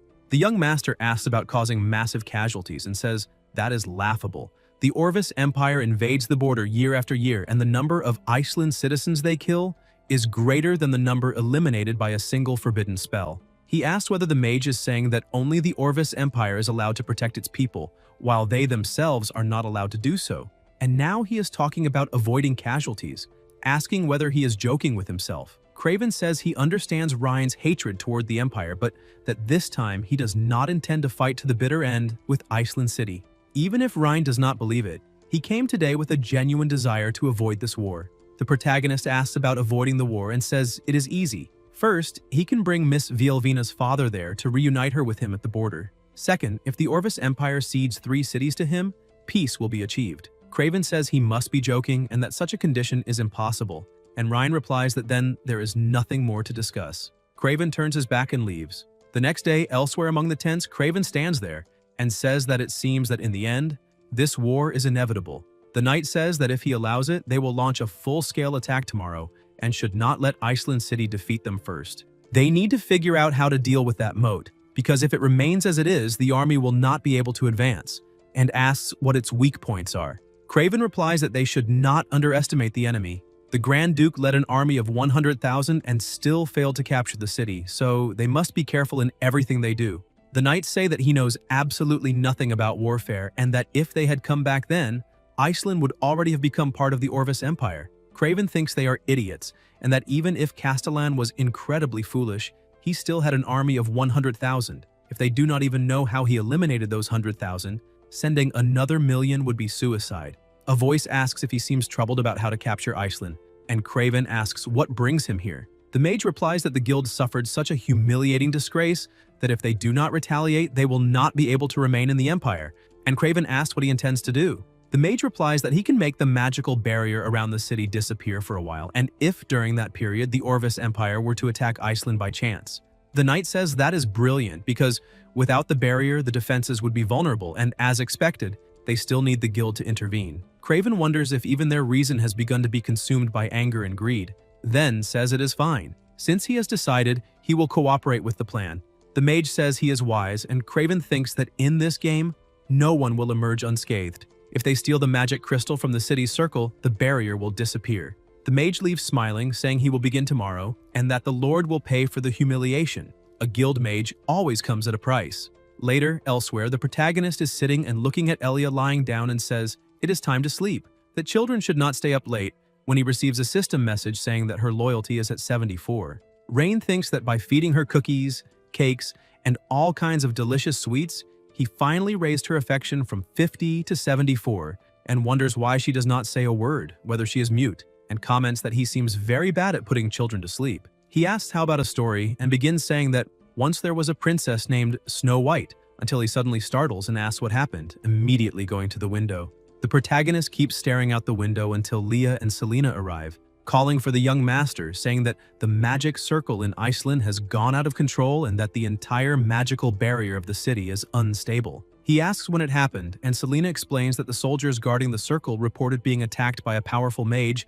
dressed in a black cloak that hid his face, and they speculated it might be the dark mage who killed the bandits in the dungeon a few days earlier. Rain thinks for a moment and realizes it has nothing to do with any dark mage, even wondering if it was that idiot mage instead, while Leah, deeply worried, says that his safety is the most important thing right now, and asks him not to leave that place. Selena offers to go to the center of the magic circle to see if she can fix it, but the protagonist tells her to stop talking nonsense and emphasizes that he is not one of those nobles who hide in palaces, nor a useless person who needs women to fight for him. The two girls are shocked to hear that, and without hesitation, he opens the drawer, grabs the point .38 along with his coat, and leaves, saying he is going to see who is causing trouble. A short time later, at the site where chaos has taken hold, people try to help one another until the protagonist arrives. One of the knights goes to him, kneels, and apologizes for failing to protect the formation. Rain asks what exactly happened, and the guard says they were on rotating shifts and the magic circle had been working perfectly, but suddenly, an extremely intense fatigue struck them, and everyone passed out at the same time. And when they woke up, everything was already like this. Selena calls to the young master and says that the remaining magical residue is not dark magic and has nothing to do with the dark mage from a few days ago. Hearing this, the protagonist realizes there is only one possibility. They came to retaliate after being humiliated. Rain tells the guard to count the casualties, send rescue teams, and properly tend to the wounded. Then, determined, he calls the girls and heads to the center of the magic circle to find that idiot. When they arrive, he quickly spots Orin in the middle of the circle. The Archmage laughs and says, "These are the consequences of disrespecting someone like him." Selena asks how an Archmage from the Mages Guild could interfere in a war between empires, and Orin tells her not to talk nonsense, claiming he only applied a light punishment to the nobles who disrespected him, adding that if a war happens during this period, it has nothing to do with him. The girl is furious, but the protagonist tells her to calm down. Rain says that because of Orin's actions, countless people in Iceland have been left homeless and killed, and asks how he intends to take responsibility. But Orin does not care at all about useless trash with no magical power, and starts laughing, saying that when the Imperial army arrives the next day, that ruined city will be reduced to ashes. Mockingly, he says he forgot that the protagonist is originally a useless person with no magical power. Already irritated, Rain warns that he is giving him one last chance and tells the mage to use his magic to heal the wounded and compensate them, and then he might consider sparing his life. Orin laughs, saying the protagonist cannot do anything, points at Selena and says she is only a high-level mage while he is an archmage, and that he wants to see who will spare whose life. Then, using fire magic, he summons a dragon, and Selena immediately raises a water elemental shield. The shield blocks the attack, but Selena is injured. The archmage keeps laughing wildly, and that finally irritates the protagonist. He pulls the point .38 and points it at the mage.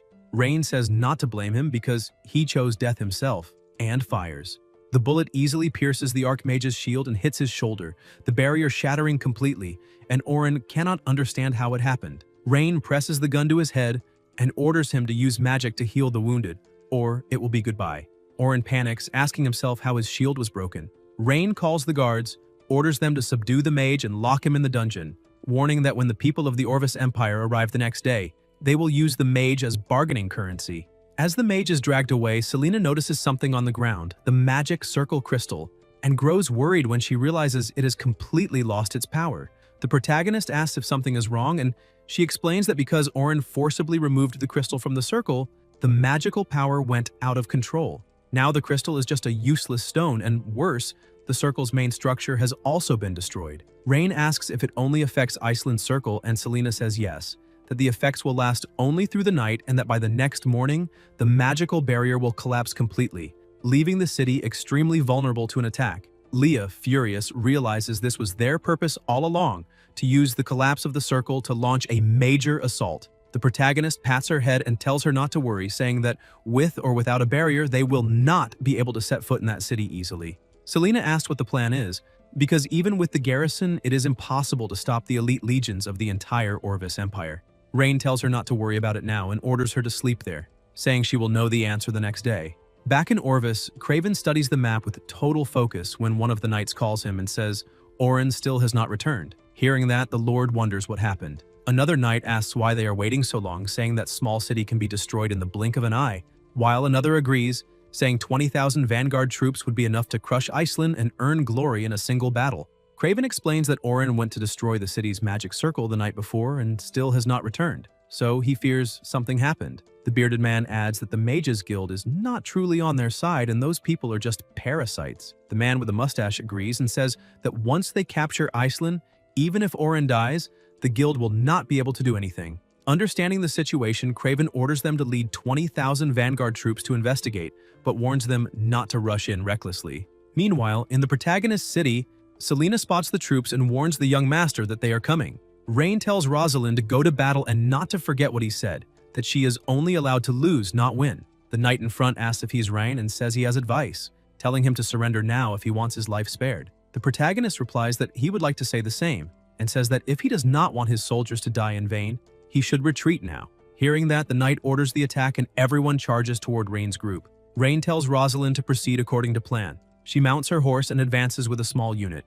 Before long, she closes in, and the mustached knight swings his axe, but the blow is easily blocked. Rosalind is surprised by how weak he is and even wonders if he's holding back while he mocks her, saying that even though she is a woman, she managed to withstand his strength, proving she has some skill. Even the horse seems shocked, because if that was all, she would have more trouble pretending to lose than actually winning. She thinks for a moment and realizes there is only one way. When the man attacks again, Rosalind leaps off her horse, makes them both evade the strike, and counters by hitting the enemy's horse.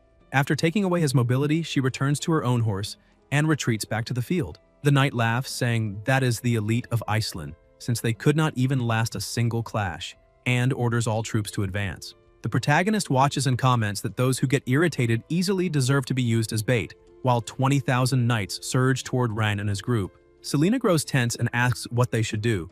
Rain says they are starting and that it is time to send it. Rosalind, still returning, stops and turns to face the knights. The mustached man asks why, and asks whether the protagonist really thinks he can fight them to the death, relying only on the city's women. Rain starts mocking them, asking if only 20,000 people came, saying it is a pity because he originally wanted to annihilate everyone at once. Then he tells Selena to begin the attack. The girl starts conjuring fire magic and forms an enormous fireball above her hand. But what no one expected was that multiple gunpowder barrels were buried under the ground where the battle was taking place.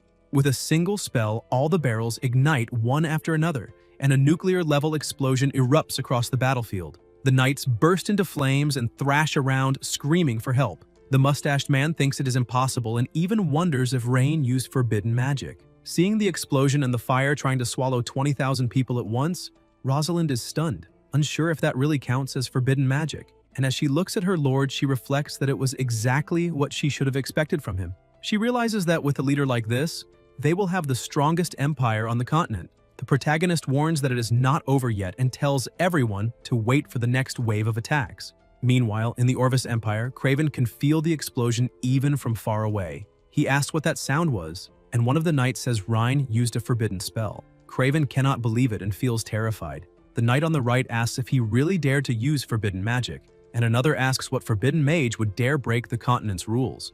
The marshal grabs the frightened soldier and demands to know what exactly he saw. The man explains that he saw a massive fireball bursting up from the depths of this valley like an infernal rift tearing open. Craven summons all the mages and orders them to follow him, and as he leaves the camp, he sees that massive explosion reaching the clouds. He commands the mages to immediately use water magic to extinguish the fire and save as many people as possible, and all the mages rush forward, casting water magic and causing a torrential rain in an attempt to put out the flames. The marshal grows pensive and recalls that the protagonist swore emphatically that he had never used forbidden magic. Yet looking at the scene before him, he desperately hopes that the protagonist lied, because if he did not, then it means he possesses a weapon of mass destruction comparable to a forbidden spell. It would be acceptable if such a weapon were only used for defense, but if it could be employed in sieges, the Orvis Empire would be destroyed in a very short time. Soon after, a soldier returns and reports that the fire has finally been extinguished, and Craven, already discouraged,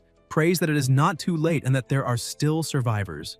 At that moment, several figures appear before him, but they are not his soldiers, rather the protagonist and his allies. Rain greets Craven, saying that they have met again, and the marshal raises his hands and asks whether the war can end there, explaining that he will return to the empire and make a ceasefire happen. The protagonist refuses, saying that one cannot simply start a battle and stop whenever one wishes, and that now it is already too late. The protagonist's soldiers raise their weapons and aim at Craven's mages, who sneer and mock them, saying that without forbidden mages they are nothing, and even asking what those iron tubes could possibly do.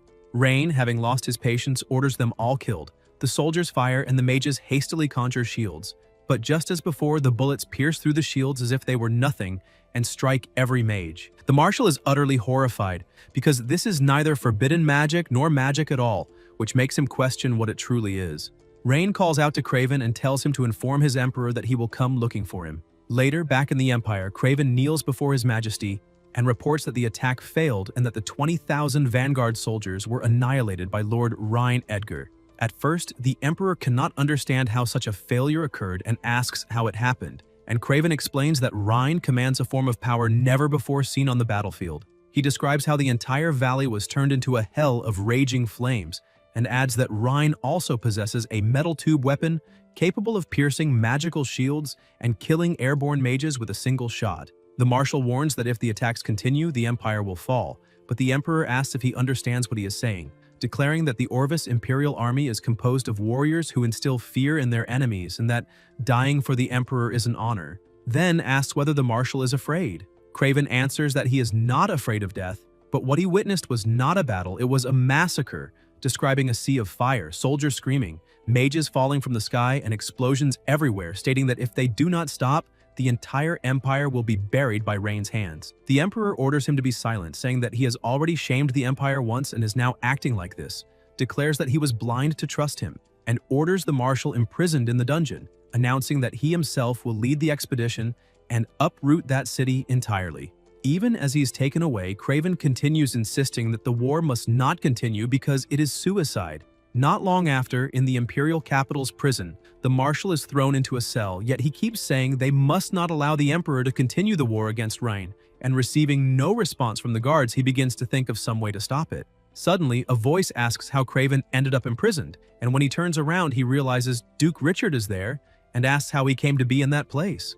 The Duke sighs and says Craven is forgetful, asking whether he truly does not remember that he was locked there many years ago by the emperor, then jokingly asks what the young man did, whether he offended a minister's daughter and was caught red-handed. Craven takes a deep breath and says that if that were the case, it would have been much better, and seeing his expression, the Duke realizes that the sky really is falling this time. Craven explains that Rhine is not something they can control and that if the battle continues, they are simply marching toward death, which leaves the Duke completely shocked as he asks whether Craven is saying that a young man with only a few hundred people annihilated 20,000 vanguard troops and even defeated an aerial mage squad in a short time. Craven affirms that as absurd as it sounds, it is the truth, and says he does not understand why the emperor insists on attacking that city when there are many better places to expand. Richard then explains that many years ago he accompanied His Majesty on an inspection tour of the western border, where they discovered an abandoned underground altar near Iceland,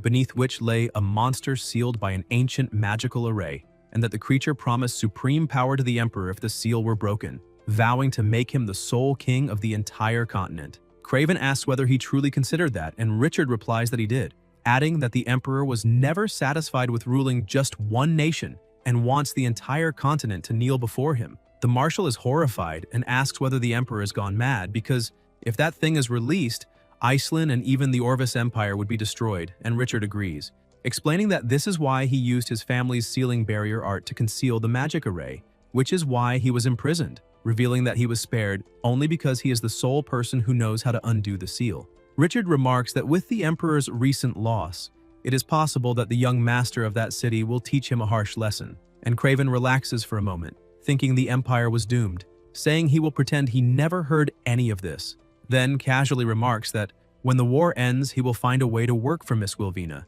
as he has heard she's quite popular lately. Richard asks whether the girl is doing well in the empire, and Craven answers that she is in Iceland now, helping Rhine, which leaves the Duke stunned. Craven asks what is wrong, and Richard realizes that he may have fallen into the emperor's trap, explaining that the only way to break the sealing art is to use fresh blood from his lineage as a sacrifice, and if the emperor kills Wilvina in Iceland, the monster will be completely released. Craven understands that the Emperor always knew the Duke's daughter was the key to undoing the seal, and is using someone else's knife to kill for him.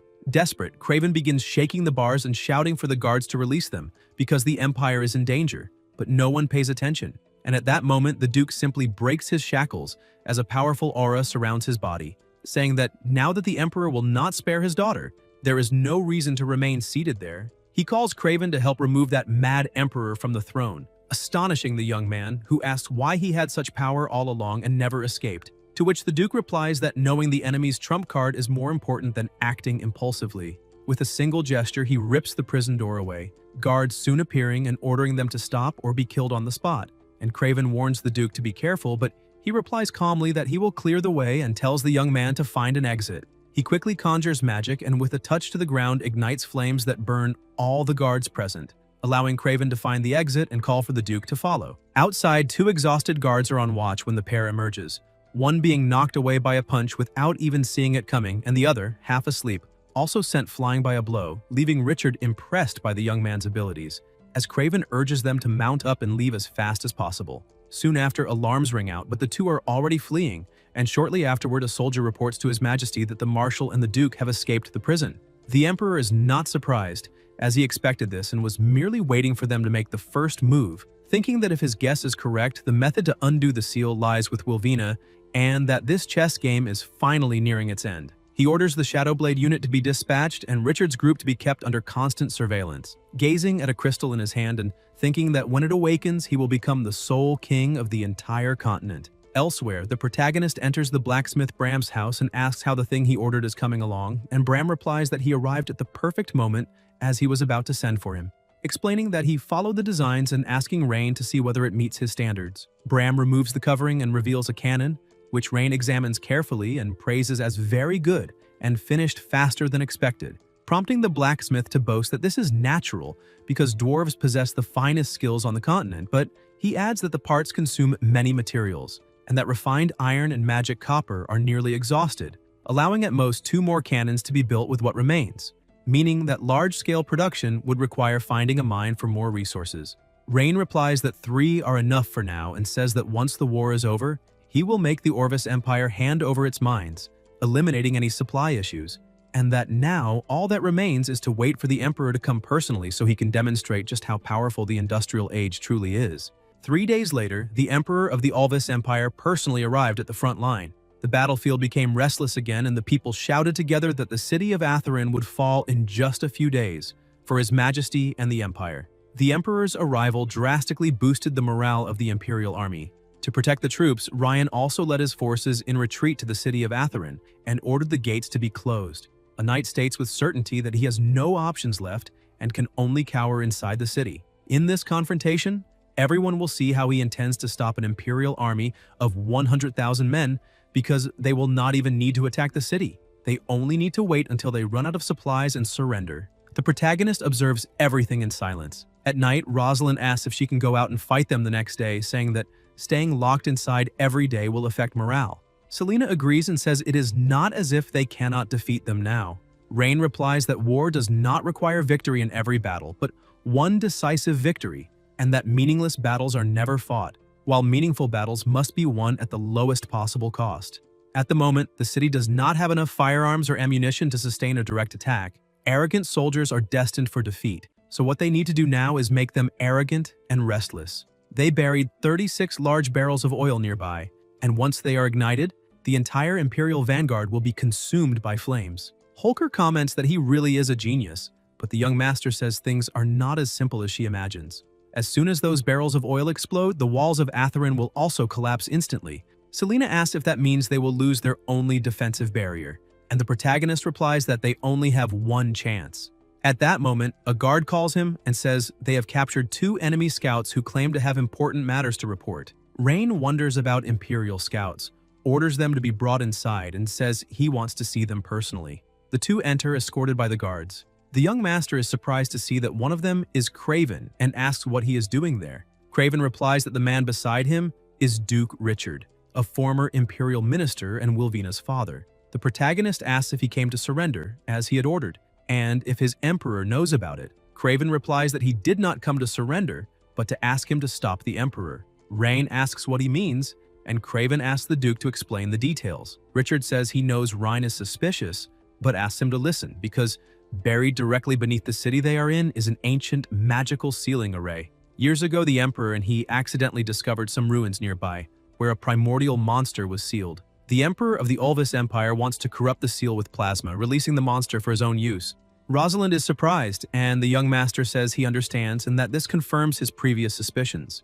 So he asks him to get straight to the point and asks what the conditions are for the seal to be broken. Richard replies that if he himself or his daughter is killed near the city, the seal will break immediately and the monster will be released. Holker becomes even more surprised. Richard says the Emperor intends to use the Imperial Army's attack to eliminate his daughter and begs Rhine to send troops to cover the two of them as they flee the city of Atherin, because outside the isolated area, even if they die, the monster will not be released. The protagonist remains silent for a moment and then says no. Richard, surprised, asks why and says this does not involve only his family, but the safety of the entire continent. Rain asks if he wants him to withdraw his troops, leave the city of Atherin vulnerable, and allow its people to be cruelly massacred by the enemy attack. Richard asks if he would risk the fate of the entire continent over the gain or loss of a single city.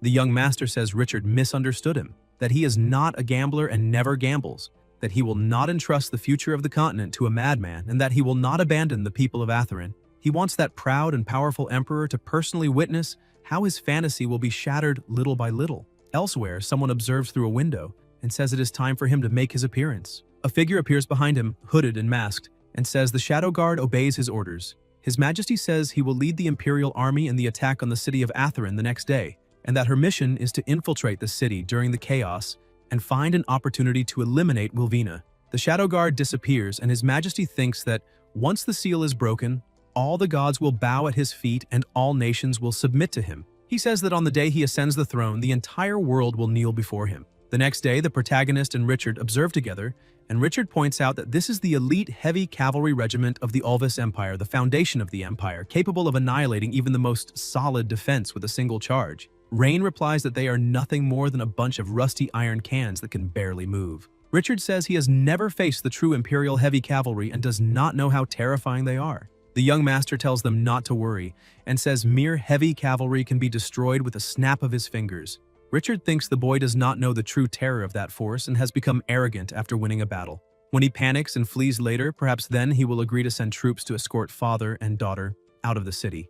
Rosalind approaches and reports that the heavy cavalry of the Ulvis Empire seems to be preparing to attack, asking if she should lead her men to confront them. The protagonist tells her to take the men and contain them, but reminds her to attack only once and then retreat without engaging directly. Holker asks what the plan is, and Rhine replies that their armor is heavy and consumes a lot of energy, and that if she leads them on a prolonged chase, provoking them repeatedly, they will soon run out of breath and become unable to move. Rosalind says he is very clever and bets they have not been taken out for a walk like this in hundreds of years.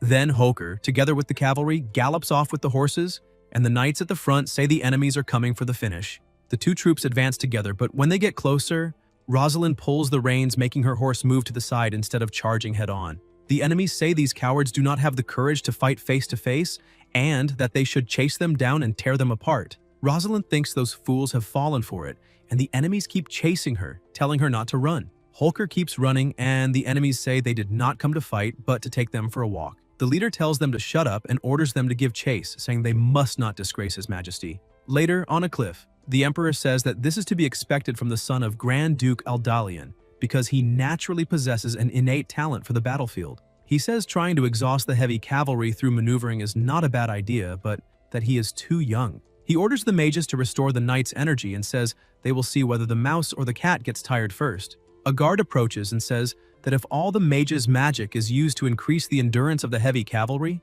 he wonders what will happen if the young master uses that large-scale forbidden fire spell again, as he did a few days ago, stating that they probably will not be able to cast fire prevention and isolation magic in time. The Emperor says not to worry, because he will not dare to use it. The knight says his subordinate is slow-witted and asks why he would not dare to use it. The Emperor replies that this battlefield is different from the valley, that the city of Atherin has already lost its superior magical barrier, and that if he uses that destructive level forbidden fire spell again, not only will the Imperial army be affected, but the city walls he relies on as shields will also be destroyed instantly, and all of Atherin will turn to ashes in the Great Fire. He says Rhine would never allow the city he built with so much care to become scorched earth. The knight agrees and says that, contrary to his own maneuver, what makes him cautious because of the people is the city, and that by tying his own hands, his majesty is wise. Later elsewhere, Rosalind's partner calls out to her and says they cannot hold on anymore and are being exhausted to the limit. Holker says the young master is indeed, until she notices something and asks what that is. Ahead of them, there is a barrier. They pass through it, and the enemies feel better, saying they should eliminate them. The guard asks Rosalind if something is wrong and how they are alive again. Holker asks if they are using precious magic to restore the endurance of the heavy cavalry. They ask what they should do now, whether they should keep prolonging this, saying that their own horses are already almost too exhausted to run. Rosalind stays silent for now and remembers the young master saying that if something went wrong, they should lead them to the city wall and that he himself would take care of it there. Holker thinks that now they can only follow his orders and tells all troops to retreat and advance toward the city walls. The enemy laughs, saying they are also out of energy and that they should chase them down and tear those cowards apart. Someone is waiting for them with weapons. Along with the other knights, the enemies ask what the hell that is and if they really sent so few people to attack with iron rods, questioning whether they are trying to be funny. Then the knights receive the order and start firing. The enemies are hit, and one of them says this is impossible because they are wearing dragon-scale steel armor specially made for this occasion, asking what kind of weapon that is. The protagonist asks who cares about dragon-scale steel armor and says that before gunpowder they are nothing but paper toys and that this battle is over. Richard agrees. The enemy knights say the captain misjudged the opponent, and the other troops raise their weapons high and shout, "Long live the young master." They celebrate loudly. Elsewhere, someone moves extremely fast. It is the Shadow Guard with her two partners, and he tells them to confirm the location and find a way to sneak into the Lord's mansion. Then the Shadow Guard notices something and disappears. The knight tells his horse that they won today and that they will receive the best hay, until he notices a light and the Shadow Guard cuts his throat in an instant. Her partner holds the body and begins using high-level magic, dark magic. The knight is revived, and the Shadow Guard says she will use his appearance to infiltrate the Lord's mansion, while they will remain outside as reinforcements. Then the infiltrated Shadow Guard approaches the knights, and one partner asks if he has finished feeding the horses, saying that when he is done, they will go have a drink. Later that night, they are celebrating the victory, and voices say the young master is truly a god who descended to earth, that as soon as that musketeer squad appeared, the enemy was so frightened they almost pissed themselves. They say that if Atherin did not have him, it probably would have fallen today. The protagonist tells them to relax a little tonight and reminds them that the battle is not over yet, saying they should not drink anymore. Wilvina observes him in silence and remembers him saying that he wanted her to serve him, wondering where their relationship will go once this war ends. The infiltrator observes her in silence. Wilvina walks outside, touches the water, and thinks that a noble from Ulvis cheering for the enemy in Atherin is foolish. Then she senses something and asks who is there. It is the infiltrator asking why she is not at the banquet and whether she is spacing out. Wilvina replies that she is just a little tired and came to get some fresh air and thinks that he just called her miss. But everyone in the city, by the young master's orders, calls her Minister of Finance. She asks how things are going with his marriage to Lilia and comments that last time, they were arguing badly by the kitchen door, asking if they have already made up. The infiltrator feels awkward and replies that, of course, they have already made up, and that although she has a fiery temper, she is a good person. Wilvina says he is not Khan because there is no one named Lilia in this city and asks who exactly he is. The infiltrator says that this is to be expected from the Duke's daughter, so perceptive. The Shadow Guard returns to her normal form and asks if she may know how Wilvina saw through the disguise magic. Wilvina replies that his appearance was not the problem, but the way he addressed her. The Shadow Guard asks about the form of address, and Wilvina replies exactly that the people of this city do not call her Miss. They call her Minister of Finance, that strange title. The Shadow Guard says so, that is it, and feels relieved that the disguise magic was not the problem.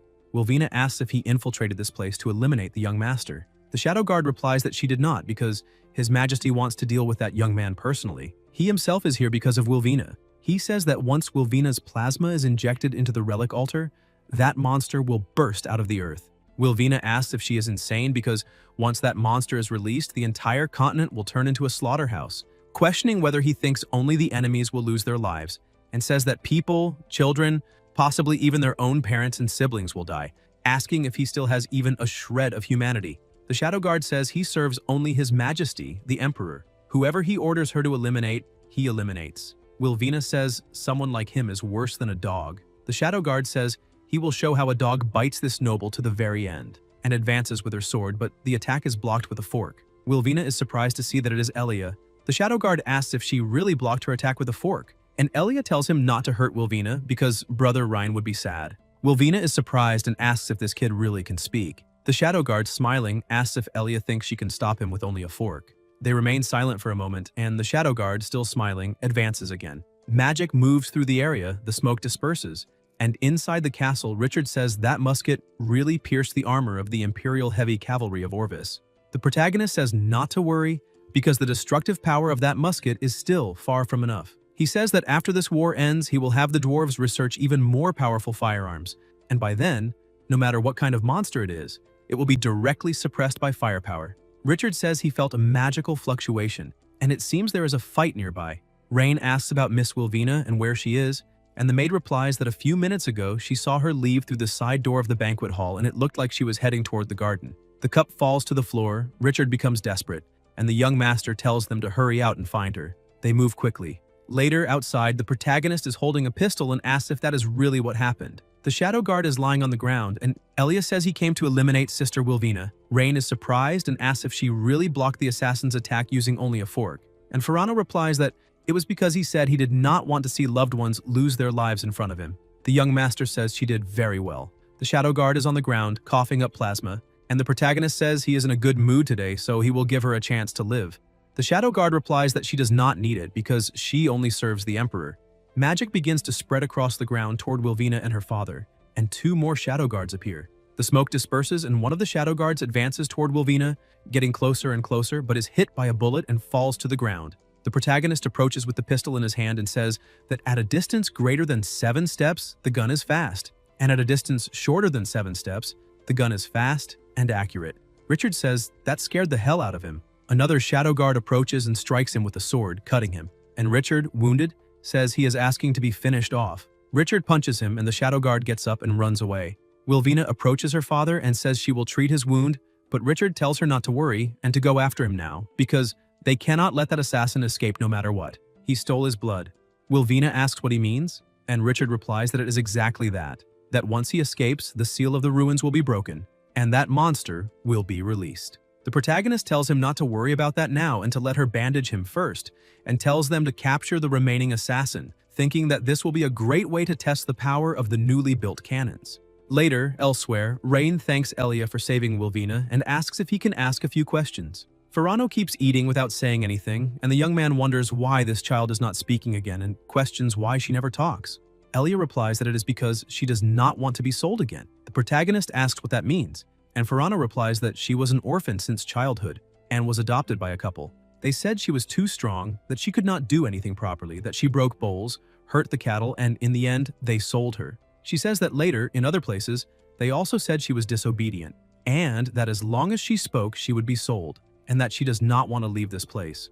Rain tells her not to worry because no one here would dare to sell anyone. The young master kneels and says she used her strength to save Wilvina, asking if she is willing to use that strength to protect more people. Elia asks if she will not be kicked out for breaking things and if she will not be sold for saying the wrong thing. The protagonist replies that she can stay here forever, for as long as she wants, and that no one can take her away. Ferrano cries hard and hugs him, and Rain says she's been busy all night and can go back and rest now. Elia asks if she can become his subordinate like the older sister, and fight for him, saying she is very strong. The young master replies that this is great and that tomorrow he will ask Rosalind to come see if she has what it takes, and that for today she should go to sleep. The system congratulates the host for successfully recruiting the 4th main subordinate, and the protagonist realizes that only one more talent is missing. Ferrano goes to lie down, and the young master thinks that it is time to talk to Wilvina. Wilvina is sitting and reading a book when a voice asks if she is asleep. Wilvina asks what is wrong, and the protagonist replies that there is something he would like to discuss with her and asks if he can come in. He says he wants to formally invite her to join him as his subordinate. Wilvina is surprised, asks him to forgive her, but refuses. The young master asks if he may know the reason, and Wilvina replies that there is no complicated reason. She simply does not believe she has the ability to be his subordinate. Rosalind and the others are different from her in terms of status. They are subjects, while she is a noble from a country hostile to them. Besides, she does not possess the powerful martial arts skills of the young lady and the others. At most, she can manipulate accounting books a little. Rain says that, in his opinion, manipulating accounts is also a talent. Wilvina replies that this talent is far too insignificant for his ambition. The protagonist asks if she knows what his ambition is. Wilvina tells him not to be nervous, because it is impossible for someone as capable as him to have no ambition. Besides, there are many people on this continent who know how to falsify accounting books, so he does not necessarily need to choose her. The young master replies that indeed there are many people capable of falsifying accounting books, but someone like her, who can alter complex accounts without leaving any traces, he has only met one. Her work was the only one in which he found no flaw at all, even after personally investigating it. Since she has guessed his ambition, he can tell her. His ambition does not require only warriors like Rosalind to clear the way. It needs someone like her even more to devise strategies and plan before taking action. Wilvina asks if he is really using falsified accounting books as the basis to say she has that ability, and says he thinks far too highly of her. Rain then says he wants to teach her something even more advanced than manipulating accounting books.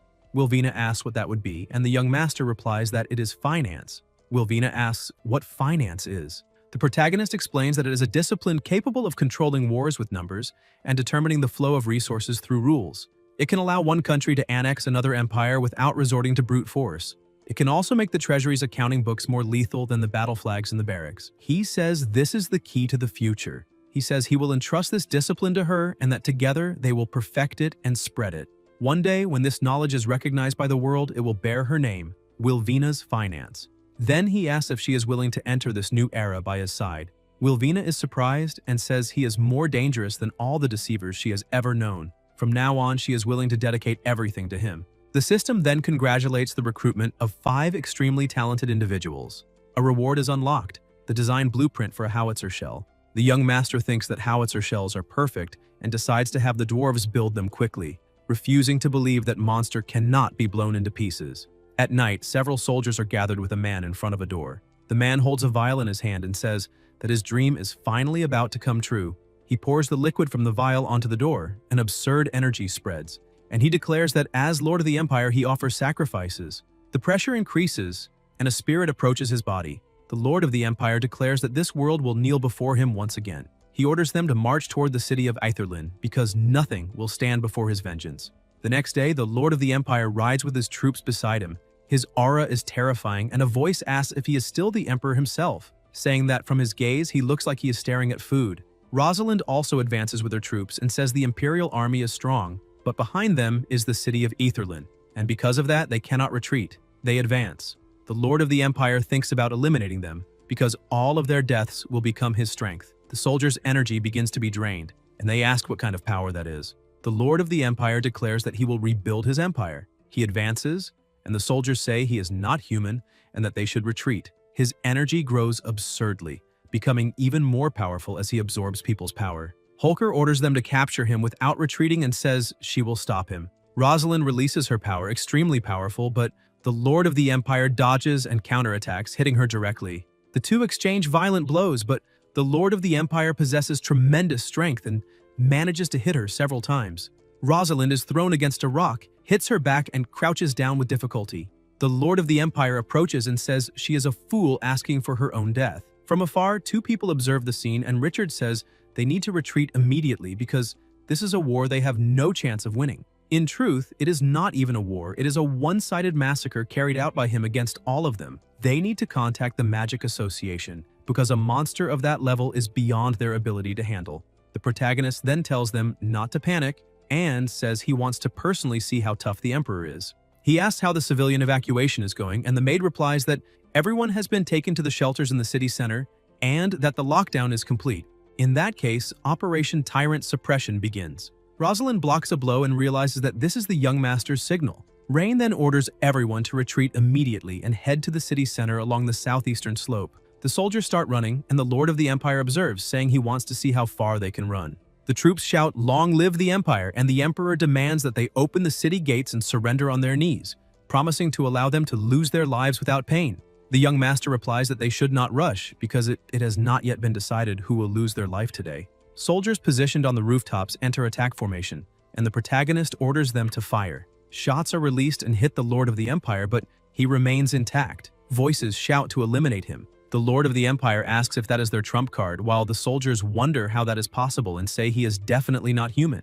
Rain says it is exactly as he thought. They cannot eliminate him without armor-piercing ammunition, and then orders them to bring the Italian cannon. The dwarves bring the cannon and position it, and the young master says he wants to see if he can withstand this. The Lord of the Empire asks if he intends to scare him with those pieces of iron without magic, and the protagonist replies that the destructive power of magic is not as great as that of his toy. Rain orders them to begin, and the dwarves aim the cannons at the enemy and fire. An absurd power is released from the cannon, and the young master tells the mage to get them out of there, because the city walls definitely will not withstand the explosion. Selena activates her magic and makes them disappear from there, and the mage asks if he is unharmed. Meanwhile, outside an explosion occurs, and the protagonist tells everyone to get down and prepare for the shockwave. The pressure increases and causes a massive impact, and the crouching soldiers ask what kind of power that is, because not even legendary forbidden magic would be much greater than that. They say the idiot emperor of the Orvis Empire is certainly finished and start celebrating. In the middle of the smoke, however, a voice appears saying that he really can use forbidden magic.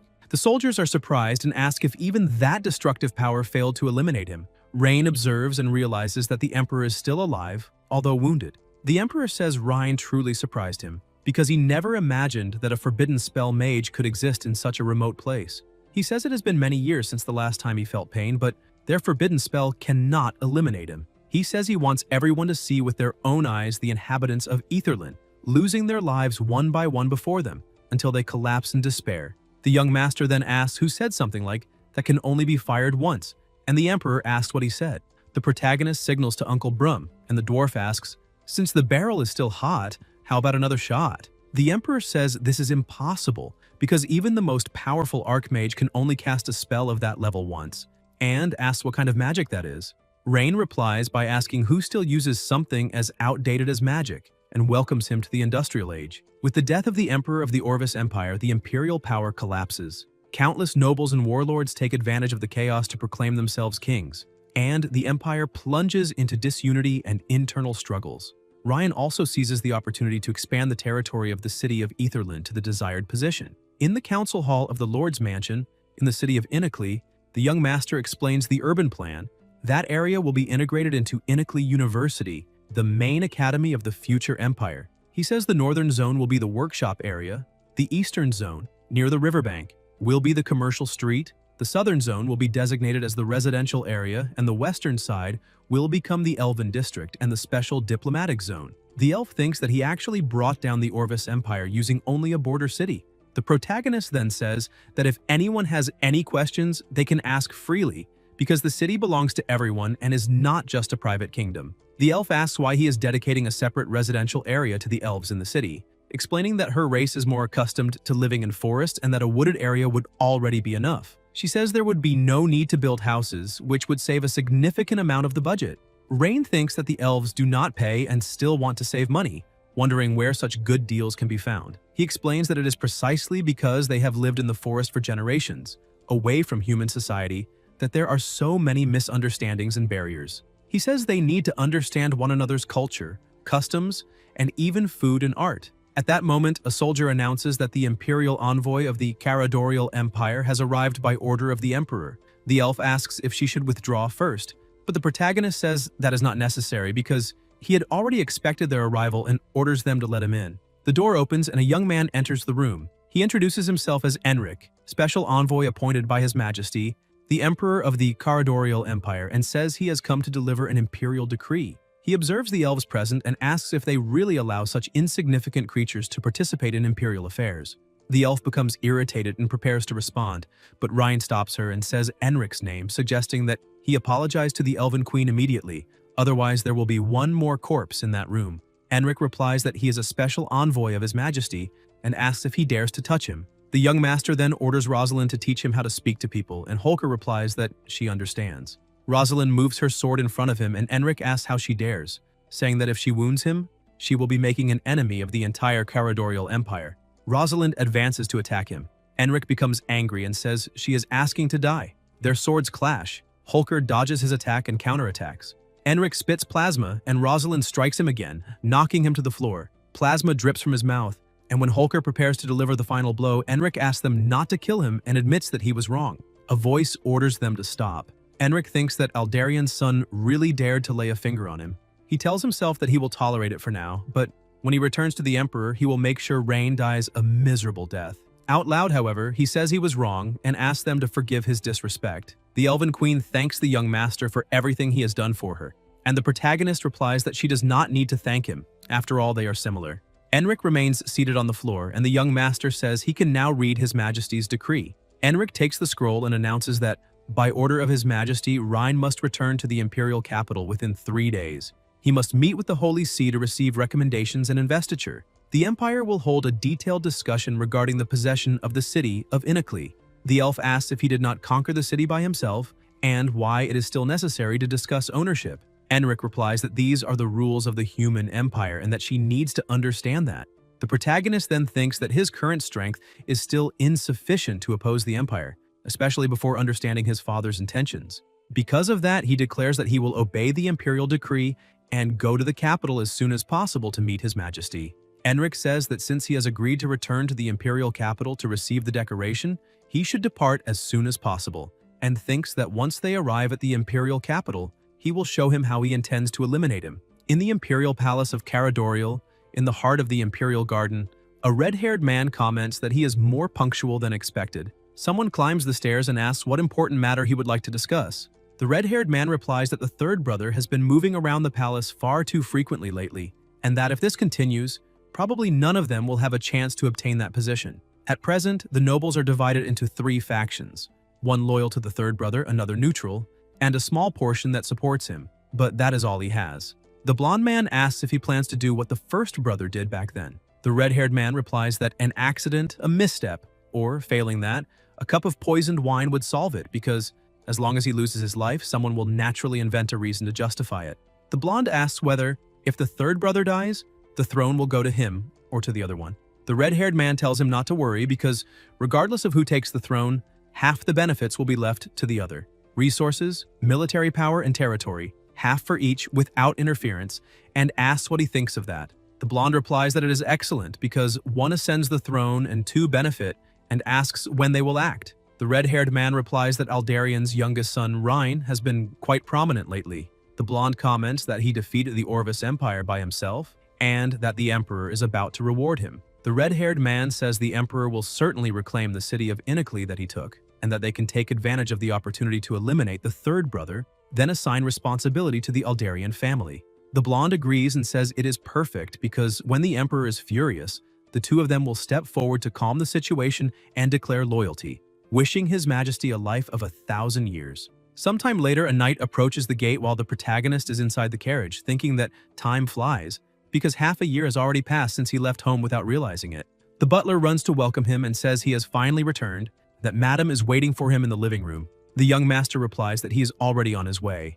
In the hall, Rain says he is back. His mother comments that he has lost a lot of weight and asks if he is used to the food in the city of Aetherlin and whether the people there are easy to manage. The protagonist replies that everything is fine and that she does not need to worry so much because he is no longer a child. His mother hugs him and says that in a mother's eyes, a son will always be a son. The young master says he brought some specialties from the city of Aetherlin for her to try later, and she thanks him, saying that he is very thoughtful. The butler enters again and informs them that the master has returned, and that the young master must go to the study. His mother comments that his father may not show it, but he also misses him very much, and asks him not to irritate him, because he is already old and even more stubborn than when he was a child. The protagonist says it is fine, that he will talk to him after the meeting, and his mother replies that she will wait for him. In the study, Rain says he is back. The master replies that all he had asked him to solve was the food crisis. The young master agrees. The master then asks how he explains eliminating the Legion commander appointed by the Empire, forming an alliance with the elves without authorization, and waging war against the Orvis Empire on the border, and asks if he truly believes that territory now belongs to him. The protagonist replies that the land may not be his, but those people truly believe in him and trust that the Edgar family can provide a better life, and that he simply did what a lord should do. The master is surprised and thinks that he has truly grown and become even more ambitious than he was when he was young. He says Ryan's performance exceeded his expectations, which pleases him and worries him at the same time. He states that during the investiture ceremony the next day, there will certainly be people who use these matters to distort the emperor's will, and asks what he intends to do.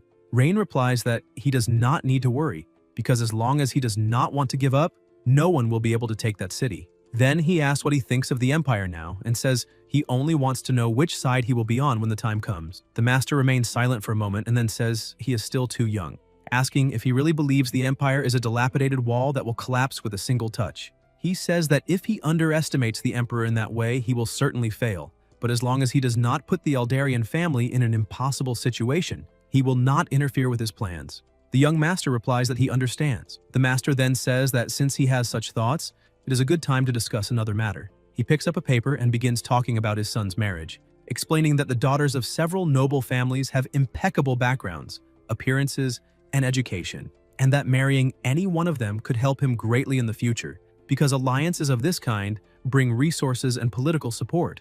The protagonist replies that he already has someone in mind. The master asks whose daughter she is. Rain says she is beautiful, intelligent, and composed, and that, more important than anything, she has always been by his side. The master becomes irritated and says that this is absurd because she is only his personal assistant and is not worthy of becoming his wife. The young master replies that deciding whether she is worthy or not is not up to him, but to the person who will marry her. The master says the path he wants to follow cannot be achieved through strength alone, because he needs to consider allies and resources, and only the daughters of the nobility can offer that kind of support. The protagonist replies that his future does not depend on marriage alliances, but on a prosperous industrial era. The master says that regardless, he will have the list of candidates sent to his room, because no matter his son's opinion, he should at least meet a few before making a decision. Later that night, elsewhere, a young man speaks with his imperial father and says that regarding the new city Ryan conquered, his suggestion is to allow him to continue managing it. The emperor asks why. The son replies that first, he led the troops to conquer that city, and taking it back by force could create resentment in the Edgar family. Second, he is very interested in some of the concepts Ryan presented. The emperor asks if he knows what he lacks most as an emperor. The son asks what that would be. The emperor replies that he lacks cruelty, the courage to eliminate when necessary. He says that what he orders must be done without hesitation, and what he forbids cannot be done even if someone wants to, because the majesty of imperial power cannot be challenged. The young man tries to reply, but at that moment someone approaches and asks why he is still there. Guys, if you enjoyed the video, leave a like, comment, and subscribe to the channel so you don't miss new content. Thank you.